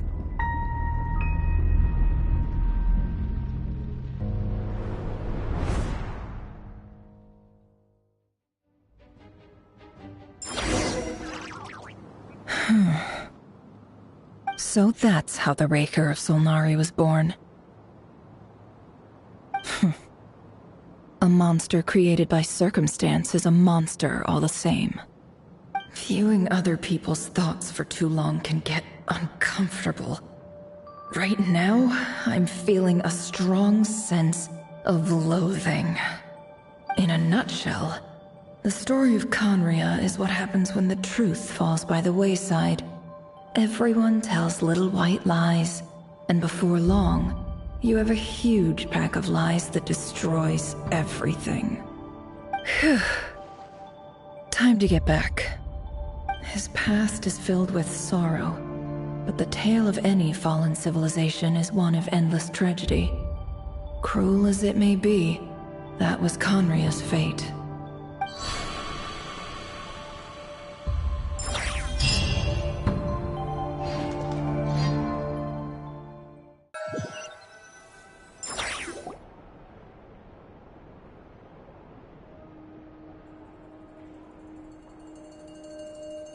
Everyone, I'm back. Can I get a standing ovation? Never! How are you holding up? Feeling okay? She's fine. Boss is a pro. Yes, I'm fine. You will have seen the events of Rerir's life through my thoughts. It's now clear that he is just a regular nobody, driven by personal tragedy, as he said himself. I mostly agree. There's only so much we can know about him from his memories alone, but they did give us a clear glimpse into his life in Conria. However, I would not consider Rerir to be a nobody. He was deeply involved in the events of that era. Yet, when the catastrophe of a generation strikes, nobody is safe. Sounds to me like you're speaking in riddles again. Is this you urging me not to abandon the people of Nodcry in their hour of need? That's not what I meant. Although I do hope you choose to remain a part of the plan. Without you, the mission ahead will be all but impossible. Then try to remember that I respond better to the carrot than the stick. And I don't appreciate being bossed around. Now, as for you, Missy, you were excellent. You stuck to the rules of the ceremony and kept your mouth shut the entire time. Bravo. Cool. So, can you fill me in on the deets now? Most of what I saw went right over my head. Patience. You'll hear the whole story, don't you worry. But let's meet up with the others first. It will save me narrating it twice. Yehoda? Yes, boss. Let me get that door for ya. That's more like it. For a moment there, I was worried you'd forgotten about the first clause of your employment contract. Forgive my curiosity, but what does the first clause say? It says I gotta do the annoying stuff that boss is too lazy to do for herself. Like opening the door, pouring the tea, yada yada. Is that right? If something is in the contract, it's because she willingly agreed to it. Rest assured that the Curatorium abides by the very strictest of labor policies. You don't seriously think I'm cruel enough to treat her like my slave. In any case, I've hardly shied away from my share of the work today. Hope I don't catch Flintz and Varka lounging about in their chairs, enjoying a leisurely cup of tea. There's nothing I dislike more than other people enjoying themselves while I'm hard at work.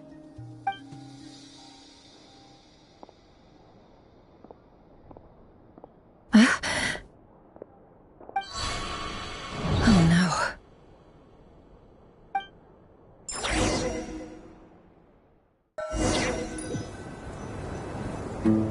Sorry to disturb you, but we seem to have run into some trouble. Evidently so. Don't worry, I'm not about to leave you to fend for yourselves. I'm not that kind of boss. And it would go against the Curatorium's labor policy. I'm sorry? What did you hear me say? I wasn't talking about labor policy. Wait. How long have I been standing here? Not long. You just appeared by the door a moment ago.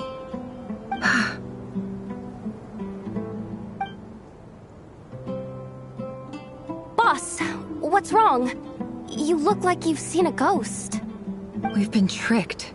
We never left at all. Somehow I hallucinated that whole scene back inside the office. Hallucinated? But how? How indeed. This place should heed my will alone. All thoughts and actions that occur in here are just a result of pawns moving across the chessboard in a carefully calculated manner. And nobody has access to this chess set but me. So you control everything in here? More or less. But yes, it's a special technique of mine. Has anything like this ever happened before? Only once. It was the first time I used the chess set.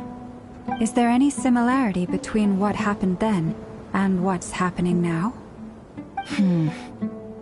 I suppose my thoughts are a little turbulent, which was also the case my first time. Is there anything I can do to help? The first clause of your contract clearly states that I only need your help with things that I'm too lazy to do myself. Meaning, you're not feeling lazy right now? Meaning, this is not something Yehoda can help with. The chess set is a personal treasure that I alone understand. I must be the one to find our way out of here. Boss, it's fine. Really. Let me do something useful. Oh, listen to you. Whatever would I do without you, Yehoda? What? Really? Yes, really. Where would I ever find another employee as obedient and servile as you? God forbid anything ever happens to you. Oh, okay. Well, anyway, I was thinking of fetching some water. There's gotta be a source around here somewhere. I suggest everyone finds someplace comfortable to take a rest. We gotta conserve our energy. Even though all this chess malarkey doesn't exist in a physical sense, mentally speaking, it's all real. And so is our tiredness and fatigue. You don't want to dismiss mental fatigue. Just because it isn't physical doesn't mean it's any less serious. But anyway, I got your backs, so don't worry about a thing. Don't I have the best employees? Jealous much? If we can find a suitable time, I'd love to borrow Yehoda for a day to help out at the Frost Moon Scions. Would you be amenable to that, Boss Nefer? Oh, Lauma. Have I ever told you just how pretty you are? Beauty runs from the tips of your antlers to the depths of your imagination. Time to rally, everyone. Follow me. As we continue our journey, the same rules will apply.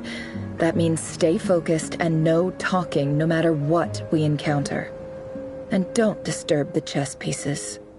You have my word that I will get us all out of here.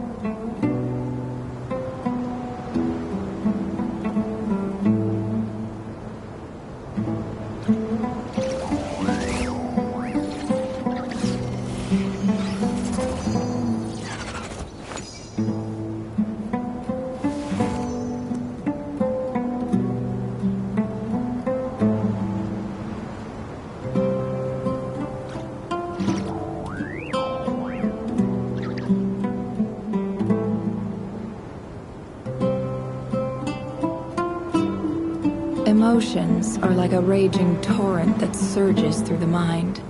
More often than not, if you try to hold them back, you'll be swept away by their unstoppable force. And if you try to ignore them entirely, you'll end up tearing yourself to pieces.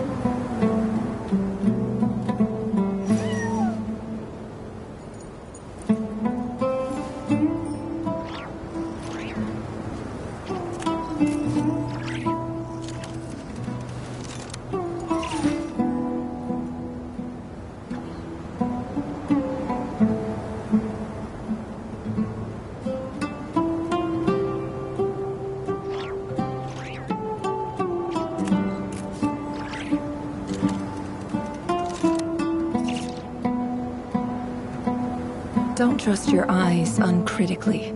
People only see what they want to, so don't be your own fool.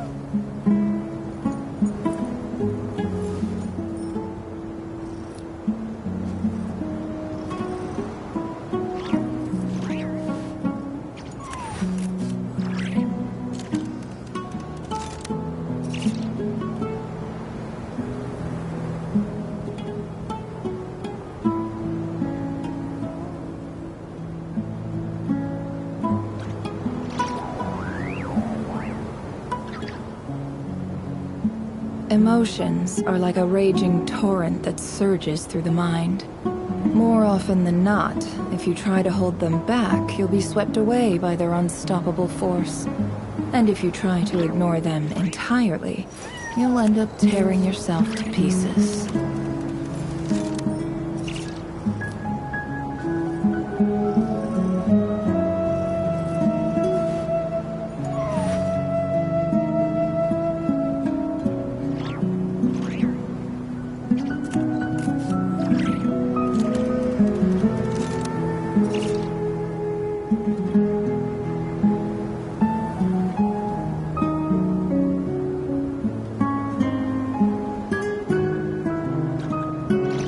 Why does Ashru sit up on the counter? To welcome our clients, of course. A kitty's gotta earn his kibble somehow.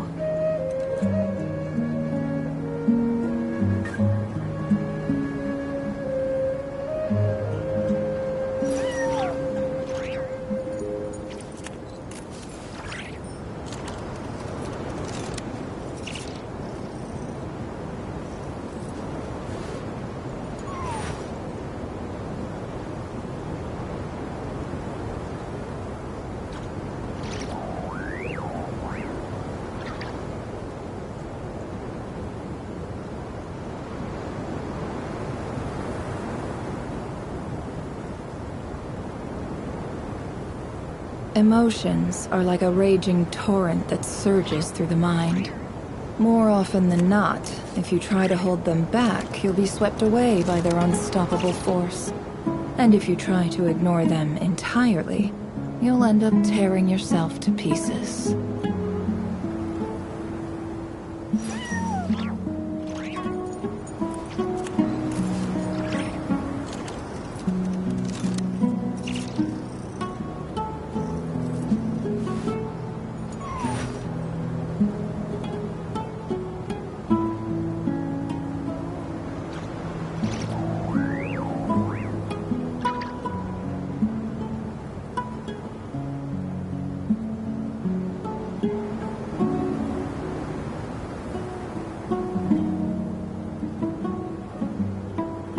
Why does Ashru sit up on the counter? To welcome our clients, of course. A kitty's gotta earn his kibble somehow.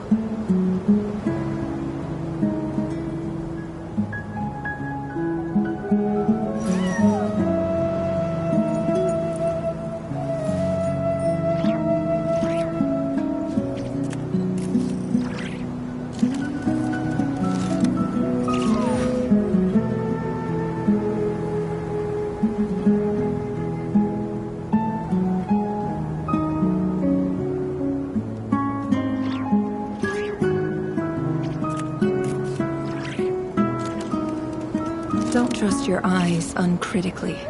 People only see what they want to, so don't be your own fool.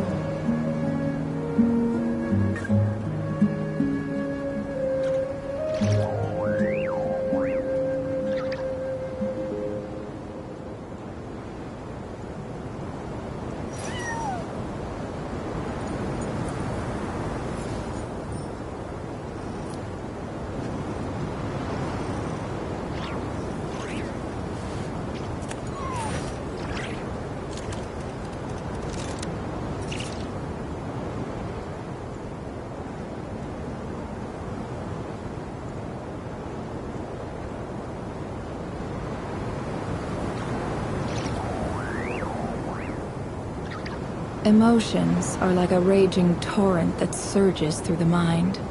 More often than not, if you try to hold them back, you'll be swept away by their unstoppable force.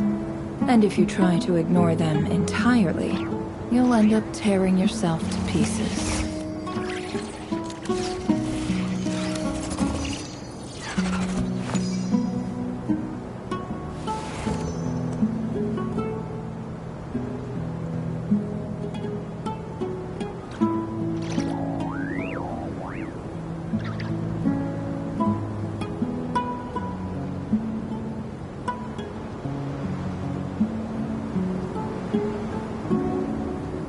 Don't trust your eyes uncritically.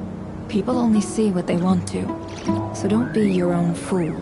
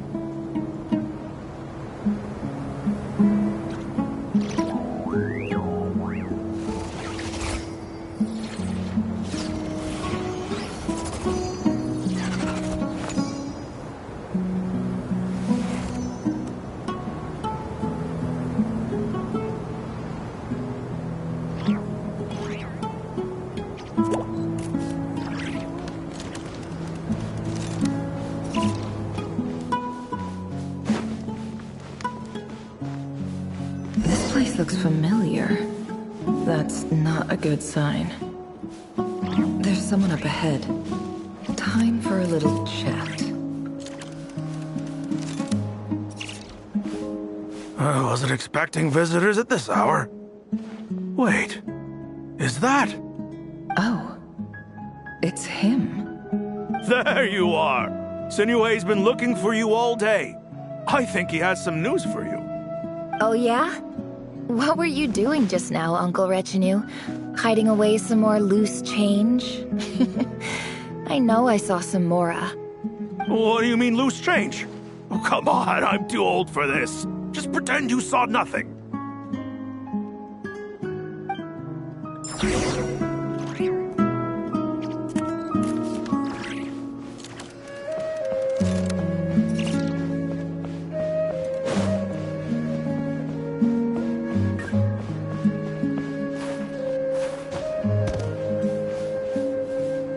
Hey, kid. Mind telling me what Sinuhe's been up to recently? I'm trying to get in his good books and I need a way in. Get in his good books? Why? What do you want with my dad, Uncle Apepi? I've written a new song. I was hoping to showcase it at the next festival, but I'll need his approval. A new song, huh?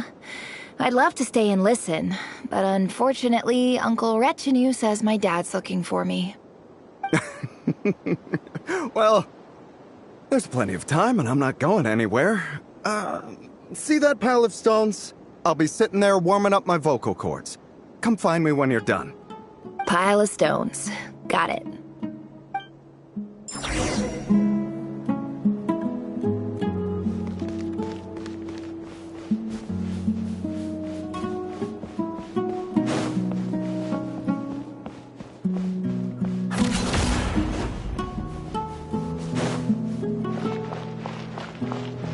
Hi, Dad.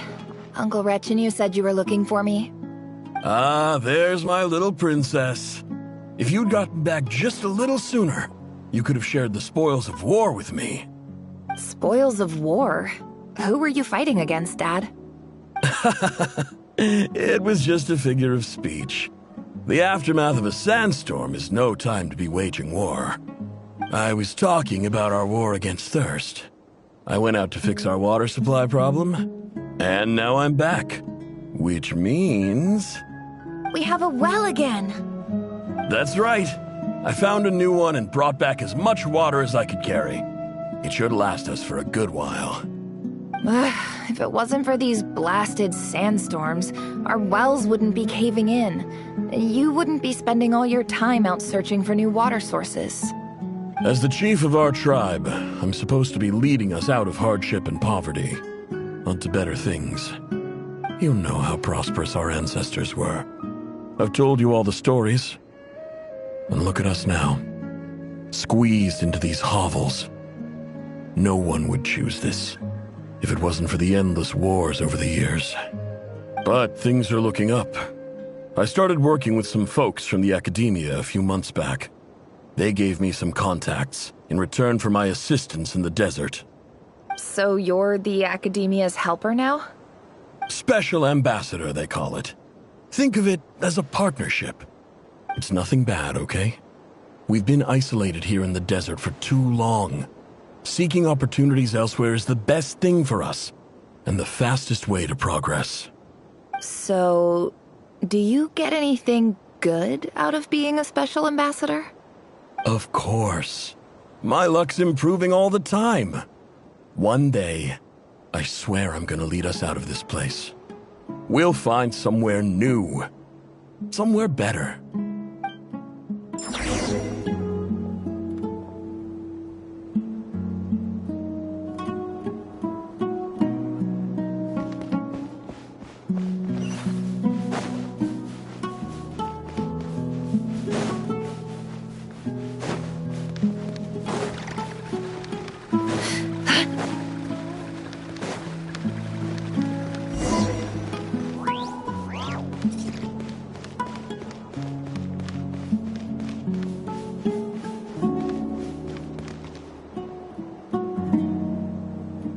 That's our well, and you know it. You stole from us. Well, you've gone from chief to thief, and now you have to face the consequences. Did you really think you could take our water without permission and get away with it? You're either brave, stupid, or both. And that special ambassador act? Yeah, nice try. We spoke to the academia. They said it was all news to them. You're a liar and a cheat!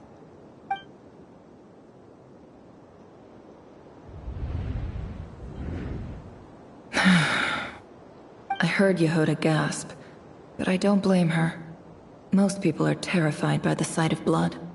Corpses strewn across the ground. The wounds are clearly from scimitars and daggers. The desert dwellers' weapons of choice. There's a handwritten note on the ground. Let's see what it says.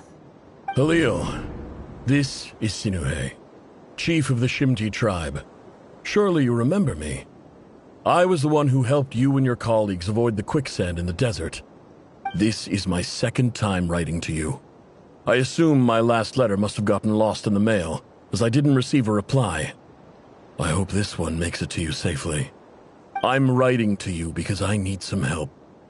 That sandstorm the other day completely blocked up our well, forcing me to look for another water source in Iab and Unut territory. It was a matter of survival. Praise the gods. The well of the Iab tribe was intact. It was my last resort.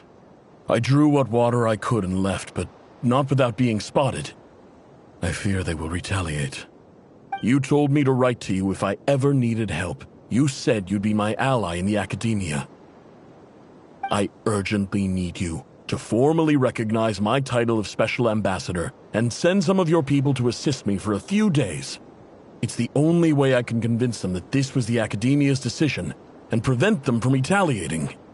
This is an emergency. Please send help as soon as possible.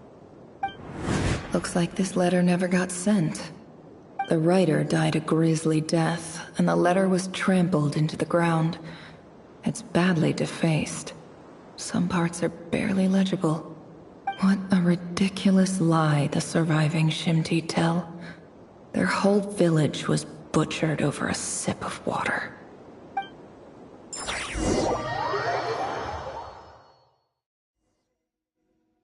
Ah, officer. Welcome. Welcome to our humble village. I thought you would at least have the courtesy to provide some respectable libations. This is the finest wine Aru village has to offer. I promise.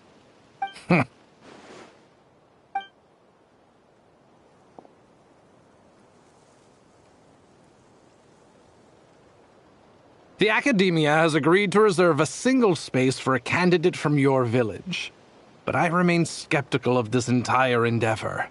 I highly doubt anyone in this desert possesses serious academic potential. Please, have faith. If not in us, then in our god. The child we found shows great promise. I beg you, take her away from this place. Give her a chance. Don't let her talent go to waste.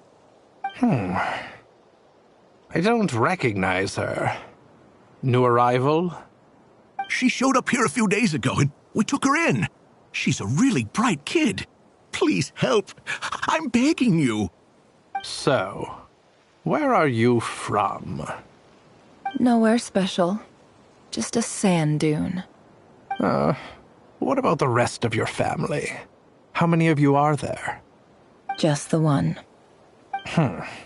It's only you? Correct. So, no brothers, no sisters, no mother or father? Any who have slept on a bed of sand, I call my brothers and my sisters. Apart from that, I have no family. All right. Get over here. Sign your name on the form.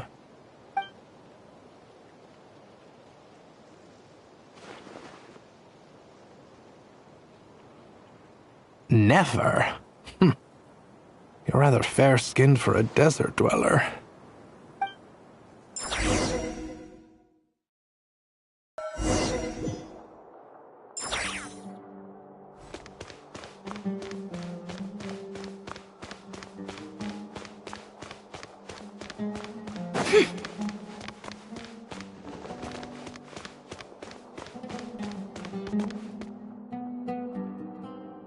Nefer, this term's assignments have been issued already. Please read through the materials thoroughly, conduct your own additional research, and then write an essay on the topic. Yes, Professor, I'm aware. I just had a couple more questions I wanted to get your perspective on. Oh? Please ask away. Well, I saw the other students' problem sheets, and I couldn't help but notice that my assignment is much easier than theirs. Do you really think I'm a weak student? A weak student? Goodness, no. Quite the opposite. You have a sharp mind. Almost too sharp. I think what you're saying is, a weak student wouldn't have noticed the discrepancy. And if they did, they certainly wouldn't complain about the lighter workload. You see, sharp as they come. You see things the way they are. And I'm sure you know why they're like that. Because of where I come from. Because I'm different. I'm sorry, Nefer. I don't like it any more than you do. It's just...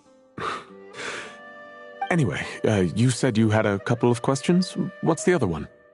I wanted to check... If someone sent me a letter to the Academia, where do I go to collect it? Ah, your family wrote to you. Well, as long as they put your name on the envelope, someone should hand it right to you. Not exactly.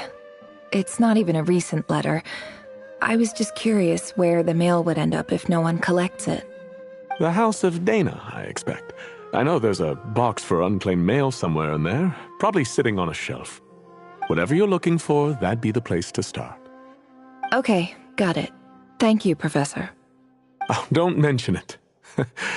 Honestly, I feel like I failed you. I'm supposed to be your teacher, but I haven't taught you anything. Hey, don't say that. You're a great teacher, and you do your best for all your students. But the rules are the rules. You're not allowed to teach students like me. It's not just the academia either. The whole world bends over backwards for the successful and leaves the losers to suffer and die. Oh, my dear child. Don't tell me you've given up on life already. I haven't. I just think that if you want to make it in this world, you have to find a way to become successful.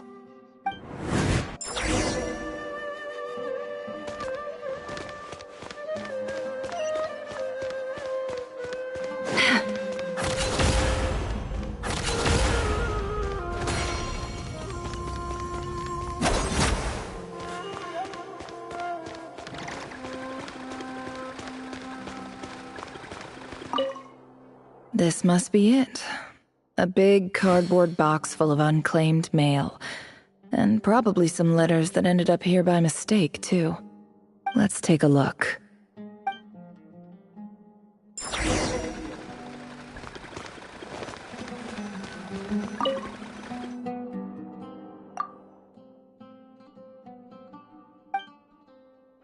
A dilapidation survey from Port Ormos. Looks like it's from a Corps of 30 representative. What a strange thought. A bunch of mercs losing sleep over rundown buildings. This one was never even opened. I guess the recipient didn't care what the Corps of 30 had to say about anything. Who was it addressed to? I don't recognize the name, but it must have been a Kasharawar professor.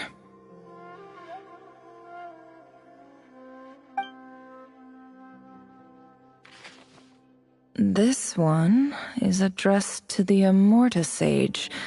The title is Changes Observed in Satyavada Life Symptoms.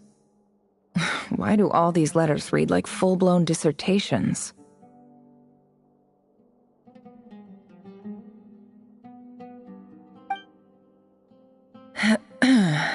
Guided by the incense, we became lost somewhere in the forest. All the barriers between levels of consciousness disappeared as our minds soared around in circles, looking for a branch to seek refuge on.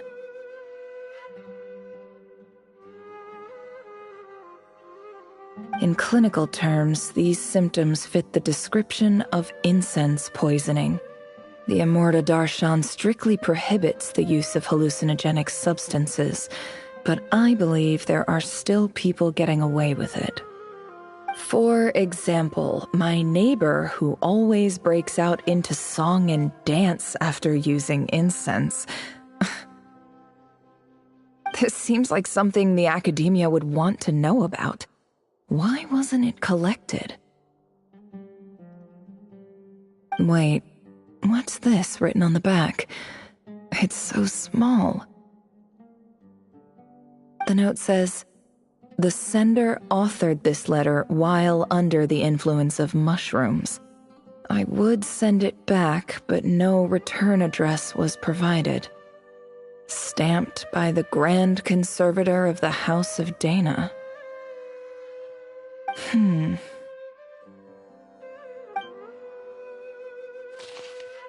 This next one is addressed to Grand Sage Azar. A few words of protest regarding recent changes in Sumeru's educational policy. In recent years, the academia has taken on a small number of students from the desert region, as per the policy to this effect. However, it appears to me that these students have not, in fact, been provided with educational opportunities that are, in any meaningful sense, equal to those enjoyed by their peers. As well as receiving dumbed-down assignments and perfunctory tutoring, They do not even have full access to the Akasha system. Education is the fundamental purpose of this institution, which should go without saying in a nation whose founding virtues are knowledge and wisdom. I ask you, is the lip service we pay to the policy of education for desert students truly the standard of pedagogy to which the academia aspires? As Grand Sage, policy decisions are your prerogative, but do not forget your roots. You and I were once students too, as was everyone else in this institution. I do hope you will give some serious attention to this matter. I encourage you to discuss issues like this with myself and others, and listen to some alternative opinions. Great letter. Shame it didn't get to where it needed to go. And the sender is... Huh? Sage Cyrus of Spontamod. I didn't realize anyone else even knew how bad students like me have it in this place.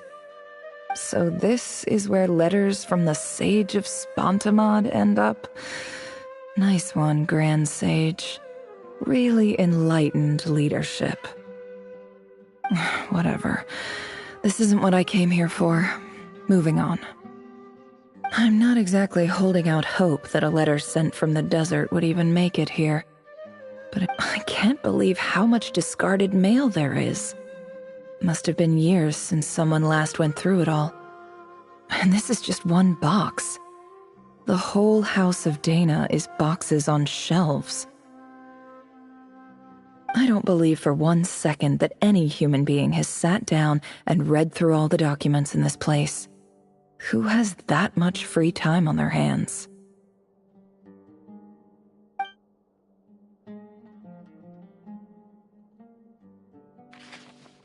Wait, could this be it?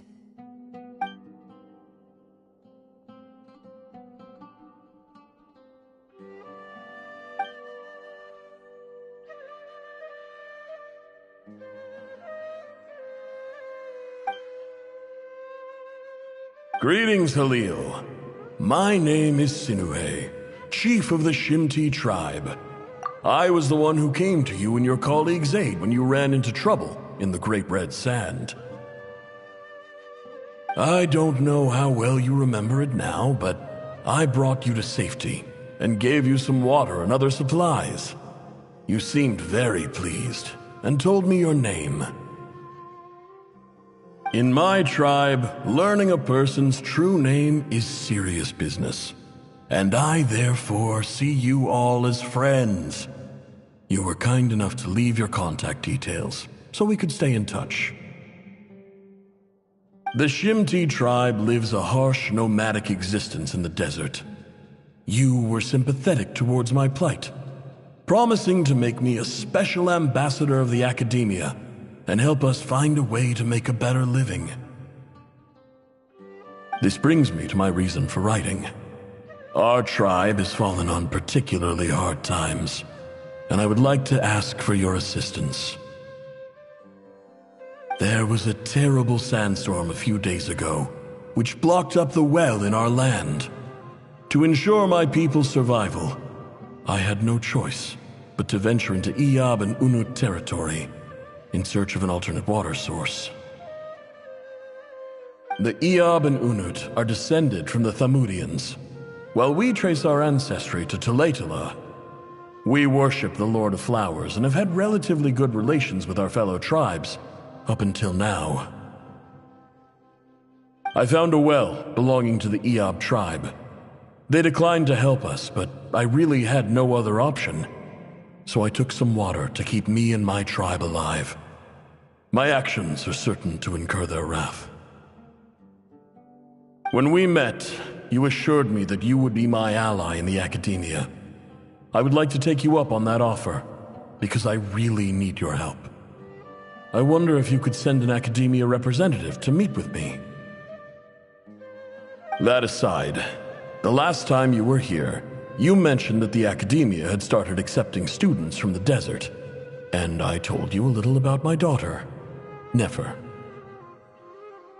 We have next to no resources here in the desert, and my power and influence are limited. Would you consider enrolling my daughter at the Academia? She is a smart girl. I know she won't disappoint you. From the outset, the Academia never took you seriously. Those things they promised were just empty words. I doubt they even remember the name Sinuhe. And you were so emphatic that your luck had finally changed for the better. You swore you'd lead us to a better place one day. You spoke with such conviction, like you were the most powerful chief in the whole desert. You liar. You lied about everything. You promised the world and delivered on none of it. And who fell for it? Just me, by the looks of it.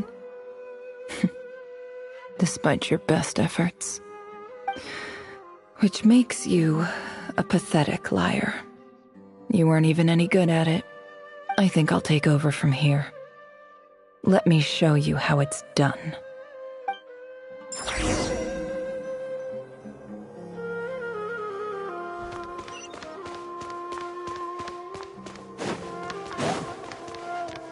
Can't hide the truth.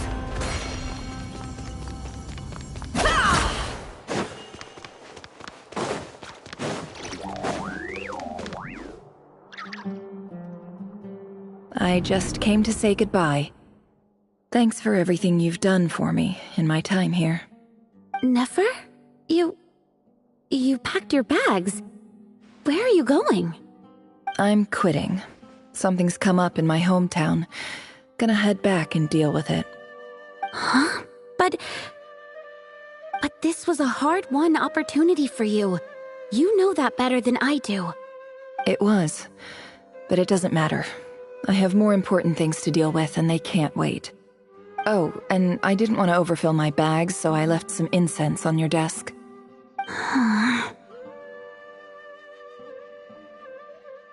What's wrong? I thought you liked incense. Although, I did read somewhere in the House of Dana that it has hallucinogenic effects. Don't use it all at once, all right? Isn't this the stuff you brought from your hometown? You're just letting me have it? But you said it's a rare and valuable commodity. Yeah, about that. I lied. It's not rare at all. There's this bunch of ruins near my hometown that are practically overgrown with this plant. It's not worth much. Keep it, it's fine. But Nefer... All right, that's all from me. You take care.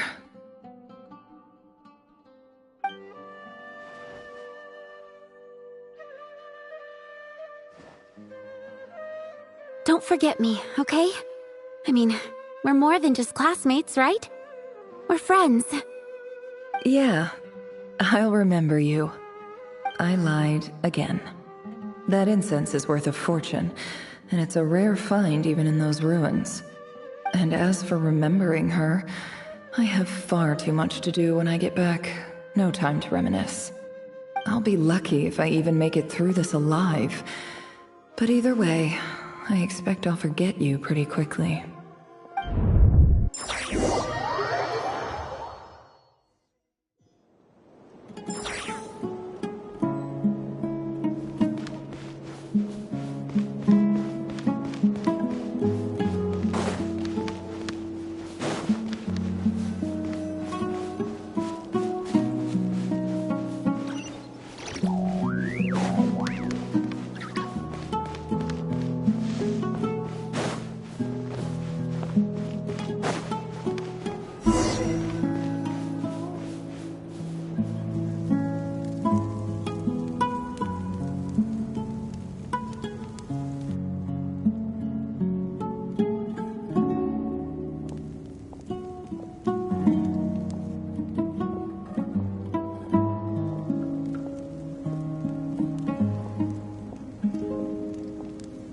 It's a pleasure to meet you, Mr. Arif.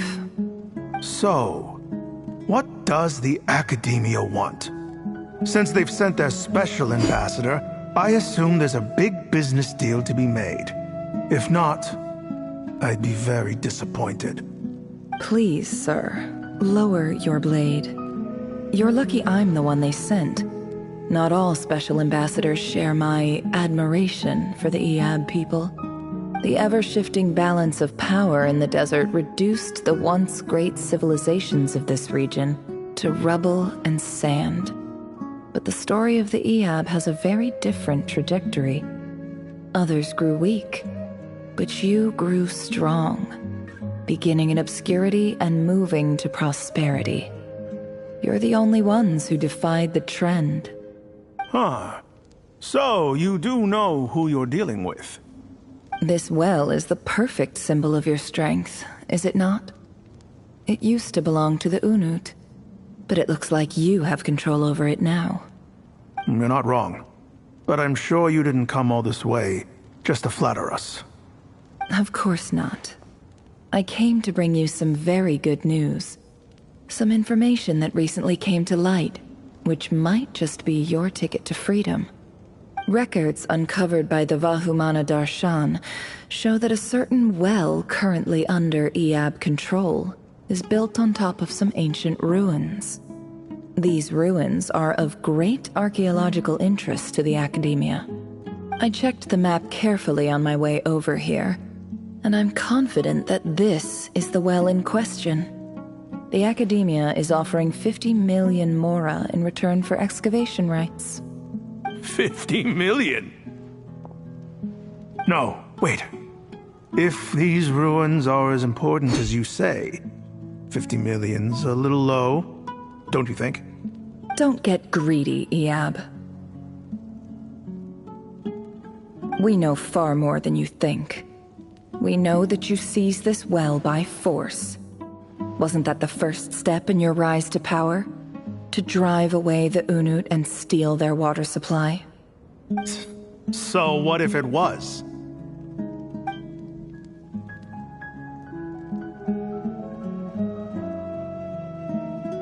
Don't worry. As unscrupulous as it was, it's something we're willing to overlook. The Academia is only interested in dealing with the de facto power holders in the region. I hope I am making myself clear. And I hope your words are the truth. If I find out the Academia is trying to play me, I'll hunt down every one of your people and make you watch as I cut their heads off one by one. I assure you, Chief, that would not be in your long-term interests. You don't want to make an enemy of the Academia. You see how I'm dressed, don't you? I appreciate that you've never been to the rainforest, but surely even you recognize an ambassador's attire when you see it. And what does a barbarian like you have to lose anyway? You really think the Sumeru Academia would bother to come all this way just to lie to you? We have more important things to worry about. All right, I take your point. The Academia is the highest authority in the land. I'm sure you're trustworthy people. In that case, we have a deal. We will sell you the excavation rights. I'd like to thank you, Ambassador. This is good news indeed. Excellent news. In fact, it calls for a celebration. Would you do us the honor of staying a while and enjoying some Eab hospitality? Gladly. I am partial to wine myself, and I trust you are as well. So let's indulge in a few drinks together, in celebration of this momentous occasion.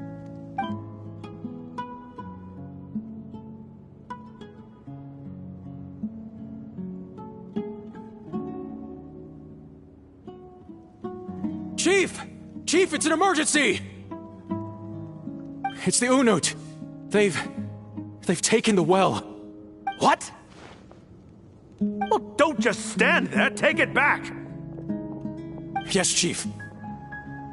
I have every confidence in the Eab's military superiority, and yet... Well, what is it? The Unut's response was alarmingly fast. The day after we reach a deal, they seize the well. This can't be a coincidence. Perhaps there is a traitor in your midst. I don't think so. I am obliged to remind you, Chief, that the Academia will only deal with the de facto power holders. If you cannot regain control over the well, I'm afraid you won't see a single mora of that 50 million. No! Please, Ambassador, just give me some time. I swear the Unut will not get away with this.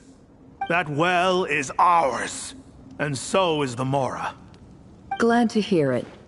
I will wait here for an update. If there is a traitor, I will find them. In the meantime, make yourself at home. I'll report back as soon as I have an update. Much obliged. Wow. All it took was a few words and I've got him wrapped around my finger. What an amazing feeling.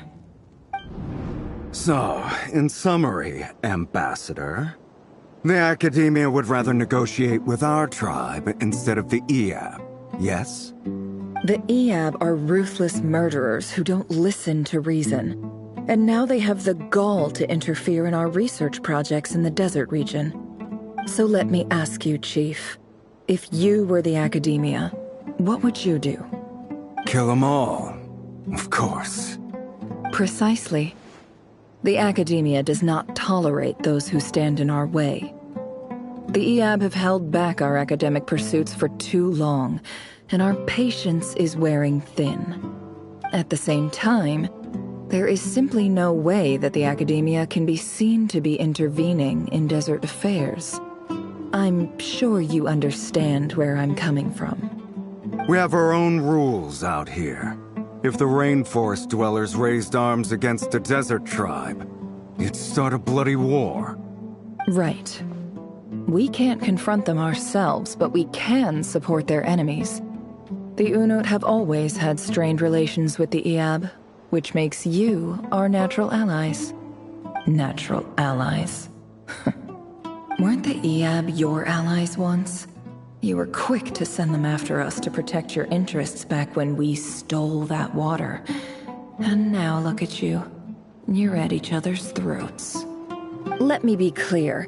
The Academia wishes to collaborate with the legally recognized rulers of the desert in this matter. We are asking for excavation rights to that well, and our offer is 50 million mora. Say no more. I believe we have an understanding. Good. Then I suggest you get to work. Get us access to that well, and the mora's yours. You see, Dad? Lying is easy when you know how. People will believe anything.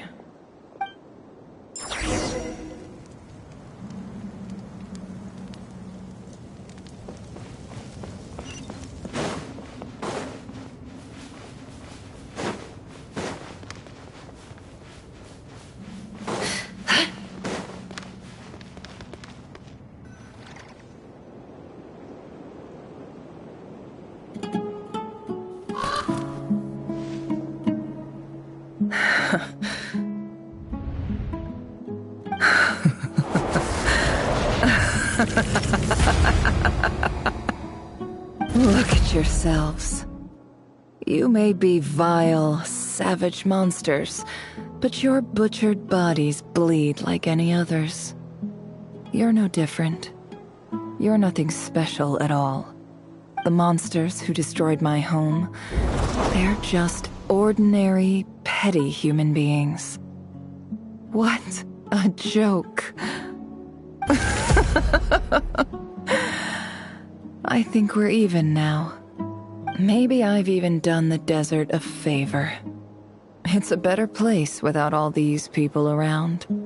Oh, Sinuhe, my gullible fool of a father.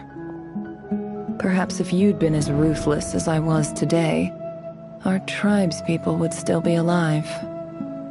In this dog-eat-dog world, a chief needs to be tough to survive. But you couldn't do what had to be done. So I did it for you. Nefer, it's okay. All of this is in the past now. I believe I remember you promising to remain silent. Yeah, but even so... Yehoda, is there anything you can do to ease the tension? Alright, time for a sharp turn onto a completely different topic. So, anyway, that's enough of that. When are we getting out of this place? Feels like we've been walking forever. I'm getting pretty tired. Oh, Alma, you tired? Yes. If we can find somewhere to sit down, I could certainly do with a rest. It's not far now. There should be a temple just up ahead. Yes. Really? A temple? That's where this story ends? I guess that's how things go in the desert. Desert dwellers can never escape their destiny. Or so everyone says. I never wanted to believe it, but looking back now, I'm as desert as they come. You mentioned a temple. What's waiting for us there? My biggest trade secret of all. Ah. Then I'm guessing it's where you got your power from. The power to peer into other people's minds. I didn't know you were clued up on any other religions. I'm no expert in the history of Sumeru, but since you come from the desert, I would imagine it has something to do with King Deshret.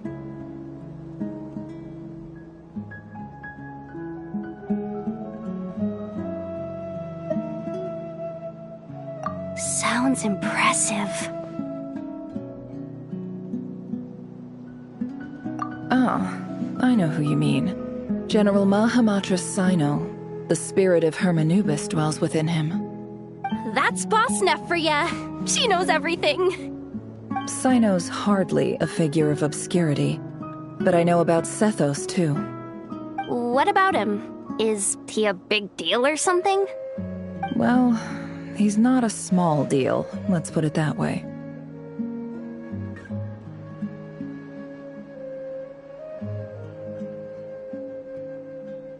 Please, this is the bare-bone basics. Save the flattery. Thanks for your patience, everyone. I'm sure it's been a lot to take in. With any luck, that's our exit just up ahead.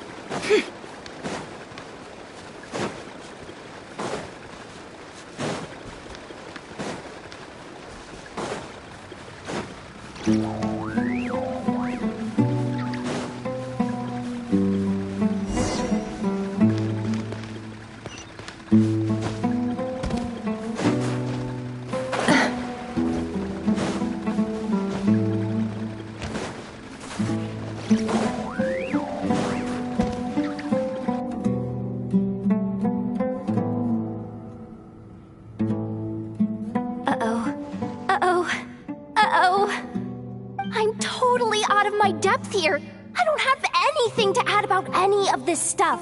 Like, look at that statue, for instance. I want to do the whole name-dropping, this girl knows her stuff thing too, but I've never seen anything like it before. A statue with the head of a bird.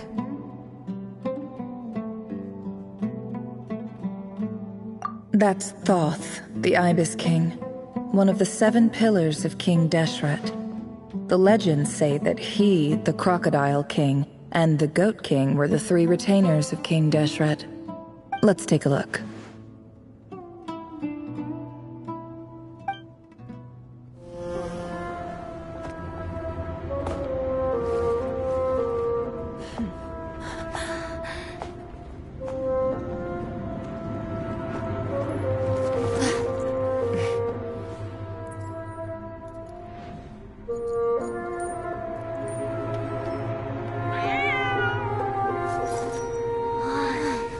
It's just Ashru. So, all is well?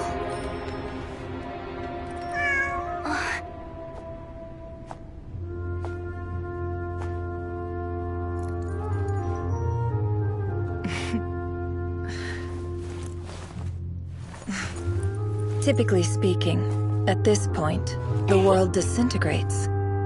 Then we find ourselves back in the outside world. Besides, these are my memories. There's nothing to fear. You're sure? Of course. It's almost over.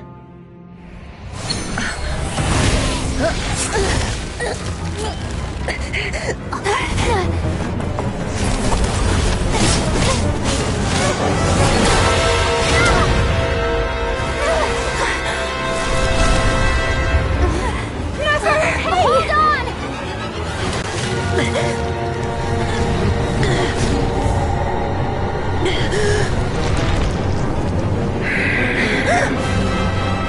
Knowing too much is always a death sentence.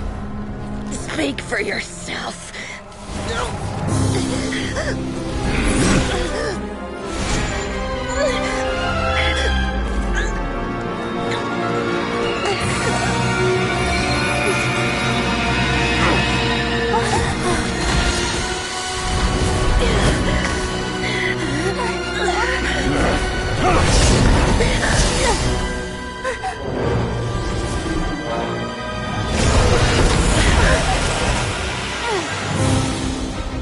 How repulsive.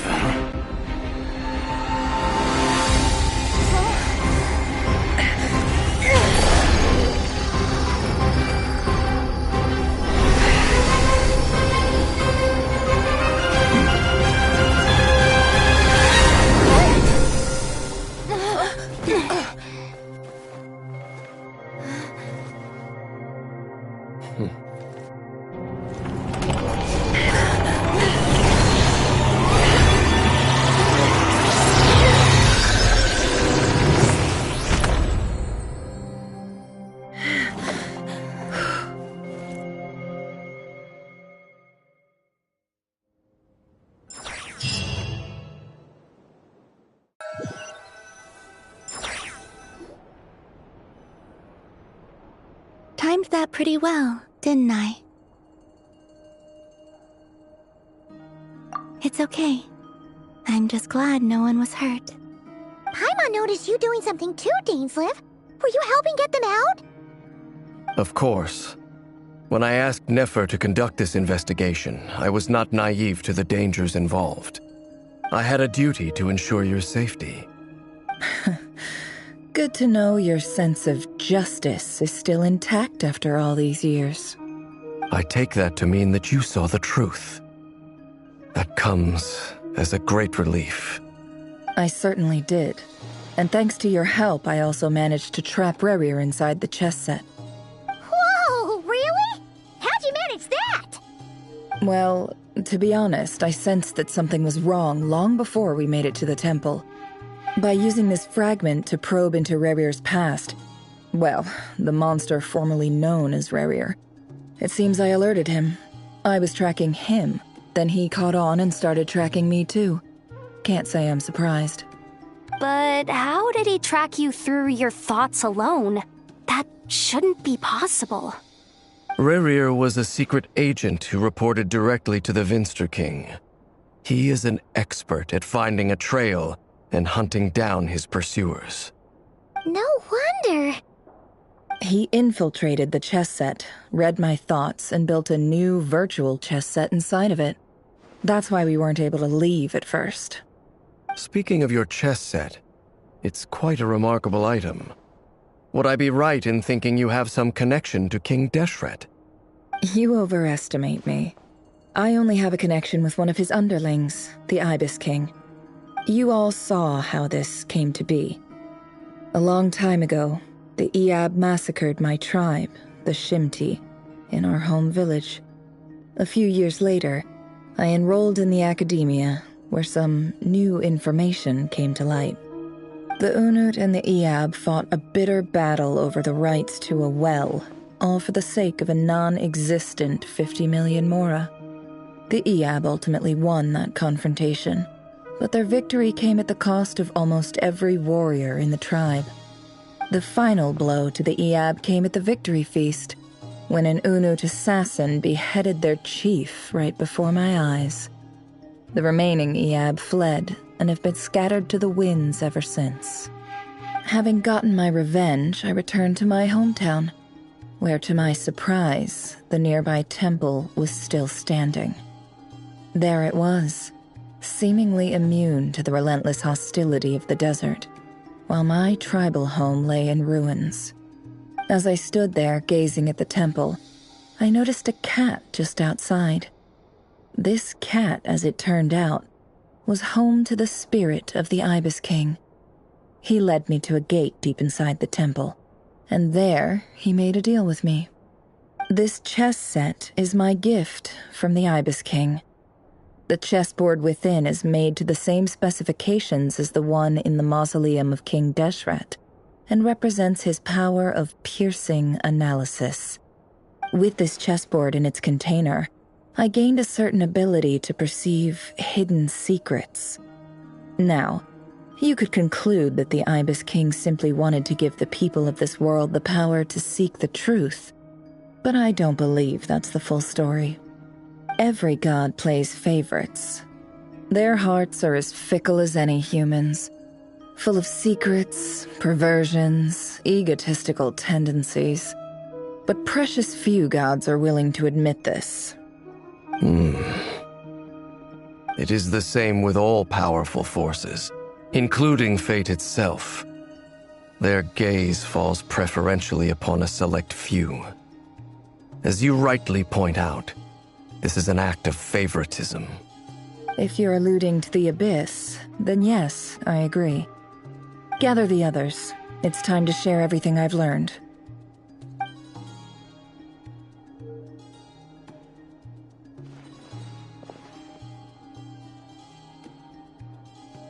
Thank you all for being here. As promised, I did some further investigating into the Raker of Solnari's background.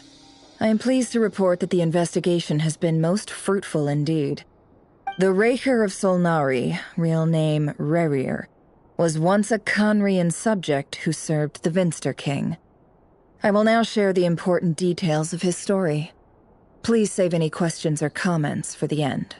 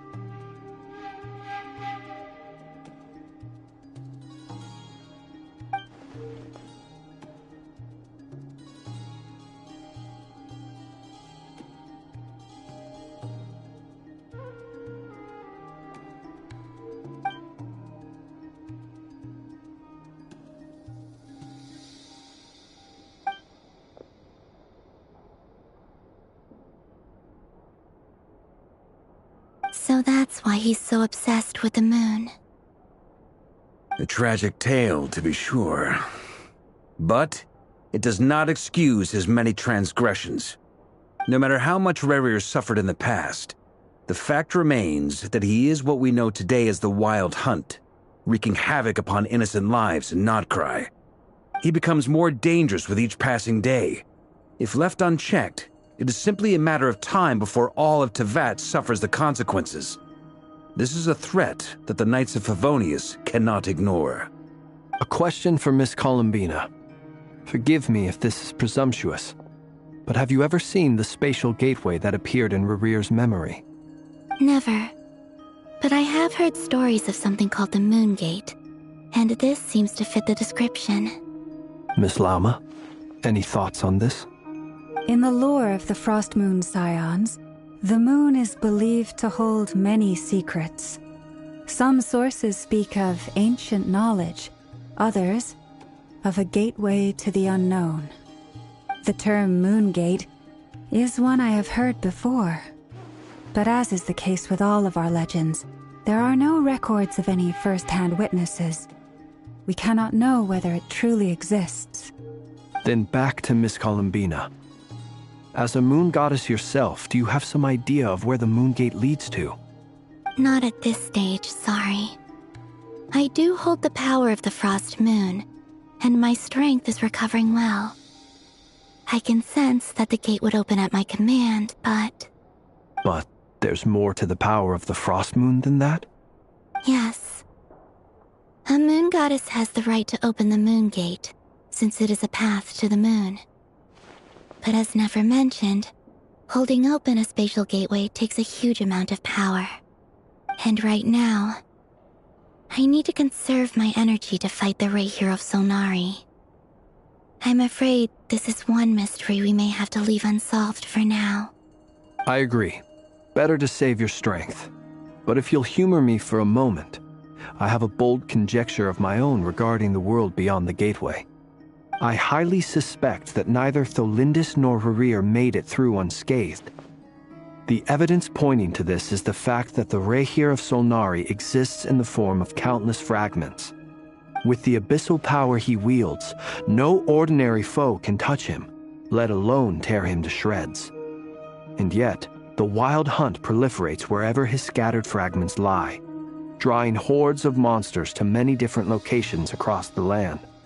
So your theory is that Rerir was physically torn to shreds by some powerful force? Hence, why the Wild Hunt is a distributed phenomenon, rather than a unified one? Makes sense to me. Explains why the Wild Hunt is so pervasive, and why he's been trying to piece himself back together. He was whole to begin with, and he wants to be whole again. Without the power of the Abyss on his side, he almost certainly would have perished the moment he was torn apart. But the Abyss, much like a curse, has kept him alive. I could not agree more. The power of the Abyss is most surely a curse. It is a compelling explanation, and one that accords with my present understanding of Abyss creatures. Whether the life form in question is primitive or advanced, if a curse has extended its lifespan unnaturally, it will continue to survive in spite of everything. This raises some interesting questions. I will run some experiments and see if there is any validity to my suspicions. That being said, regardless of whether my research bears fruit, I would like to thank Miss Nefer for conducting such a thorough investigation. Already, it has greatly enriched my understanding of the entity we face. My pleasure, Mr. Albedo. I too hope that the information I have shared today proves useful as we look to formulate the next stage of our plan.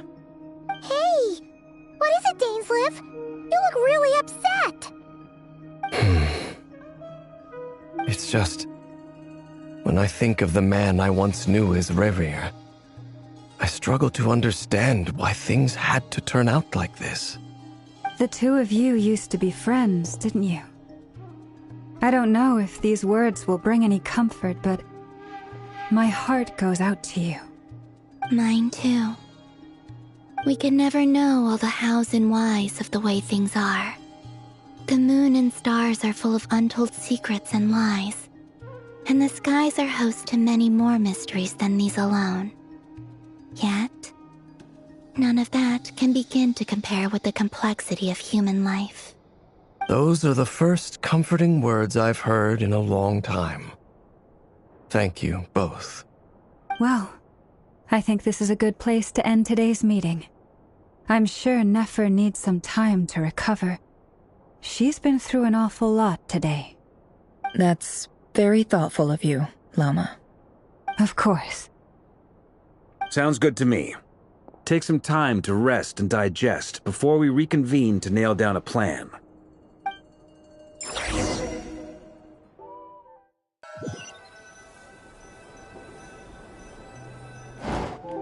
Hey, is this a bad time? Hope I didn't kill the conversation.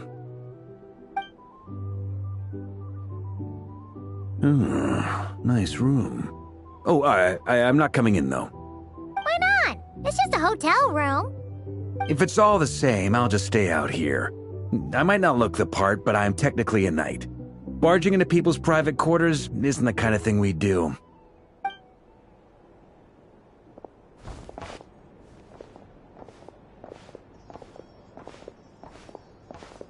Anyway, Nefer went back to the curatorium to get some rest. But before she left, she shared some things with me that I thought you should be aware of. Firstly, although she managed to trap the Raker of Solnari inside her chess set, there's no guarantee that the power of the Ibis King is any match for one of the 5 sinners.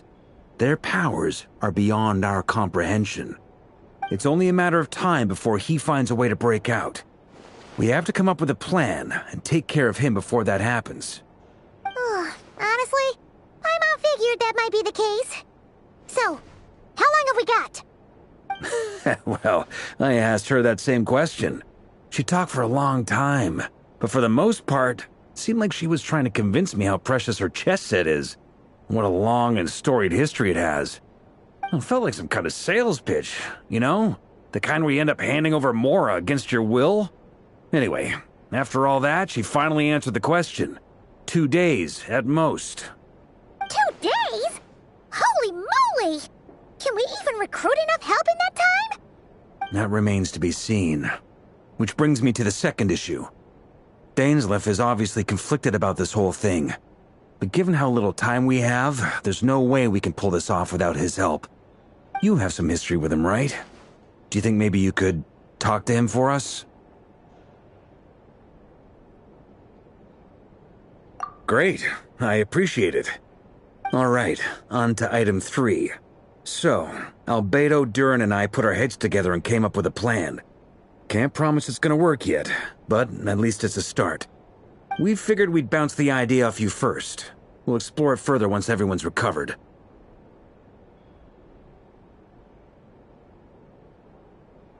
Oh, Paimon's dying to hear this. All right, so here's what we're thinking.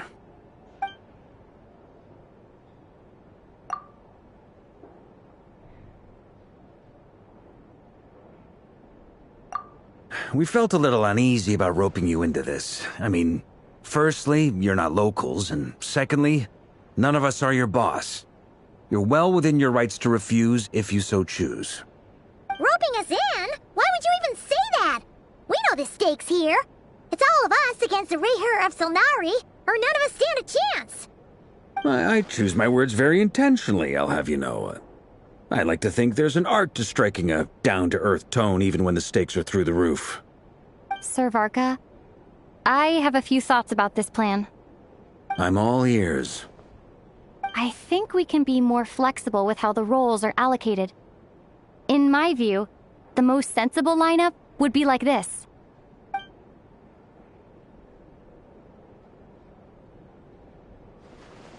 I see your point, yeah. But if that's how we're going to approach this, you'd better make sure you're ready. To be clear, I don't doubt your abilities. Far from it. I just want to make sure. Are you really willing to take all this on? I want to do everything within my power. The Rayher of Solnari is a truly fearsome opponent, and if I do my part, it'll greatly reduce the risk for everyone else involved. Well, that tracks with what I've heard. Jean's mentioned in her letters that you're so diligent it's almost abnormal. As in, most people weigh up the risks and rewards in situations like this. But you seem to just march towards danger without a moment's hesitation.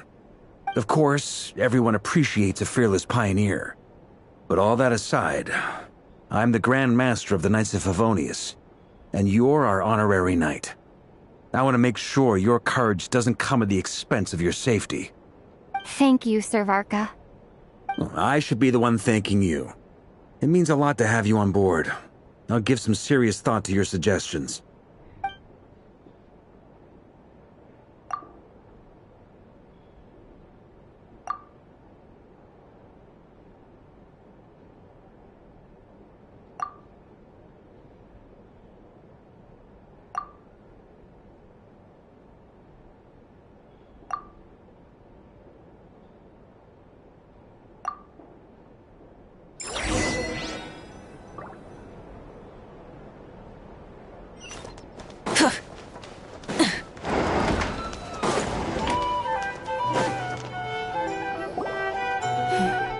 This is a thorough plan, but I do have one last question before we take action. How can we be sure that our enemy won't leave the designated area? Great question. Albedo's been hard at work analyzing Rerir and the Wild Hunt's behavioral patterns. His conclusions are as follows. Firstly, from the earliest known confrontation until now, Rerir has never displayed any ability to manipulate the dimension of space. So it's unlikely he has any power in that domain. Secondly, he seems to have a particularly strong vendetta against our group. If we put him in a fight-or-flight situation, he'll choose to fight every time. Thirdly, finally, and most importantly, he is consumed by hatred, both for the moon and for his enemies. Turns out, we tick both of those boxes. We have a reincarnated moon in our ranks, and a spy who accessed his private memories without permission. He'll be baying for blood, not looking to escape. As someone who's had their fair share of interactions with the Wild Hunt, those all seem like valid observations to me.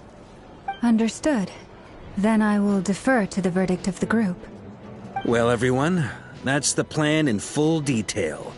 Albedo and Durin are carrying out their part as we speak. Plan approved. Scheduling. Okay, any firepower you need, I got you covered. Let's light this baby up. The Frost Moon Scions are behind you as well. And the rest of you?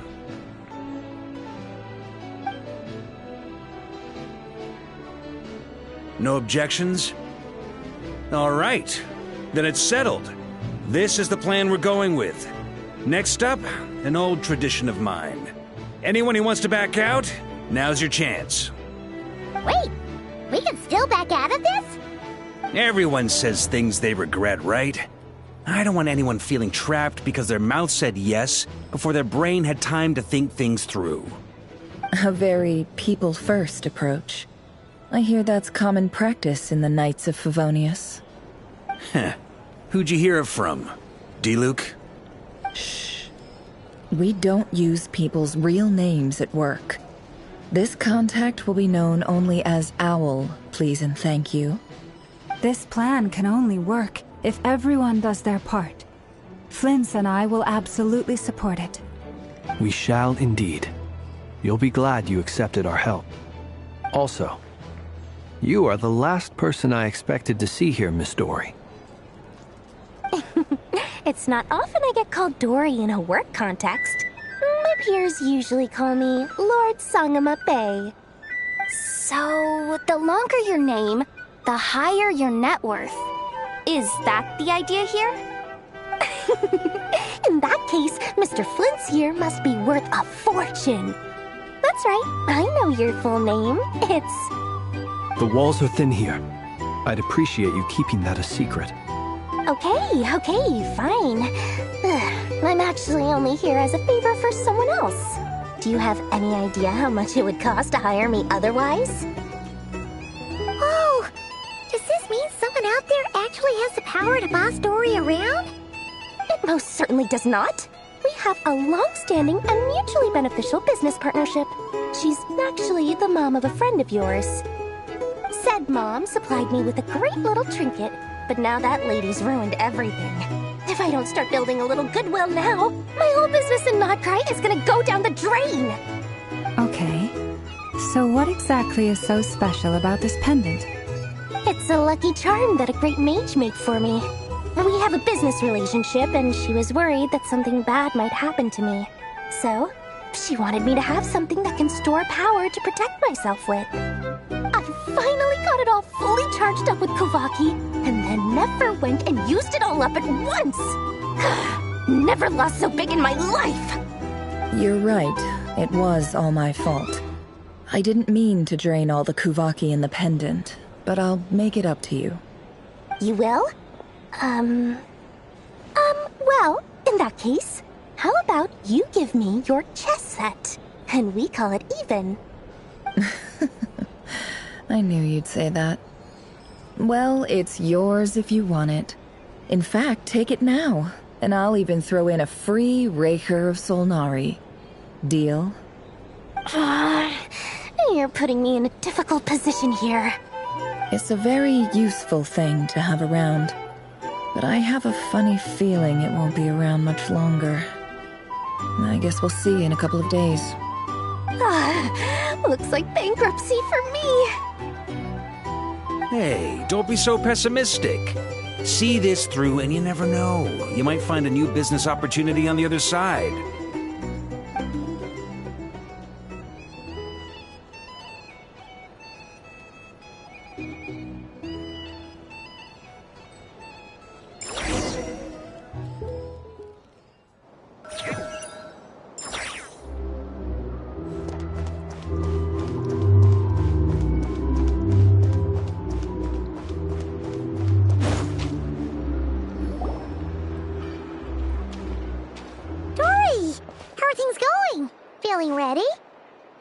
I was born ready.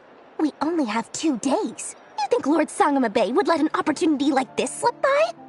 Don't forget, when something's in high demand, the people with the goods on hand get to charge the highest price of all, even higher than the sellers taking advance orders. Ta-da! See? It's right here! Ah, it's so pretty! Did you make it?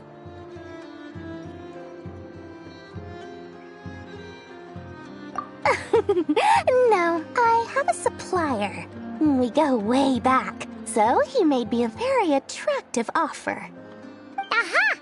No wonder you were talking about Lucky Charms at the meeting. You've been getting Kaveh to make them for you. That's not the full story. It actually started a while back as a project between me and the Dendro Archon. Mage Alice once warned me that this world won't stay safe forever. There may come a day when everyone faces a great crisis. I passed this on to the Dendro Archon, and she secretly brought together a research team made up of Sumeru's top scholars to invent a technology that could keep people safe. I won't go into the details because it's all very complicated, but if you want to know more, you can ask the Dendro Archon about it sometime. Anyway, point being, it was the Dendro Archon who asked Kaveh to build this little contraption. As one of the top Kashara War talents, he was the obvious choice. Took him long enough. He stressed over it for ages. Must have gone through at least a dozen designs before producing a final product. But that's Kaveh for you. Marak delivered it to me a couple of days ago, along with a letter from Kaveh. Could I ask why I'm sending this technology to you? What's your proposed use case? Has it been approved by the relevant authorities? So nosy. My fault for sending him the research permit to begin with. Surely Nahida must have told him you were involved in this project. He was probably just nervous because you're always so secretive about your business. Could be. Anyway, I just replied, let's hope there never has to be a use case, because it would involve grave danger. Fair enough. But it sounds like he was just being cautious. He probably felt responsible as the one who made it. Or maybe he was asking as a favor for his housemate. He's done that before. Not sure why, though. His housemate doesn't seem to really care that much about this kind of stuff. Either way, all's well that ends well. I'm just glad to finally have my hands on the product. I wouldn't want to be without it, given the potential dangers that lie ahead. Huh? What does that look mean? Paimon's just super surprised. This must be the first time we've ever seen you actually get serious about something.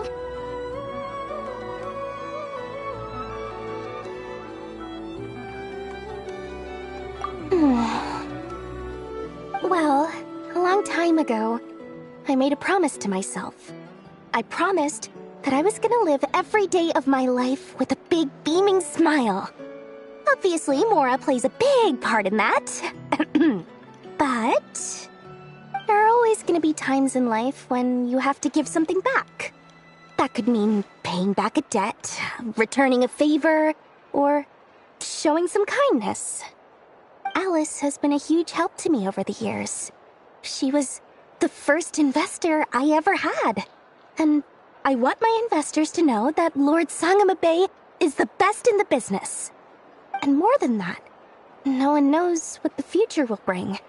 Whatever happens, I want to make sure the Dendro Archon and all of Sumeru is prepared to face whatever comes. Oh, that? I was just making sure Nefer and I are square. Don't be thinking it was some sort of benevolent act. I'm no saint, so don't treat me like something I'm not. My priority is doing the business that I want to do, so long as my conscience lets me, but it usually does. That's the Lord Sangama Bay business model. All right, if you say so. I do say so, and that's the whole point. I'm a businesswoman. Don't go trying to figure out what kind of person I am. You'll exhaust yourself. Much easier for everyone involved if you just take my word for it. Oh, and could you two help me get this stuff where it needs to be? Thanks so much. You're my favorite assistants.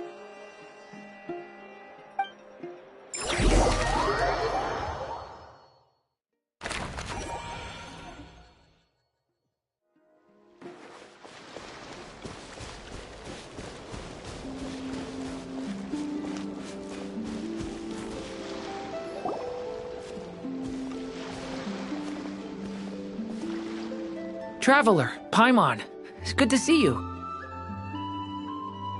Everything going smoothly over here? Sort of. As you're probably aware, Varka, Durin, and I captured some abyssal creatures from the Wild Hunt. Per the plan, we dissected and analyzed some samples of these creatures. The process went very smoothly. The findings, however, come with some troubling implications. What? You can actually dissect the Wild Hunt? That depends on your definition of Wild Hunt and dissection. Harmless, lifeless.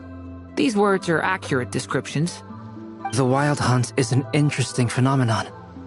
In and of itself, it doesn't seem to possess anything akin to a human personality.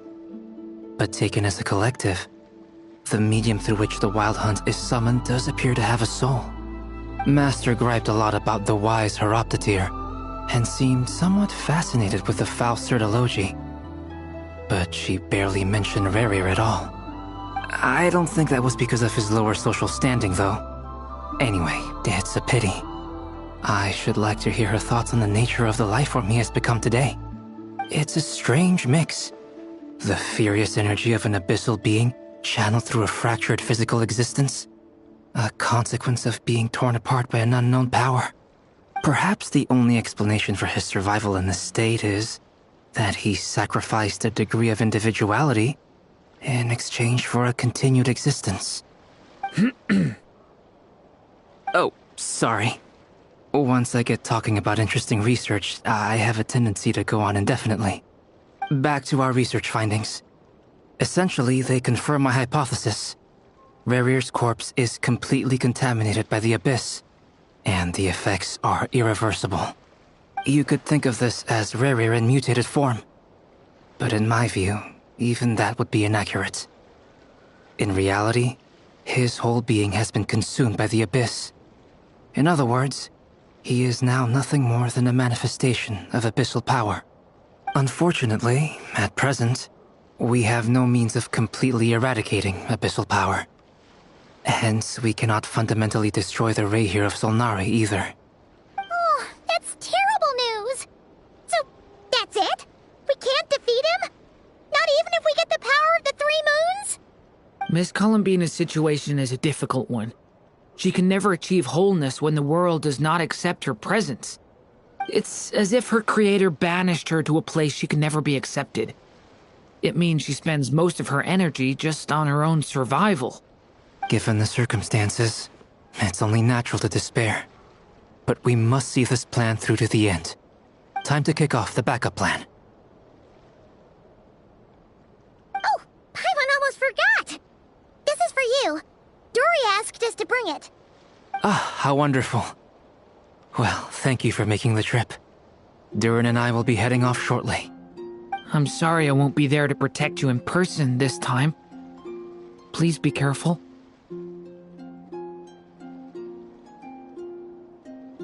All right then. Stay safe.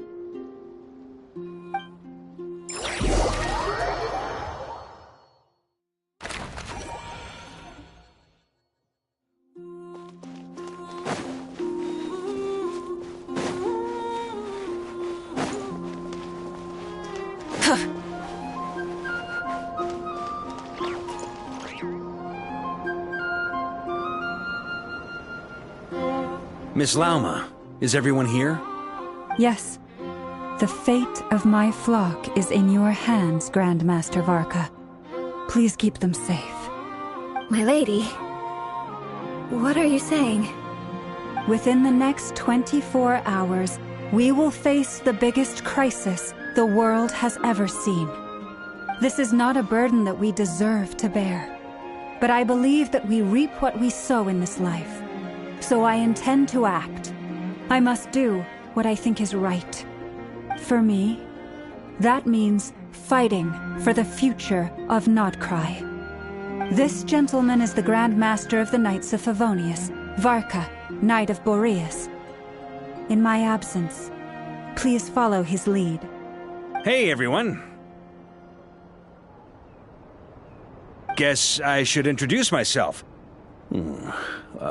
Well, to start with, I know my way around a battlefield. The biggest strengths are honesty and hard-workingness. Anyway, point is, I don't intend to let Lauma down. I'm gonna do everything in my power to keep every last one of you safe and sound.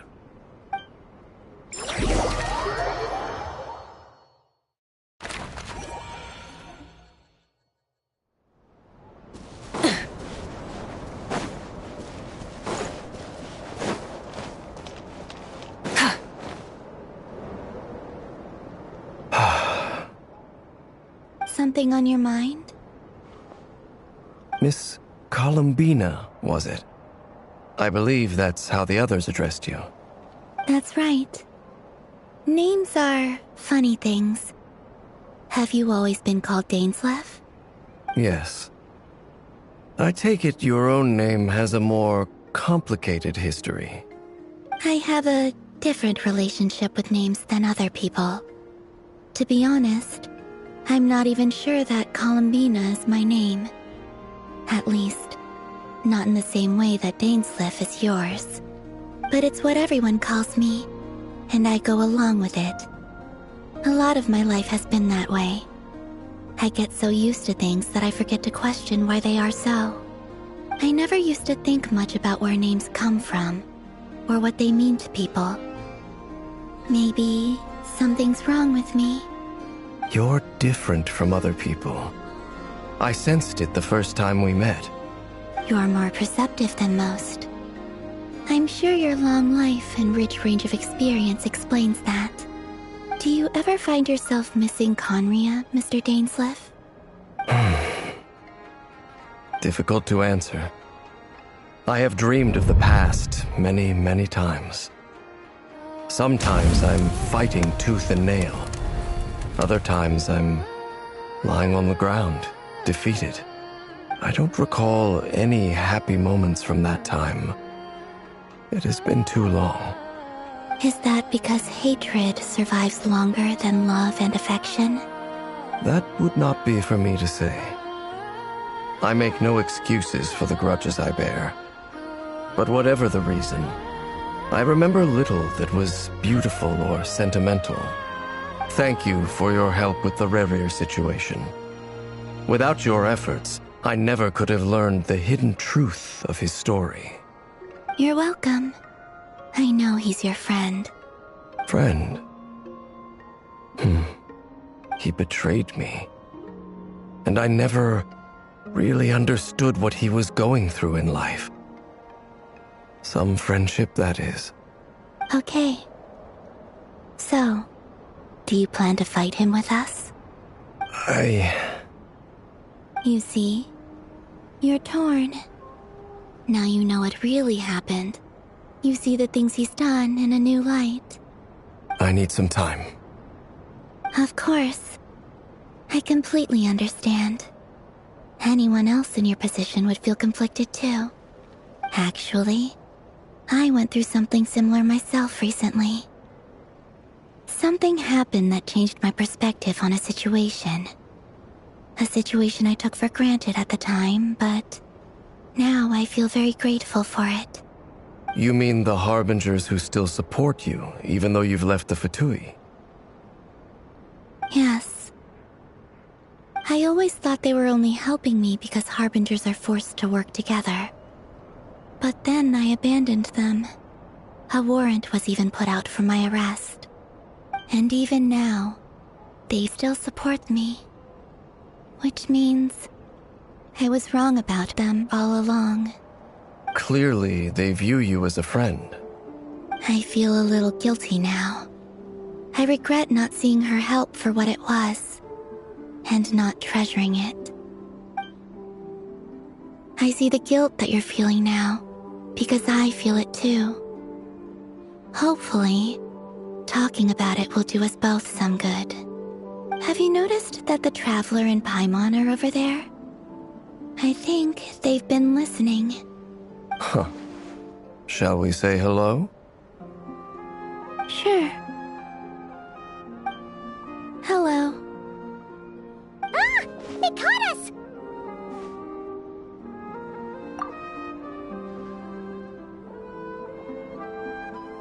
I apologize for making you worry. No doubt you wish to know where I stand on the plan to take down the Recher of Solnari. I'm afraid I need a little time, but I will seriously consider joining you. You will? Oh, thank you so much! Everyone will be so grateful to hear that! They needn't be. This was something that I was going to have to face up to eventually. That doesn't matter to them. They're grateful to you regardless. You can't control their gratitude, so just accept it. And then, have a think about whether you're willing to join us.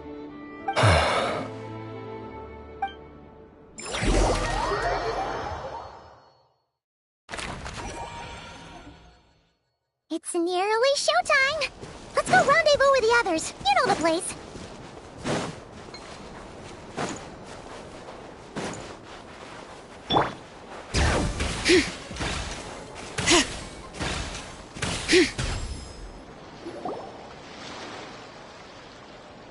Ah, you're earlier than I expected. Hey, Flint's! Been waiting here long? Not too long. I came a little early so I'd have some time to think. Are you nervous about the battle? Quite the opposite. I'm reminiscing on my past battles. When I was awakened by the Ratniki, I had not touched a weapon in many years. I felt like the battlefield was not where I belonged. But after waging war against the Wild Hunt for so long, I came to realize something. A life of absolute peace is simply not a possibility for me. My restless flame indicates that somewhere inside of me, there is a deep yearning to root out the evil in this world. Oh, that doesn't sound like such a bad thing. Well, in the past, when I was a Fae whose primary concern was hibernation, it was hardly ideal. But it certainly serves me well here in the present. And I am delighted to be able to join forces with you in this endeavor. Looks like I'm not the first to arrive. Ah, Miss Lauma. Did you sleep okay last night? I struggled to settle down at first, because of the nerves. But don't worry. I got enough sleep in the end. I'll be just fine.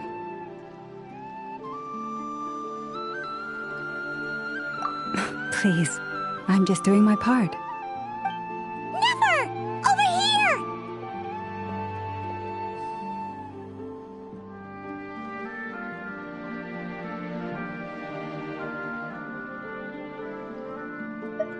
Aino asked me to relay a message. She said Anefa will be on high alert and keep a close watch over all secondary districts where defense is required, providing support as necessary.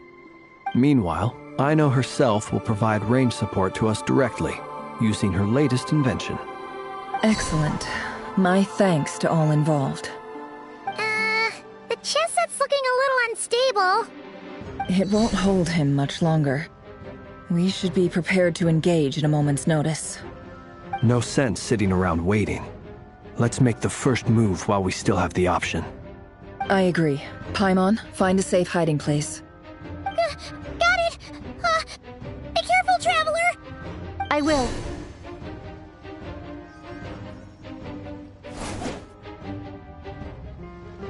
Everyone, take your positions as soon as the battle starts.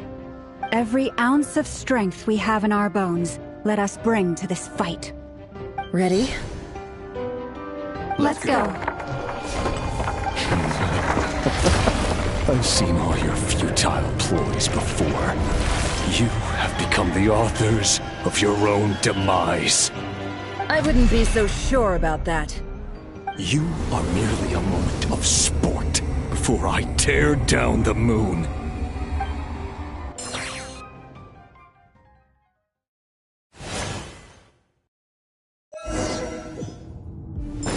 Stay on Moonlight betrays Yep, you too. Move!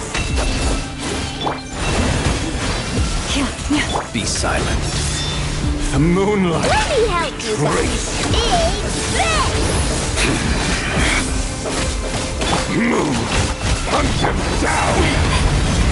By the frost moon of The old. moonlight betrays you.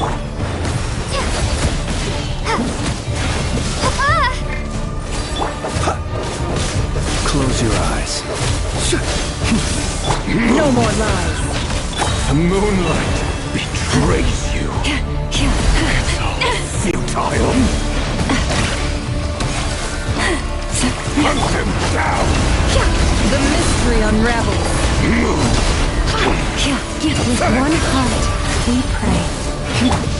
Water jet! Observe.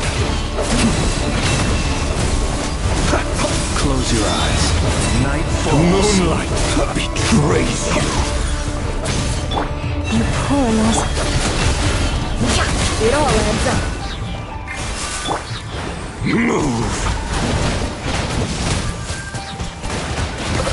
Hunt him down. Are you quite finished? The moonlight betrays you. Observe.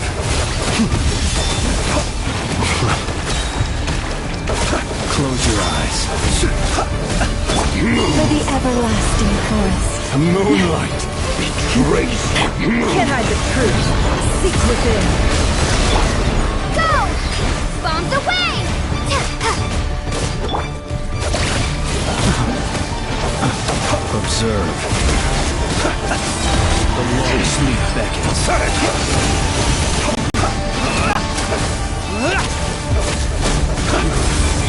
Leave this pleasure. Began with the moon, and so shall it end. The moon will protect you.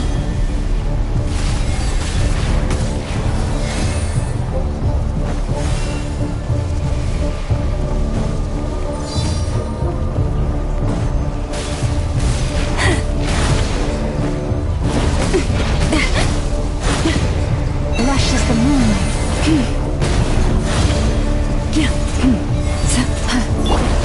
Close your eyes. Observe. Are you quite finished?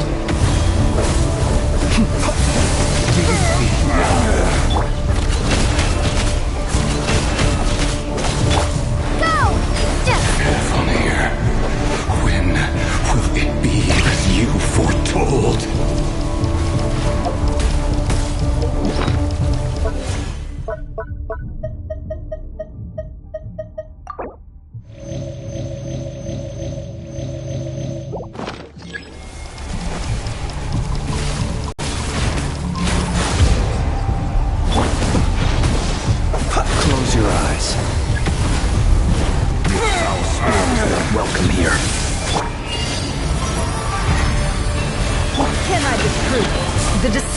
ends.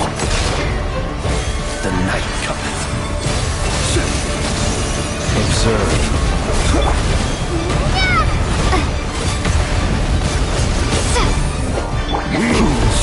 Steady now. Hunt him down! Are you quite finished? The moonlight betrays you. No more lies. Can't hide the truth.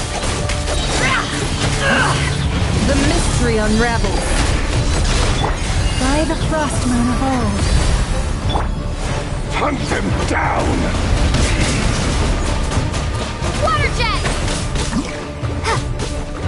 The moonlight betrays you. Steady now. To dust. Move!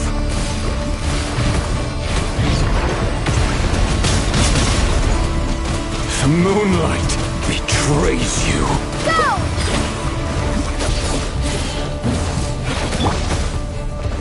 You poor Lester. No more lies. Close your teeth. Futile. Observe. Down.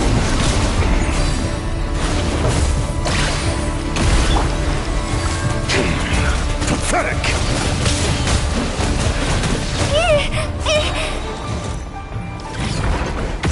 Bombs away! Can't hide the truth. It's all futile. Forest, protect us. Are you quite finished? Be silent. The moonlight, move. The deception ends here. The moonlight With one heart. betrays. Move. Steady now. Your little game of heroics is over. Moonlight betrays to go first.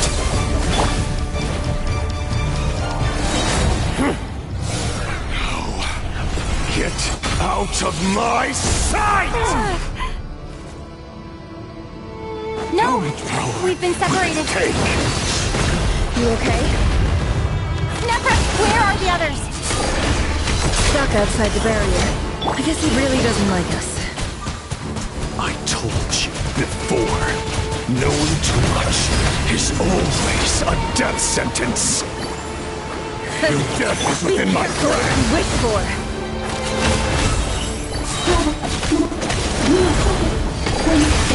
Lala! Can you hear me? Hold on, silence. Voices are gone. But at least I know they're still there. I need to focus. Stick to the plan. Remember my most important task. Just stalling me. I've been solving for long enough. The moment will come. Run and hide. Wipe out! Can't hide the truth. It all adds up.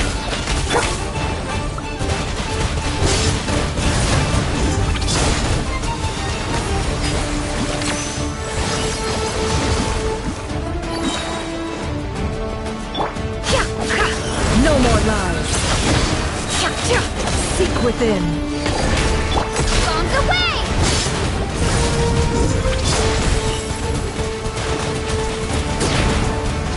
Water here!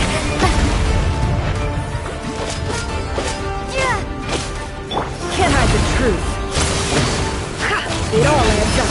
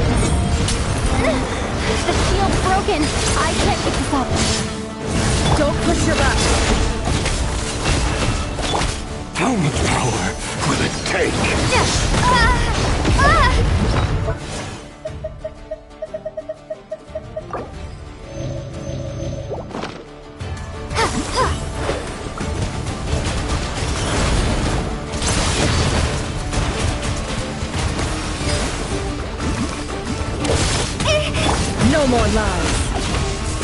It all adds up.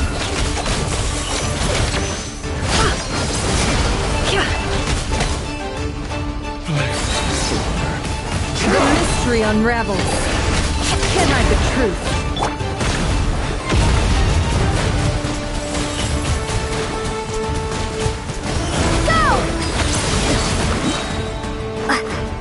Your death is within my grasp! It all adds up. No more lies. Seek within. Bombs away!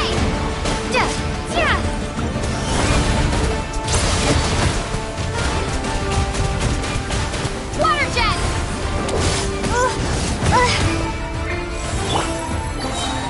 It all adds up. The deception ends here. No more.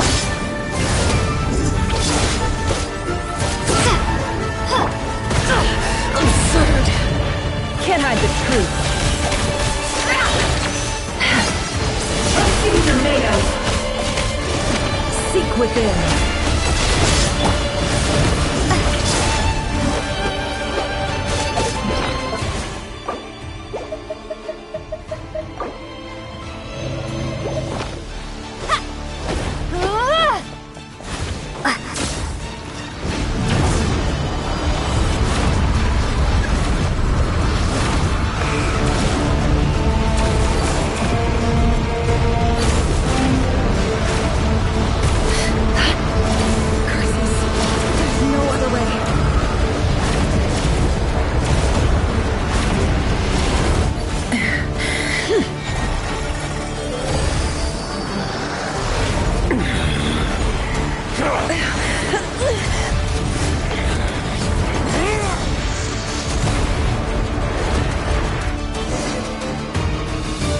The only way to defeat Rarer is to borrow his own power.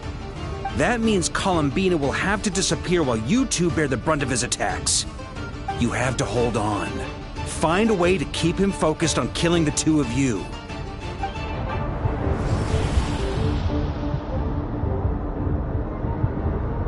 Never! Your eyes are bleeding.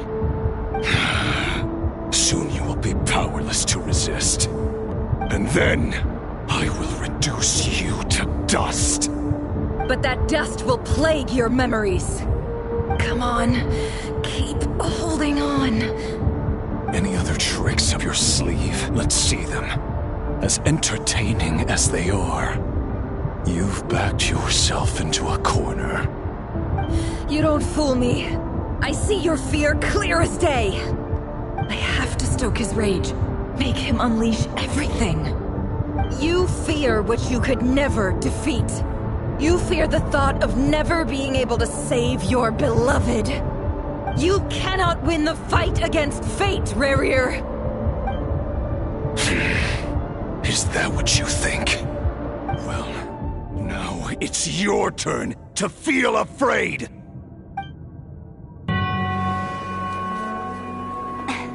You fear the sound of your own name? Is it us you hate? Or is it what you've become? Let's see what becomes of you!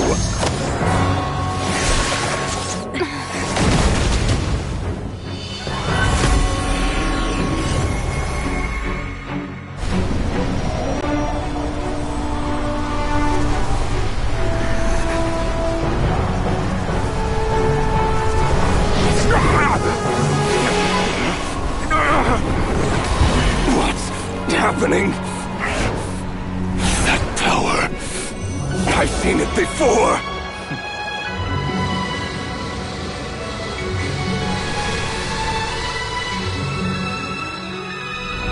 His power is on another level. We'll need to use an alchemical array to convert his power into a usable form. Then quickly channel it into Columbina, rendering her powerful enough to compete with him. I'll join you. I can help. If I release enough abyssal energy into a confined space, it'll create a potential difference, allowing us to extract a huge amount of elemental energy. Next, I'll synchronize with everyone's minds using Pyro, then give you temporary access to their abilities and fields of view. But it won't last long. Can you see? Well enough. So, we have a student of Gold Rhine-Daughter in our midst. How about that?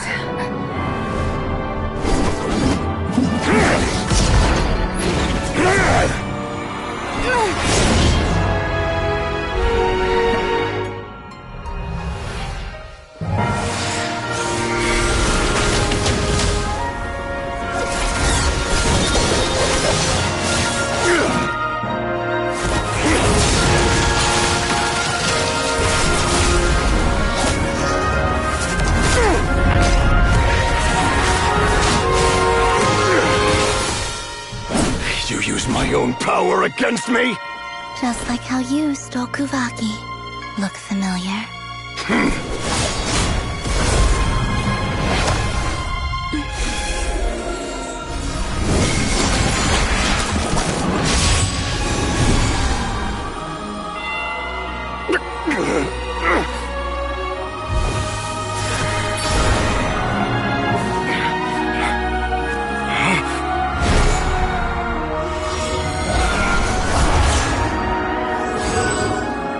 Don't you realize? You don't have the power to hold that gate open! I don't, but someone else does.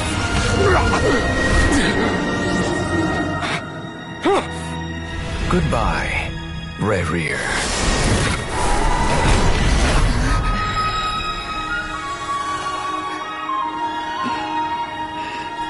We won.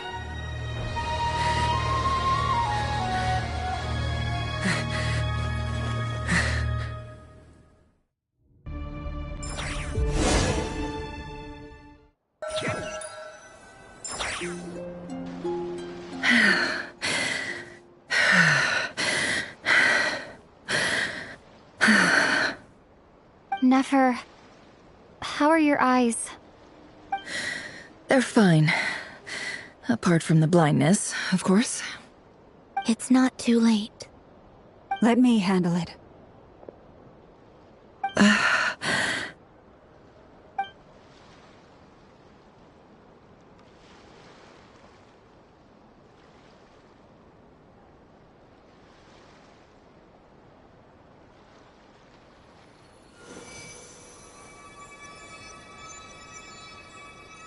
Miss Nefer, it's not like you to lose your composure.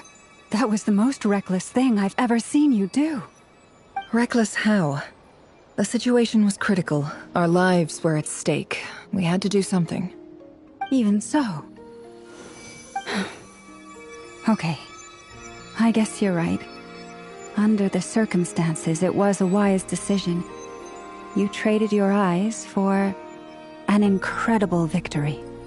In business terms, I suppose that's a huge return on investment. I'd be hard-pressed to argue otherwise. Still, I don't like this outcome, and I don't want you to lose your sight for good. People suffer when they make sacrifices they shouldn't have to make, whether that means faith, strength, or in this case, your ability to even see. I had hoped you could win without sacrificing so much as a single hair on your head.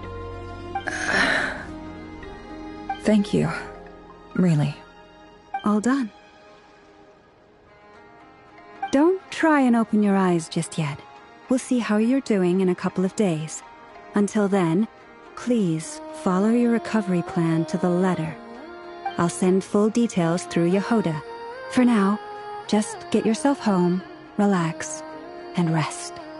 My dear friends, we have fought bravely and achieved a spectacular victory. A dark cloud has been lifted from the skies of Nodcry. All in this land will be grateful for what you have done. The moon will remember this day. Thank you both.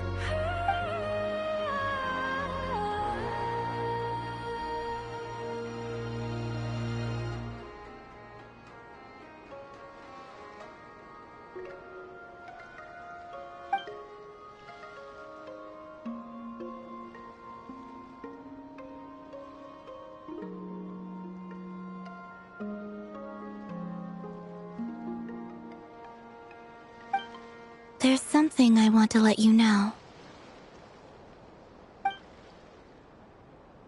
What is it? When Durin connected everyone's minds so I could access their powers, I also felt everything they felt. And since Nefer's eyes were injured, my eyes are hurting now too.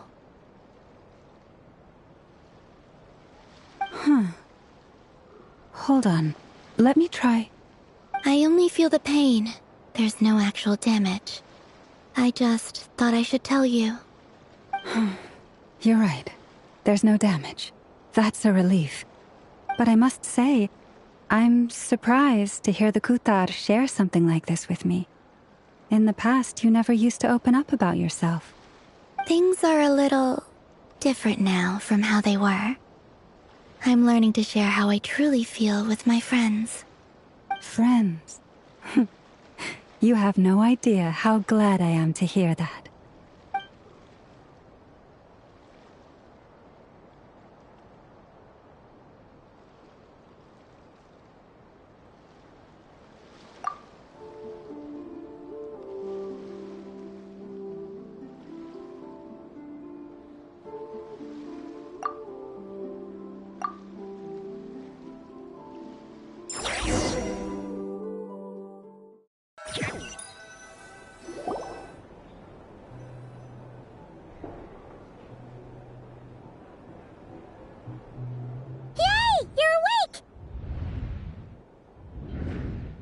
How are you feeling?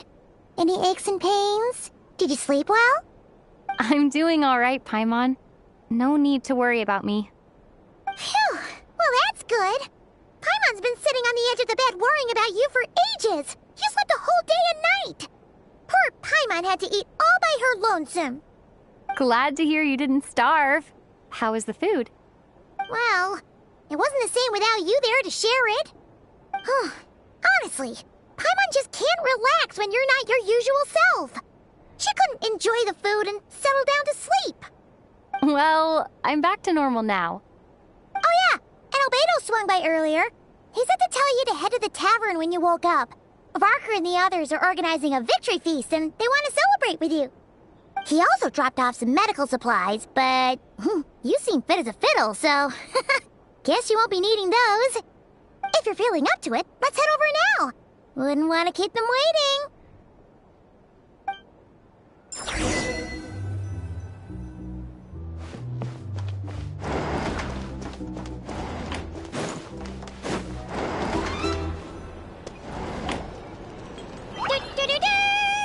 We're here!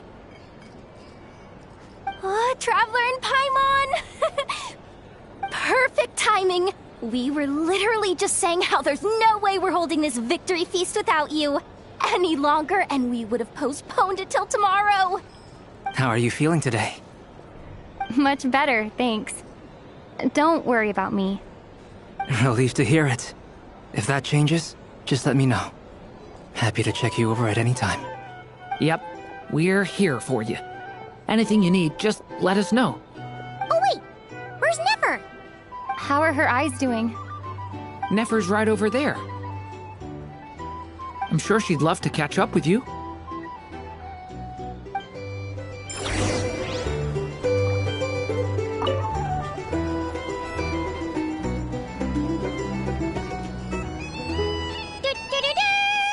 We're here! Oh, Traveler and Paimon! Perfect timing! We were How are you feeling today? Much better, thanks. Relief to hear it. If that changes, just... Yep, we're here for you. Anything you need, just let us know. Oh wait, where's Nefer? How are her eyes doing? Nefer's right over there. I'm sure she'd love to catch...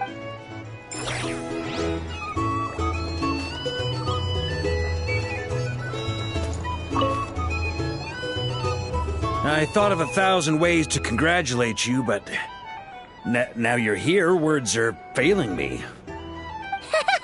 The honorary knight stuns them speechless once again. Well said. The honorary knight showed us all how it's done. The other knights tell me that Mondstadt was the first stop on your journey. All of us are truly delighted to count you as our friend. I'd like to thank you for supporting the Knights of Favonius, and also for helping us save Nodcry. Nonsense! Of course I'm gonna mention it. This is more than just business. It's a relationship. And there can be no relationship without showing gratitude where it's due.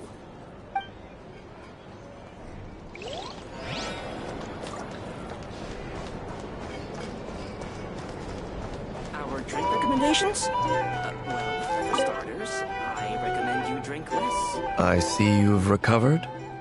You bet. Snooze your way to a full recovery. Glad to hear it. A healthy body is paramount. Nothing else in life is possible without it. So take it slow. You can't afford an injury. Paimon too! You really saved the day when you swooped in to open that gateway. I came to accept that although Rerir was my friend in the past, here and now, he was an enemy that must be defeated. Though I will never fully understand what happened between us, I could not let this crisis deepen any further. We fought a very necessary battle, and you played your part admirably. Yeah! And if you ever need to talk, just remember, we're always here. I'll do that.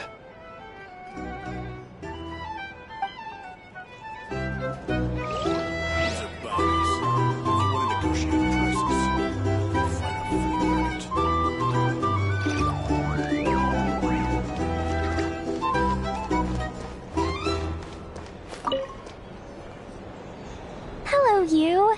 Recovered from the battle? Come on, what do you mean? Of course I'm gonna ask. I care about my friend's well-being. And we are friends, aren't we? Get yourself a drink. You've more than earned it. In fact, today, your drinks are on me. Lord Sangama Base got you covered. Wow, really? What about Paimon? Has she earned it too? Has she? Please? Well, you haven't been through quite as much as the Traveler, but... what the heck, sure. Yay! Wow! Drinks on Dory! What a historic day. Hey, keep your voice down, or everyone else is gonna want in too. Have you heard anything I've been saying recently? Doing business in Nodcry has been an absolute nightmare. If I'm buying for everyone, I'll... Okay. Paimon will speak more quietly. Jeez. That's more like it.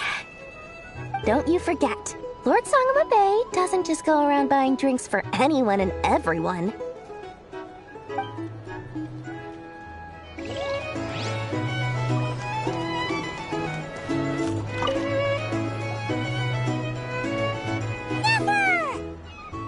Traveler, Paimon, are you recovering well? Turns out that moon chanter has some real talent after all. My eyes were mostly recovered after just a couple days' rest. I can actually open them again now. Yeah, but you gotta be careful. Lauma says not to strain your eyes while they're still healing.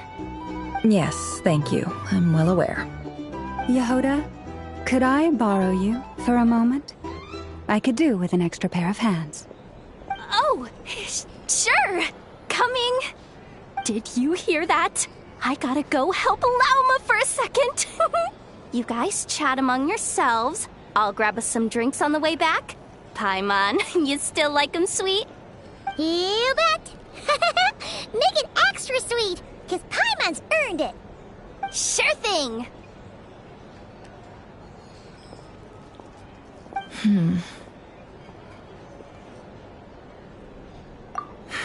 The Raker of Solnari.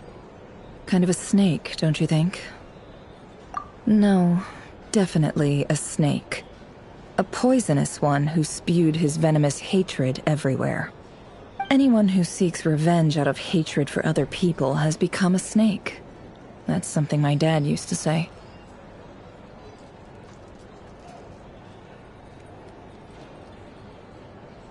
Perhaps. I'm sure it sounds like a very wise and open-hearted perspective to your ears. But me? I think hatred is a perfectly justifiable emotion. What else is left when everything you depended on in life gets stripped away? Something's gotta fuel that drive to keep on living.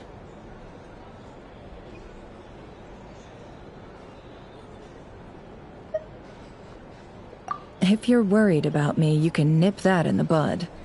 I'm not someone who gets stuck in the past. It's just... I suddenly feel like I was wrong to call my father a liar. He was just a fool. That's why the Academia turned their back on him, and why the other tribes ganged up on him. Oh, Father. How much better things could have been if you were a skilled liar. Look at the Ibis King. Thoth is a fiendishly cunning liar. And yet, strangely, he feels more like a father to me than my real dad ever was. He's never brought it up, but I'd bet he feels the same way. Why else would he give me the power to perceive the truth, while at the same time training me in the art of deception?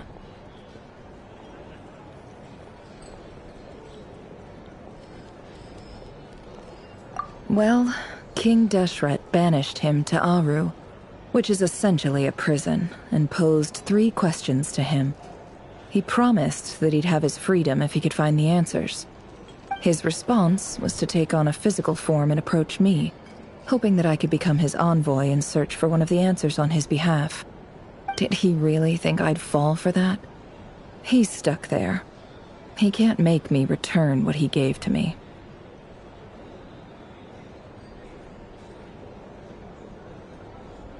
So that's enough for you to decide he's nice, is it? He's a prisoner, and he was scared. So he decided to perform some good deeds to win people's approval. He lives in fear because he's a deceiver. How is Rerir any different?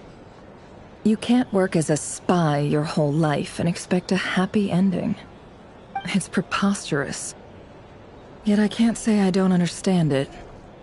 Liars live in the darkness of their own making, but it's still human nature to want to go on living.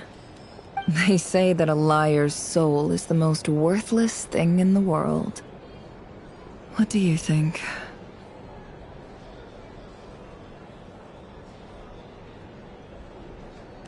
Good.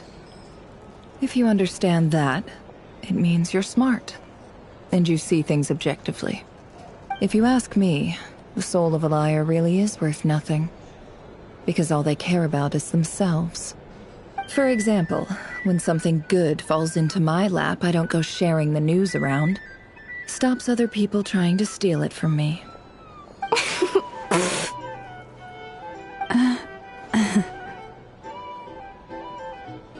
So be it. They have sharp ears. I can't keep anything from them. Wow, is that what it looks like? Well, you all know my past now, and I can't simply eliminate everyone who knows too much. So I guess I just have to put up with you, for the foreseeable future at least. When you find yourself in a situation you can't control, the safest play is to keep calm and start monitoring everyone involved like a hawk. In the intelligence world, you need to have a sense of perspective and play your hand accordingly. If you understand what's at stake, please ensure my secret is safe with you. I trust you'll respect my wishes as a friend. But don't forget, I will also be watching you like a hawk. Very good. Oh, wait! Now that the panic's over and we've all calmed down, Paimon suddenly remembered something. After all that build-up, our mystery ally never showed up even once!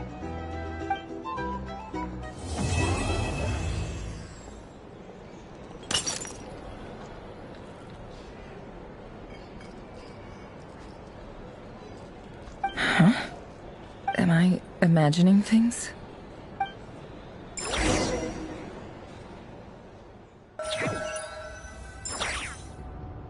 So, that close colleague who stayed behind with you?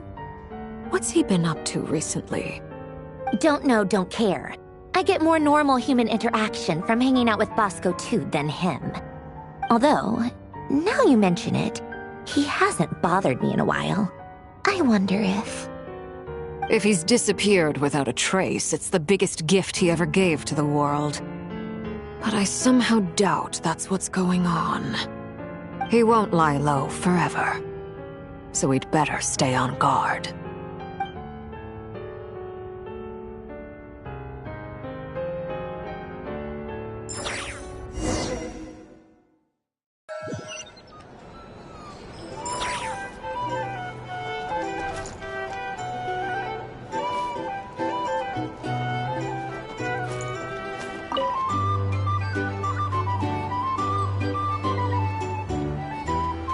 Ah, Lord Sangama Bay. How lovely to see you. I must thank you for the device you provided. It was an enormous help. Would I be right in thinking that it was developed by the Academia? Why come and ask me when you clearly know already? I mostly came to thank you. That's more like it. A little gratitude goes a long way with Lord Sangama Bay. Play your cards right, and you might even stand a chance of becoming my long-term supplier. The chance to work with such a kind and charitable investor as yourself would be a great honor for the Curatorium. Huh? Charitable? Who said anything about charity? First I'm hearing about it. Let's see. The first plot of land you purchased in Nodcry, your desert interests, and... Stop! What do you think you're doing? Exposing my investment history! It's nothing to hide from. They're all perfectly legitimate investments. And some of the land you purchased was with the intent of building a sanctuary? Yes, I heard about that too. How did you... You're a curious case, Lord Sangama Bay. You don't like people finding out about your good deeds, do you? But I'm afraid no matter how hard you try to keep things under wraps, where there's a will, there's a way. You did it for Sumeru, didn't you? It was empty land that was gonna go to waste otherwise. I figured if I built something there, it might at least get some use in an emergency. Disasters are capricious things. They strike without any warning. I've lost family to a disaster before, and I don't want to lose any friends or business partners if I can help it. My elder sister used to dream of finding a sanctuary. Somewhere with plenty of food, water, and medicine. Where everyone could live happy lives. It was something I looked into, but after discussing things with the Dendro Archon, I decided on a more effective strategy. The tech people handled the tech, and Moneybags provided the Mora. It just made the most sense. It's a pity that so few people know the truth about you. Everyone says that you view everything in terms of Mora, and all you care about is growing your own wealth. So, what's the problem with that? Everyone wants to be rich. It's human nature. So yes, I love Mora, and it's nothing to be ashamed of. But surely you have dreams of your own beyond just making Mora. You don't get it, do you? My dream is to invest in other people's dreams. And, you know, make a nice little slice for myself along the way. Just thinking about it makes me happy. That sweet, sweet sound of Mora. Thank you. For the device? And the pendant. Oh, that. I was just returning a favor. Don't worry about it. Seems like we've both been away from home for a very long time. Yeah. So long that I barely remember what my family even looked like. That would be your mother, father, and sister? Yeah, though it's been years since my sister passed away. It's not like I want to forget them, obviously, but memory can be even more ruthless than the most calculating business person. Beyond a certain point, if something isn't helping you, it just gets rid of it. My sister can't help me now. Slowly but surely, her face is fading from my mind's eye. It's become a vague impression. Not everything will fade. When loved ones pass away, The beautiful memories are the ones that last the longest. Yeah, that's true. If you ask me, that's the one silver lining in all of it. Well, that, plus, I'm sure that life is much better now than it was back then. Oh, absolutely. I have tons of Mora, a big beautiful house, business is booming, and I'm as happy as can be. You've got a lot going for you too. Boss of the Curatorium of Secrets? I'm sure there's plenty of Mora to be made in that line of work. I appreciate the vote of confidence.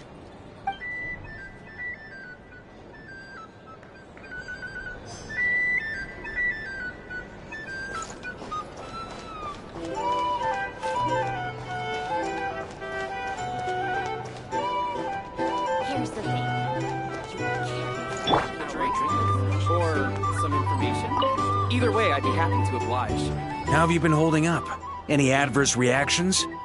If you start to take a turn for the worse, make sure you tell me right away. You don't need to worry about me, Grandmaster. I'm fine. I mean, I barely did anything, so... What? You're too humble, young man. You played an indispensable role in the battle for Nodcry. We can't thank you enough for your support. Sometimes, when people praise you, it's because you deserve it. The best thing is to accept it calmly and with grace. It's important to learn how to respond to words of admiration. Let's do a quick demonstration. Albedo, that was an incredible feat of alchemy. The pressure was on, but you worked flawlessly at lightning speed to get the job done. Thank you. I can't take all the credit, though. Durin played a big part in forming the alchemical array. See? Did you catch that? A masterclass in how to take a compliment. Okay, yeah. I did work pretty hard to help prepare for the battle. No point denying that. Hey, you guys!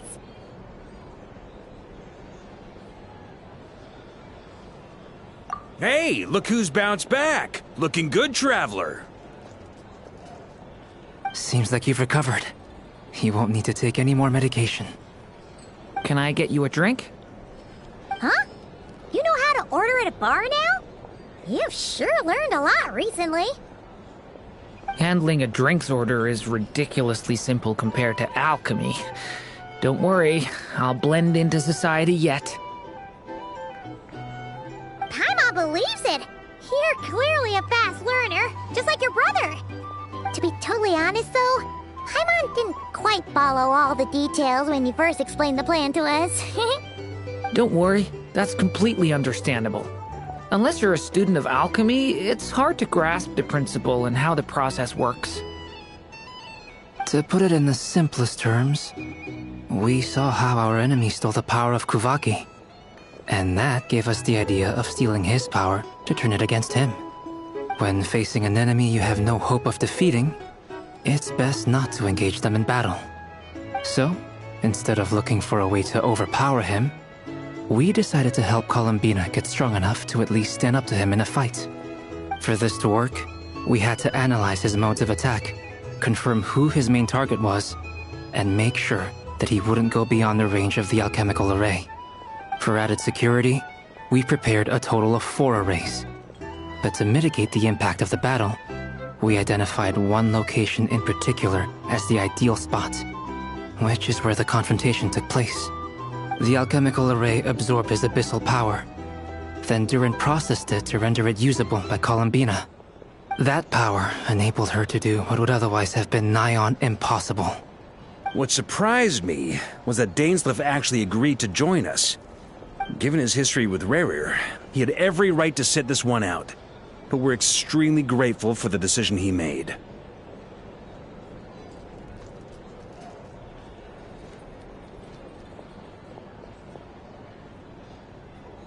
It must have been a painful choice to make.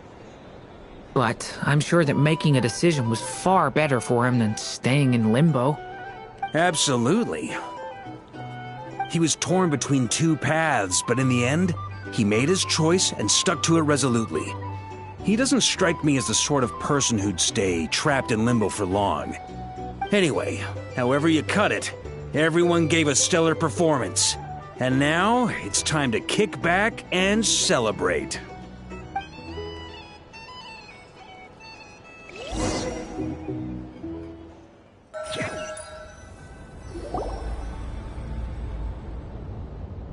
That's the only reason you're here. Yes. I've thought a lot about it. And I've realized that you, me, and Arlecchino should be friends. I think this is very important. So I felt I had to come and tell you. Well, this is a new one. I'm so moved. I can't even hold my teacup. If that's all, you can leave now. Do you not want to be friends with me? Or is it that you prefer being co-workers? What is this, Columbina? Are you deliberately testing my patience threshold? Right now, my politeness module is active. But if you say another word, I swear I'll shut it down. If your politeness module was active, wouldn't you say the word please at some point?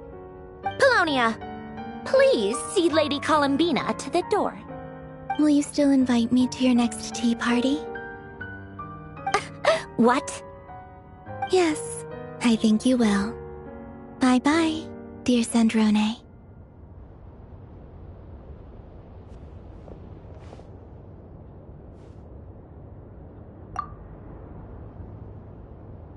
Last time, the Wild Hunt escorted you out.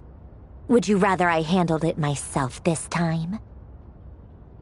We just wanted to, see how you were doing now that it's all over. Why? Out of concern for my safety? I hope you didn't seriously think that the Rayhir of Silnari would be able to lay so much as a finger upon me, given how prepared I was. Mostly because you kind of helped us out, so we just wanted to check you were okay. Looks like all your robots are fixed, huh?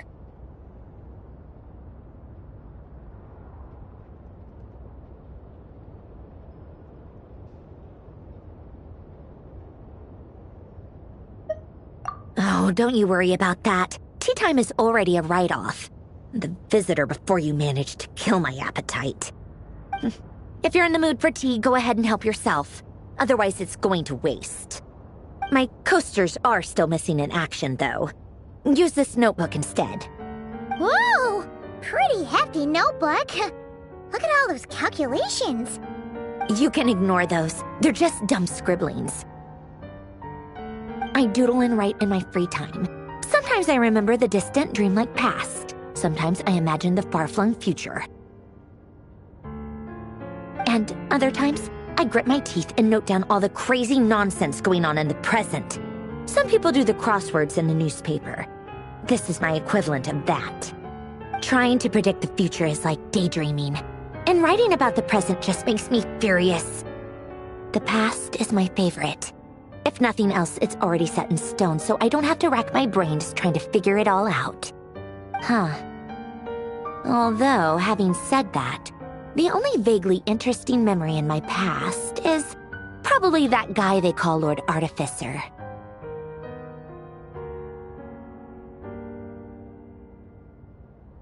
Who else? Pretty much all the mecha in Fontaine are his personal handiwork.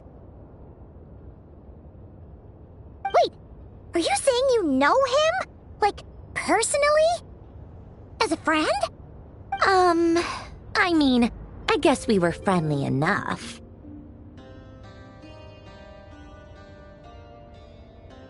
Yep. In fact, I'm probably the only normal person left who knew him at all. We used to chat occasionally back when he was still around. Before he passed away, he asked me to destroy all his manuscripts. I honored his request, but I did read through everything first before destroying them. I mean, I couldn't let the genius of Lord Artificer Alain Guillotin disappear like that. Would have been such a waste. So, that's where the formulas in your notebook are from? I just told you. Those are my equivalent of crossword puzzles. They're just dumb formulas that I solve for fun when I'm bored. Alain's work was like epic poetry. The formulas in my notebook are just silly little riddles in comparison. Not that there's anything bad about them. I mean, at least, solving those riddles isn't going to hurt anyone. Except me, because I lose a few brain cells in the process. Anyway, while we're on the topic, I might as well tell you about what happened to him and his friends. Alain Guillotin had two close buddies, René and Jacob. They spent their childhood years together in the Narzissenkreuz Institute. They were all quite competitive, so there was some rivalry between them, but it was a friendly rivalry. But beneath the friendship and the rivalry ran something deeper, a sense of nostalgia for the past. Unfortunately, childhood would end, the prophecy would come true, the apocalypse would arrive, and the future would never be. A mad dream that would normally only capture the minds of lunatics began to take root in their hearts. A dream of saving the world. And if René and Alain had been people of lesser wits, that dream would probably have ended up as something for them to joke about in their older years. But alas, they were some of the sharpest minds around. They nurtured that dream with the full power of their intellect, and it grew into something that ate away at their souls. The first of them to fall under its spell was René. Against Alain's wishes, he persisted in experimenting on a mutual friend of theirs to try and save their life. Alain did not approve and parted ways with René. It's complicated. Alain wanted to believe that René only did what he did for the sake of their friendship. But when he told me about what happened, I could tell he still had some suspicions about René's motives. Perhaps the seed that would grow into a nightmare had already sprouted in René's mind. Even then, the next time they met, René's soul had been completely engulfed by the dream of salvation.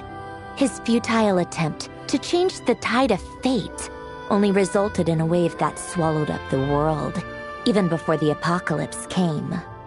And although that wave died down eventually, I hear that it just recently came back with a vengeance.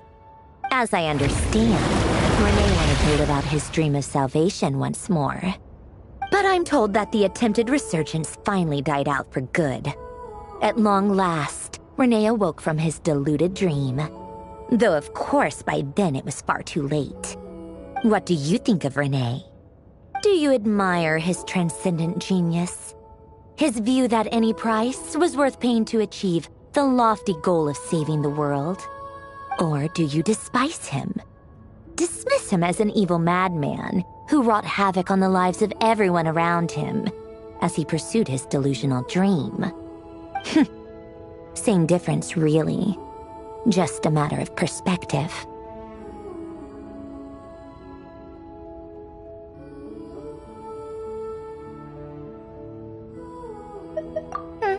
What a cop-out. But I suspect you'd have a more incisive and insightful answer if we dug into it further.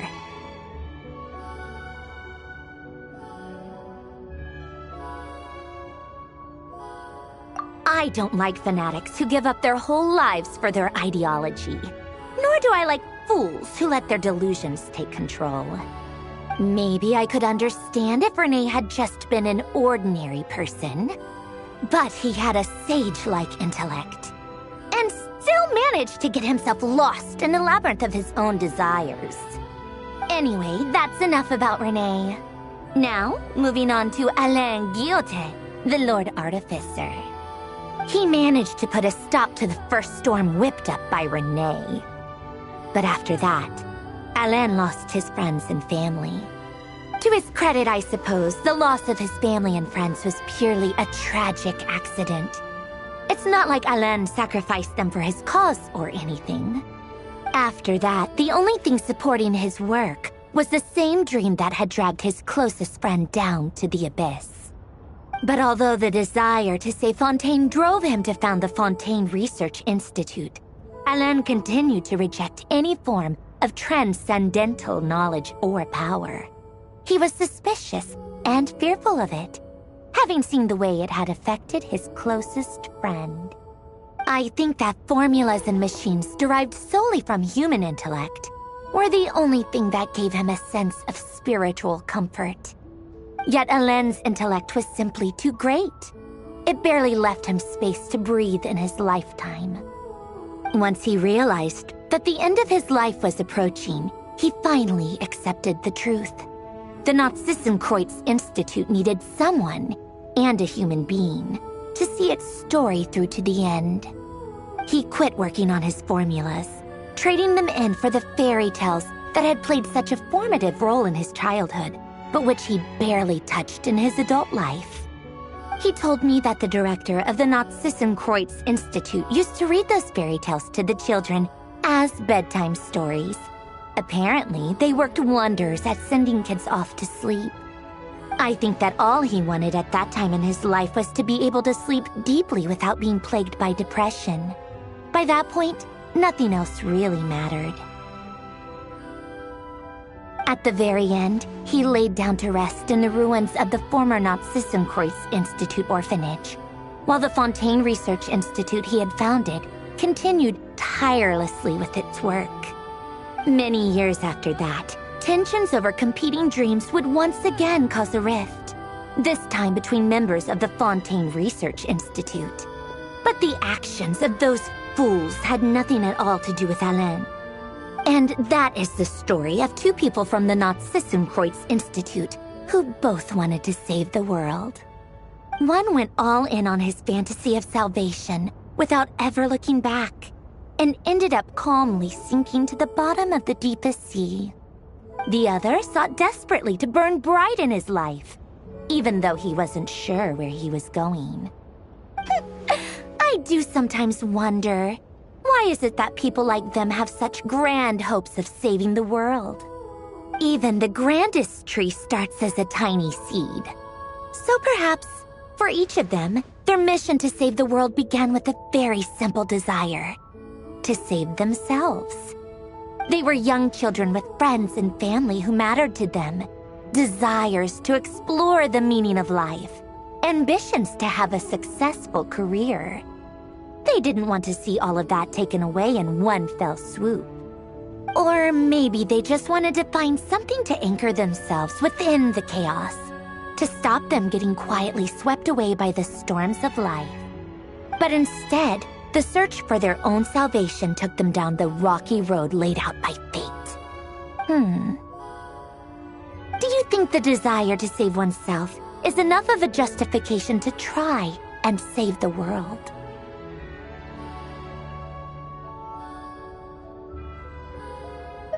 Sensible answer. Glad to know you've got your head screwed on straight. Alain would disagree, though. I asked him the same question back when he was in his prime, putting all of his energy into his work. Yes, it's enough. No elaboration, just a quick, short answer before getting right back to his work. He was always that way.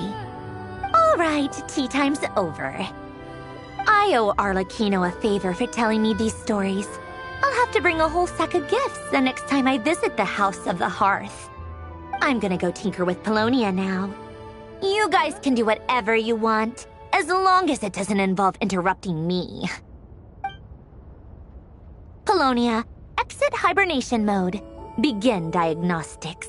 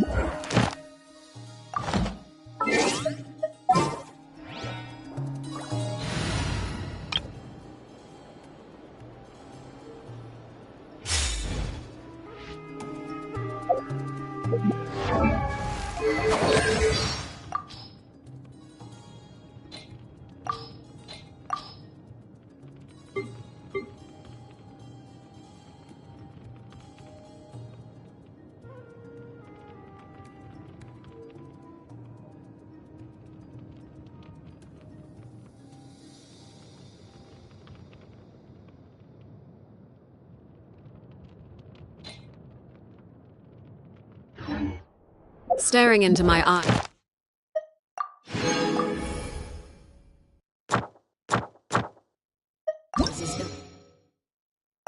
Advised. I can't promise you'll like what you see.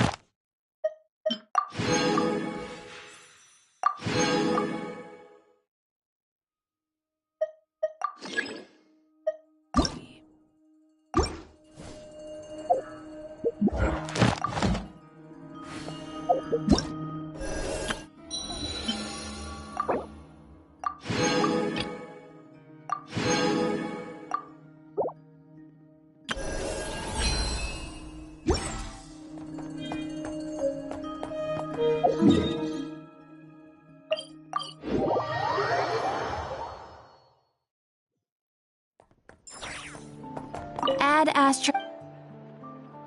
Thank you for Add Astra.